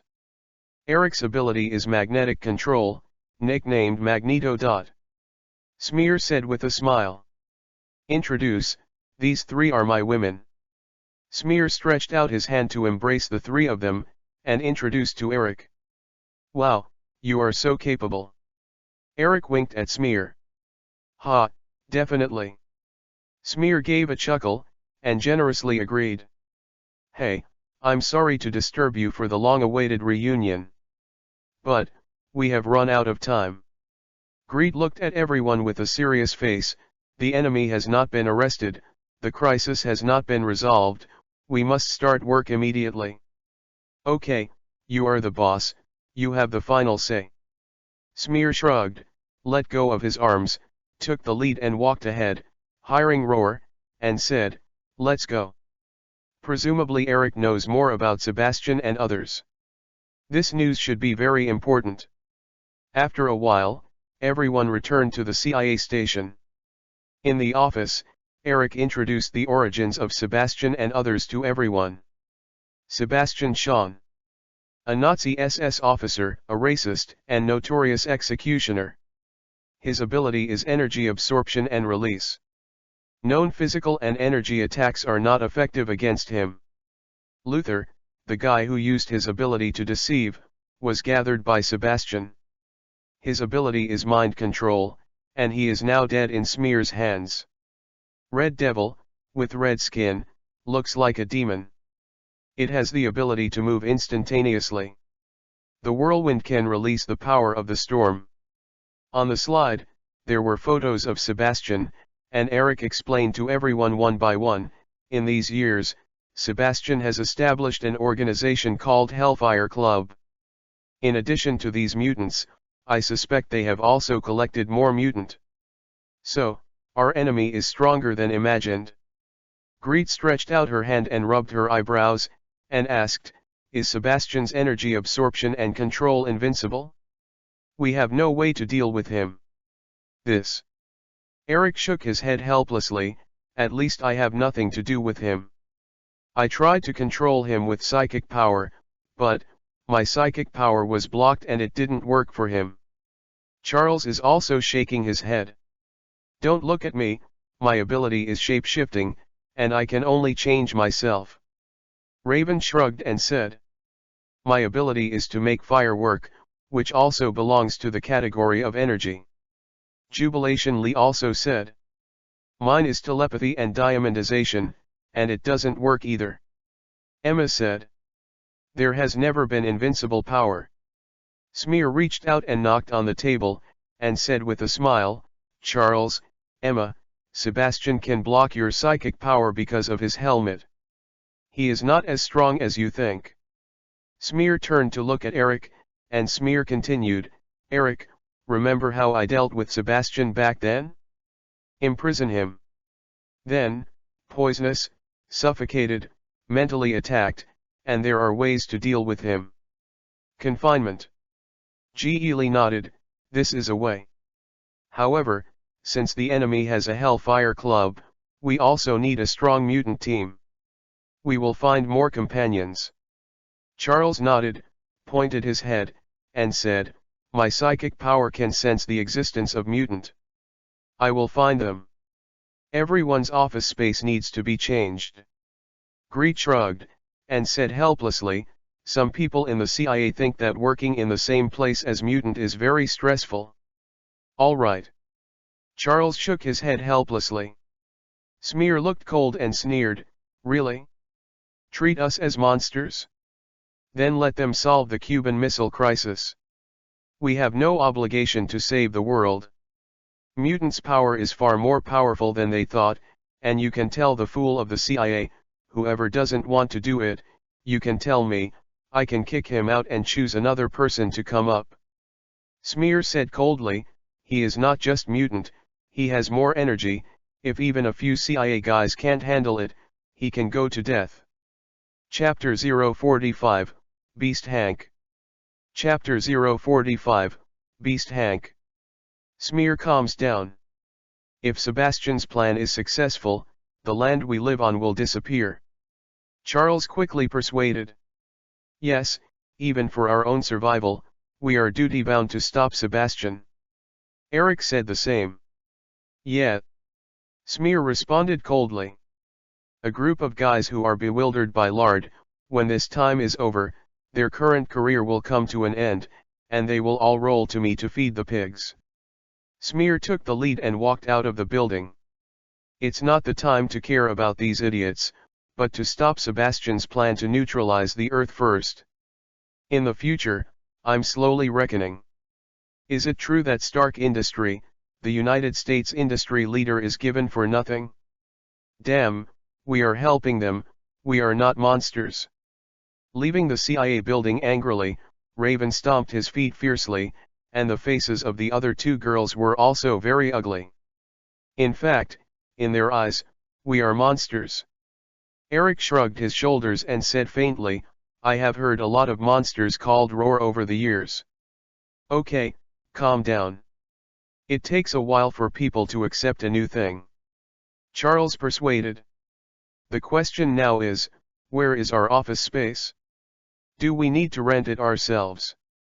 Smear turned to look at Greet and sneered, if we don't pay a salary, let us rent the venue by ourselves, are we making selfless dedication? Definitely not. A car stopped in front of everyone, and the fat supervisor stepped out of the car. Gentlemen, the office space has been arranged. Get in the car. Get in the car and drive all the way to the outskirts. Everyone came to the basement of a building. Basement? Director Demonst, are you sure you didn't find such a place just to save rent? Smear looked at the basement and asked with a sneer. It seems that the people of the CIA should be cleaned up. It's just a CIA. What is it? Howard has already begun preparations for the establishment of SHIELD. Once completed, the CIA became a subordinate unit of S.H.I.E.L.D, and the purpose of S.H.I.E.L.D was to prevent such super ability crimes. I said to Howard, I believe that most of the CIA people are going to get out, no matter from which way they are. Hearing Smear's angry voice, de Munster quickly said, definitely not. De Munster walked to a wall, reached out and pressed it, and a fingerprint lock popped up. After verifying the fingerprints and pupils, the wall slowly opened. Well, this venue is good.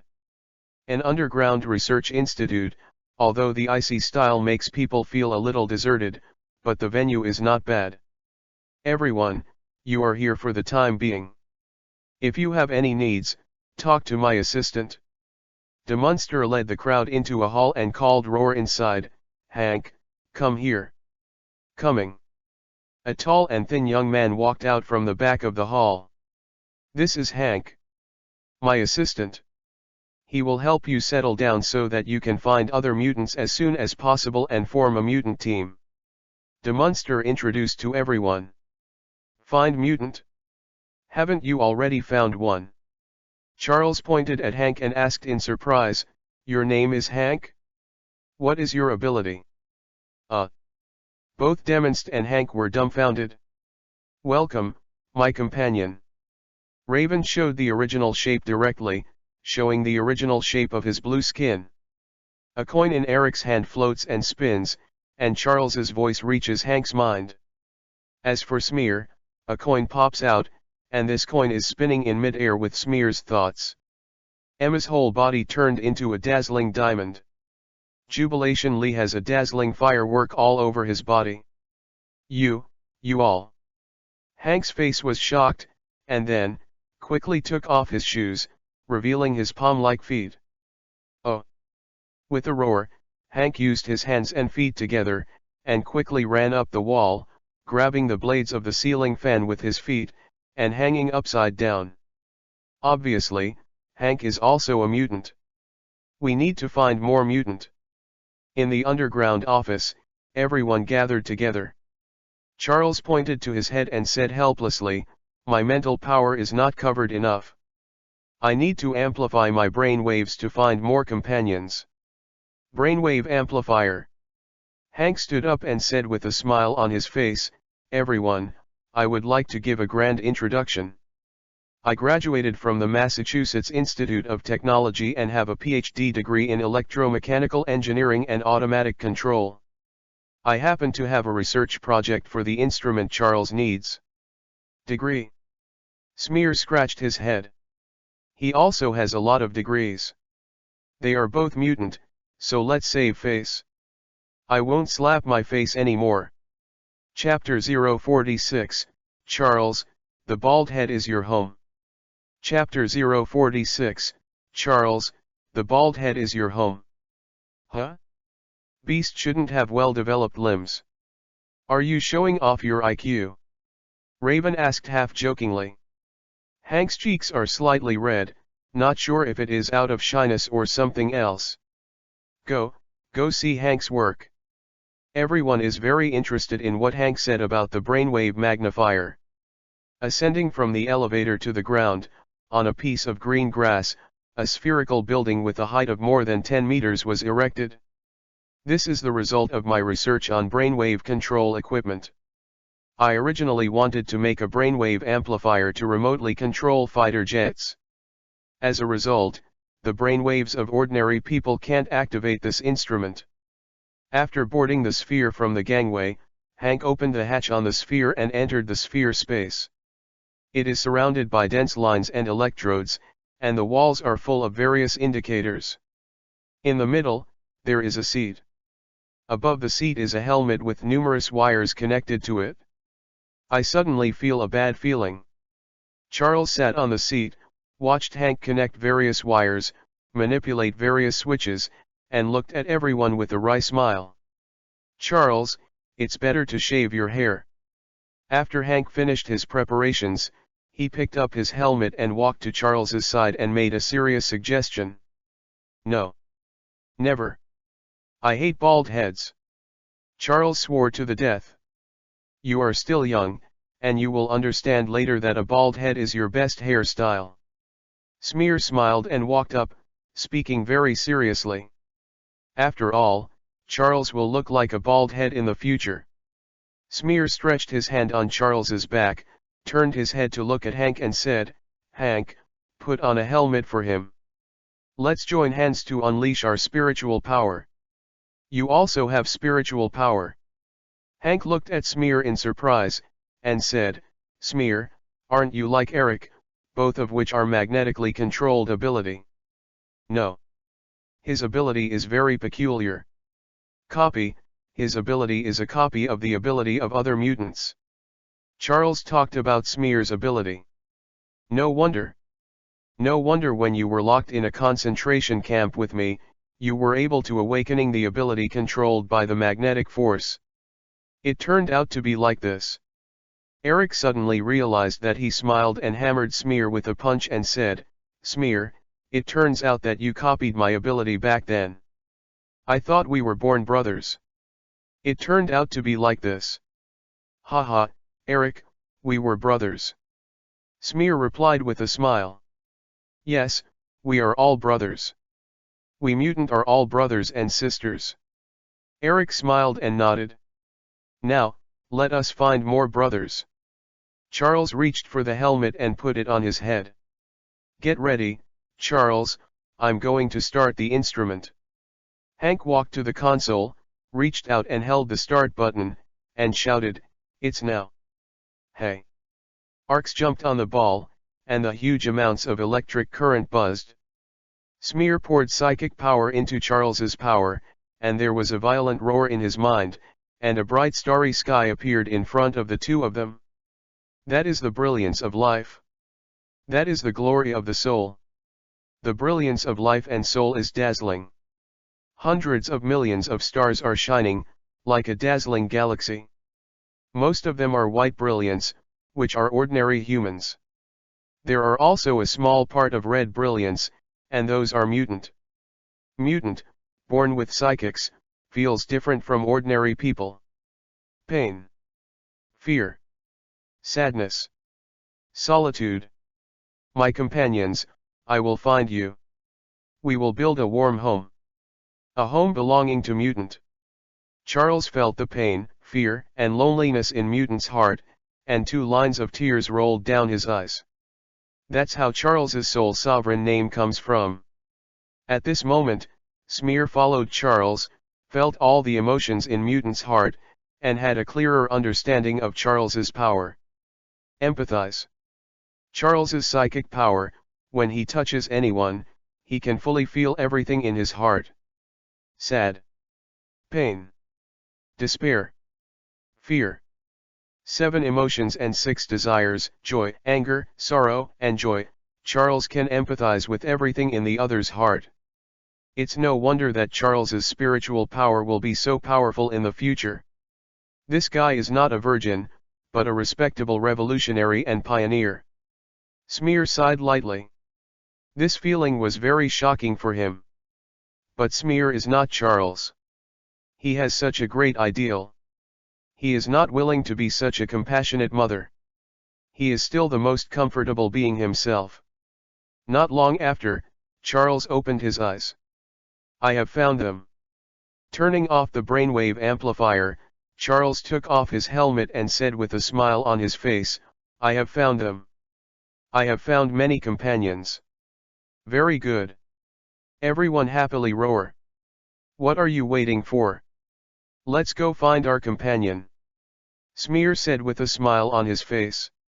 Yes. Get back our companions. Everyone happily roar walked out, knowing that there are still many of his companions, and they are sincerely happy. Chapter 047, X-Men Prototype.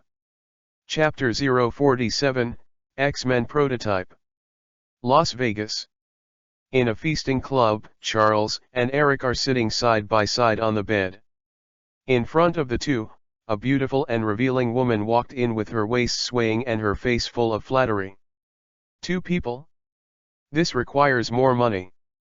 The woman walked into the door and frowned when she saw Eric and Charles. Money?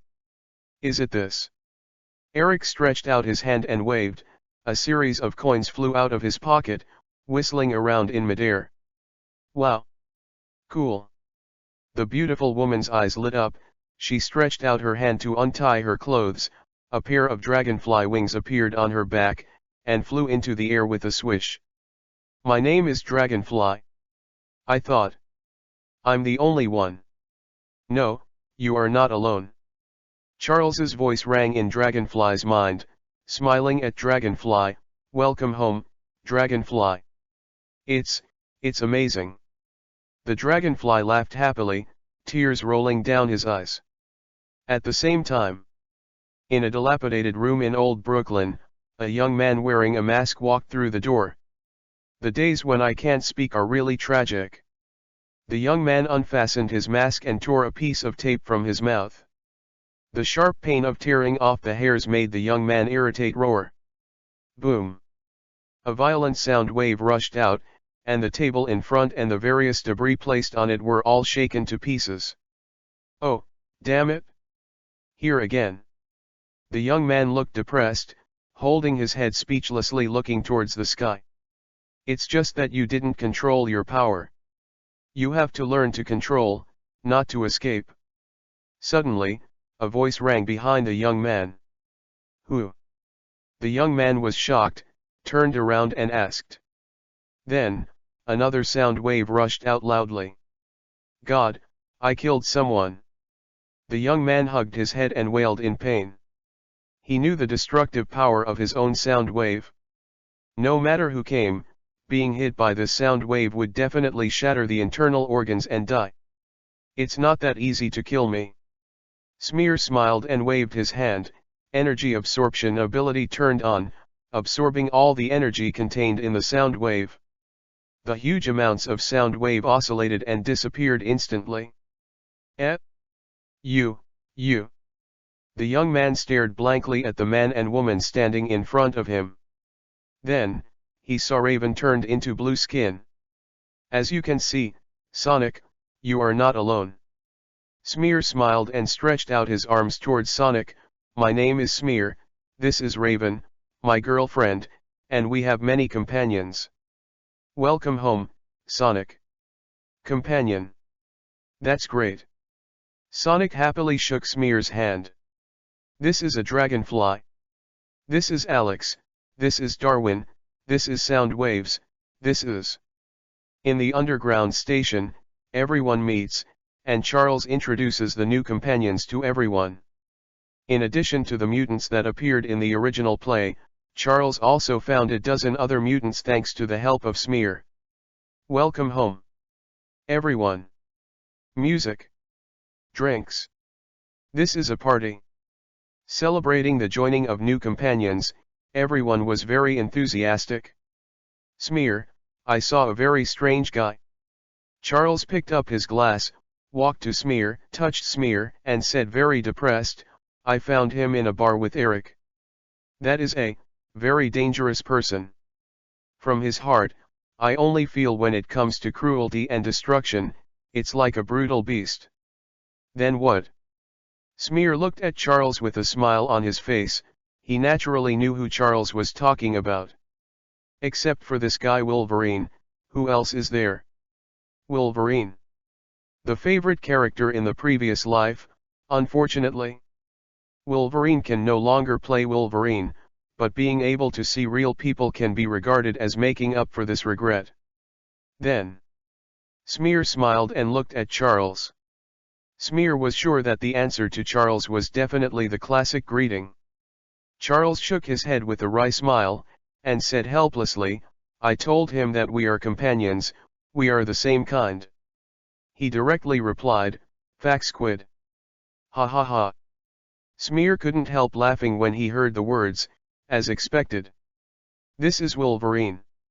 I know who he is called Logan, a guy who has lived for hundreds of years, from World War I to today, and also participated in World War II. He is a guy who can't die, but has been looking for death, has been self-destructive. Smear drank the wine in the glass and said to Charles. Smear, he is dangerous. It is dangerous for everyone to keep him outside. Charles glanced at Smear and asked, Can you bring him back? You can easily do it yourself? Mind control, just get him back. Smear put down his wine glass, looked at Charles suspiciously, and said, You and Eric can easily get him back, right? It's easy to catch it back, but he will give birth to hatred. I think the best way to persuade Logan is to fist. Unfortunately, neither I nor Eric are good at using fists. Charles shook his head with a wry smile. Chapter 048, Logan. Chapter 048, Logan. It's easy to catch it back, but he will give birth to hatred. I think the best way to persuade Logan is to fist. Unfortunately, neither Eric nor I are good at using fists. Charles smiled and shook his head, and smiled at Smear. Anyway, you have energy absorption, so you are not afraid of being beaten. Go and convince him. Charles, so you ask me to be a sandbag. Hearing this, Smear curled his lips and said, Well, I'm also interested in Logan. Go and meet him. Smear is also interested in Wolverine's super recovery ability. Not only the lifespan is very long, but it is also almost immortal, which is worth copying. Wolverine, it is still necessary to meet. Asking where Wolverine is from Charles, Smear walked out of the underground base. He immediately flew to the location of Wolverine, absorbing all the kinetic energy, completely unable to feel the resistance and friction of the air, and directly surpassed the speed of sound. Outside a pub, Smear's figure fell to the ground. Reaching out and pushing open the door of the tavern, Smear stepped into the tavern. This is a tavern. No crazy heavy metal music, no crazy twisting limbs. There are not many guests in the entire tavern. At the bar, sitting a strong man wearing a brown jacket. The brawny man lit a thick cigar in one hand and a high brandy in the other. Take a sip of cigarettes and take a sip of wine. She seems to be completely immersed in her own world, indifferent to everything outside. Hey, Logan. Smear walked to the bar, knocked on the bar, and made a move with Wolverine. Roar. Fax squid. Logan's approach to roar is very characteristic of Wolverine. Regardless of it, just start spraying. Smear raised his brow, raised his fist, and smashed it hard at Logan. With a bang, he smashed Logan's head with a fist, smashed Logan out, and hit the wall of the bar with his head, smashing a row of tables and chairs. You have to be polite, Logan. Not everyone can bear your bad temper. Smear hugged his arms and sneered at Wolverine, who had fallen in the corner. Oh! Wolverine roared wildly, and rage jumped up from the ground like crazy, rushing towards Smear frantically. Go to hell! Little white face! Fist slammed heavily, and slammed his head against Smear. Without dodge or avoid, Smear stood still, letting Wolverine's fist hit his head. Energy absorption ability instantly absorbed the huge kinetic energy contained in Wolverine's punch. Do you like to reason with your fist? Haha, me too. Smear chuckled, stretched out a finger, and flicked it on Wolverine's forehead, returning the power of Wolverine's punch to Wolverine. With a loud bang, Logan was knocked out again. Oh! Roaring frantically, Logan's eyes flushed, and he roared and charged up again. Then, he flew out again with a flick of a finger. He rushed forward and hit Smear with a punch, but Liu flicked him away. After coming several times in a row, Wolverine turned and ran. At this time, Wolverine has not yet been transformed by the Edmund metal body bones. After several heavy blows, even the bones were a little cracked. An enemy who was obviously unable to fight, Logan was not a fool, and he would definitely not continue to fight. Run if you can't beat it? Can you run? Smear threw a wad of banknotes to the tavern owner who was calling the police, and rushed out of the tavern while the tavern owner was dumbfounded. Hello, are you calling the police? What happened? The wrong call. Seeing the stack of banknotes in his hand, the tavern owner hung up the police call without hesitation. Hi Logan, our conversation is not over yet. Smear rushed out of the tavern and ran after Logan. Just running to the corner, Logan stopped suddenly, turned around, and snarled and threw his fists at Smear. 3 long bone spurs stick out from each fist. At the same time, there was also a howl behind Smear, and a figure fell from the sky, like a tiger pounced on its food, and rushed down at Smear.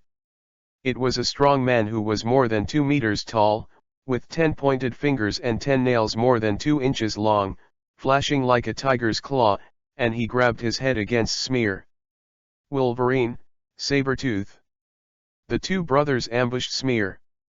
The front and back attack is a desperate posture. Haha, it's useless. Smear chuckled and kicked out, kicking the Sabretooth that was flying forward. While kicking Sabretooth, Smear took advantage of the tendency to spin and slapped a punch, hitting Logan's chest heavily, knocking Wolverine away. Logan, run. The 2 can't fight together, so what else? Sabretooth yelled at Logan, turned and ran. With a dash of body shape, he leaped up to the wall, using his hands and feet together, and no one was seen after a few ups and downs. Chapter 049, Integrate Gene. Chapter 049, Integrate Gene. And Logan, turned around and rushed into the alley, without his head, disappeared. Well, it seems, the fist can't convince them. Smear shrugged, smiled, and stretched out his palm. In the palm, a drop of red blood rolled like a drop of water. At least, Wolverine's genetic sample is available. Putting away the drop of blood, Smear straightened his shirt and turned to leave. You came back alone. When returning to the underground base, Charles saw that only one person from Smear came back. He looked at Smear in surprise and asked, "You didn't even convince him?" "That's a wolf. Even if he is beaten, he will not become a dog. To tame beast, you need to have enough patience." Smear shrugged, picked up the wine glass, found a chair and sat down, and said faintly, "Don't worry, he will be back sooner or later. He is destined to be your companion." "Well, I hope so." Charles shook his head helplessly. "You guys play slowly." Smear showed no interest in the party between these young mutants, waved his hand, and turned back to the room. Wolverine's immortality ability is still worth using. Sitting on the chair, Smear began to integrate Wolverine's genes. "It hurts. It hurts too much." The whole body's cells were shattered and reborn, and Smear grinned in pain. Fortunately, the duration is not long. Soon after, Smear has completed the gene integrate. The majestic vitality, huge vitality, really amazing. Feeling the huge vitality surging in his body, Smear was amazed. Wolverine's super recovery ability is almost like the legendary werewolf. There is Sebastian's energy absorption, Wolverine's super recovery, and Charles's psychic power. I can say that I can't die if I want to die. No matter from the mind or the body, unless you get a bunch of nuclear weapons, you can't die. There was a smile in Smear's eyes, and there was no need to worry about death in this dangerous place like Marvel. Beep, you have collected a certain gene and opened a gene strengthening template. You can strengthen the genes of others and develop your own power. Suddenly, a systemic voice came from Smear's brain. Strengthening other people's genes, that is to say, strengthening ability and make up for all defects, this is simply a godlike ability for mutant. However, Smear looked a little weird. Is this going to turn him into Apocalypse? This is the case with Apocalypse, omniscient and omnipotent, and can also strengthen other mutant genes. After washing his body for a while, Smear walked out of the room, and he was in a good mood with immortal ability. As soon as I went out, I saw a few people gathered together, and immediately greeted Roar. "Oh, what are you doing together? You came just right. We just wanted to call you. We received a tip that Sebastian has arrived in Russia." Greet took out a pile of materials and introduced the situation to Smear, Charles and Eric. Sebastian's purpose is obvious. He is pushing the polar bear to deploy nuclear missiles in Cuba. Everyone, we must stop him. Leave it to us. Charles closed the information, smiled confidently, remembering the mutants he had gathered, and confidently said, "Our team is about to show off." "Charles, they are still a bunch of kids. I don't think they have this determination." Eric doesn't have much confidence in this team. "Eric, even if they are children, they are a group of outstanding children." Charles put away the folder confidently and walked out of the office. Coming downstairs, there was a noise in front of him. There is music, there is screaming, there is roar, and there are even various beating sounds. What's happening here? Charles froze for a moment, hurriedly walked towards the direction of the sound. On the first floor of the office building, in a living room, at this moment, has become a ballroom. Raven was standing on the table and dancing, the dragonfly stretched its wings and flew around in mid-air. Hank hung upside down on the ceiling fan, beating the beat. Jubilation Lee's firework was launched everywhere, exploding in the air, brilliant and colorful. Emma turned into a diamond, shining brightly under the light. Darwin became a rock, letting others wave the stool and smashed it heavily on him. Scream and joy roar, this place has become a bar. What are you doing? Greet rage's wild roar. The lively scene suddenly stopped, and a group of young mutants stopped quickly, bowing their heads not daring to answer. "Ha ha! It's so outstanding." Eric shook his head, turned and left. "You. I'm so disappointed." Charles turned pale with anger, turned and left as well. "Well, a good dance party. I can understand that Raven is going crazy with these little guys. What's the situation with you two?" Smear picked up a glass of wine, took a sip, and looked strangely at Emma and Jubilation Lee, these two girls. She is usually very stable, completely different from the crazy girl Raven. Why did she get into trouble with him? Chapter 050, Gene Strengthening. Chapter 050, Gene Strengthening. I'm a bit too excited because I saw so many of them for the first time. Jubilation Lee stuck his tongue out and said embarrassedly. "I believe, my dear, I will forgive us, won't you?" Emma cast a wink at Smear and said. Smear shrugged, blinked at the three of them, and said faintly, "Next time, don't have a dance party in the office. They are useless. Let's just go for this operation." Eric suggested to Charles. "So be it." Charles's anger remained unresolved, and he was extremely disappointed with the team he had gathered. "You two can go there, I will stay." Smear turned to look in the direction of the office dance party, smiled and shook his head, and glared at the three guys who were afraid of the world, and said faintly, "These guys need to be taught. It's really time to teach them well." Eric nodded, "Without instruction or training, they are a mob." "All right." Charles nodded helplessly, looked at Smear, and said, "Smear troubles you. Give them a training session. First let them know what discipline is."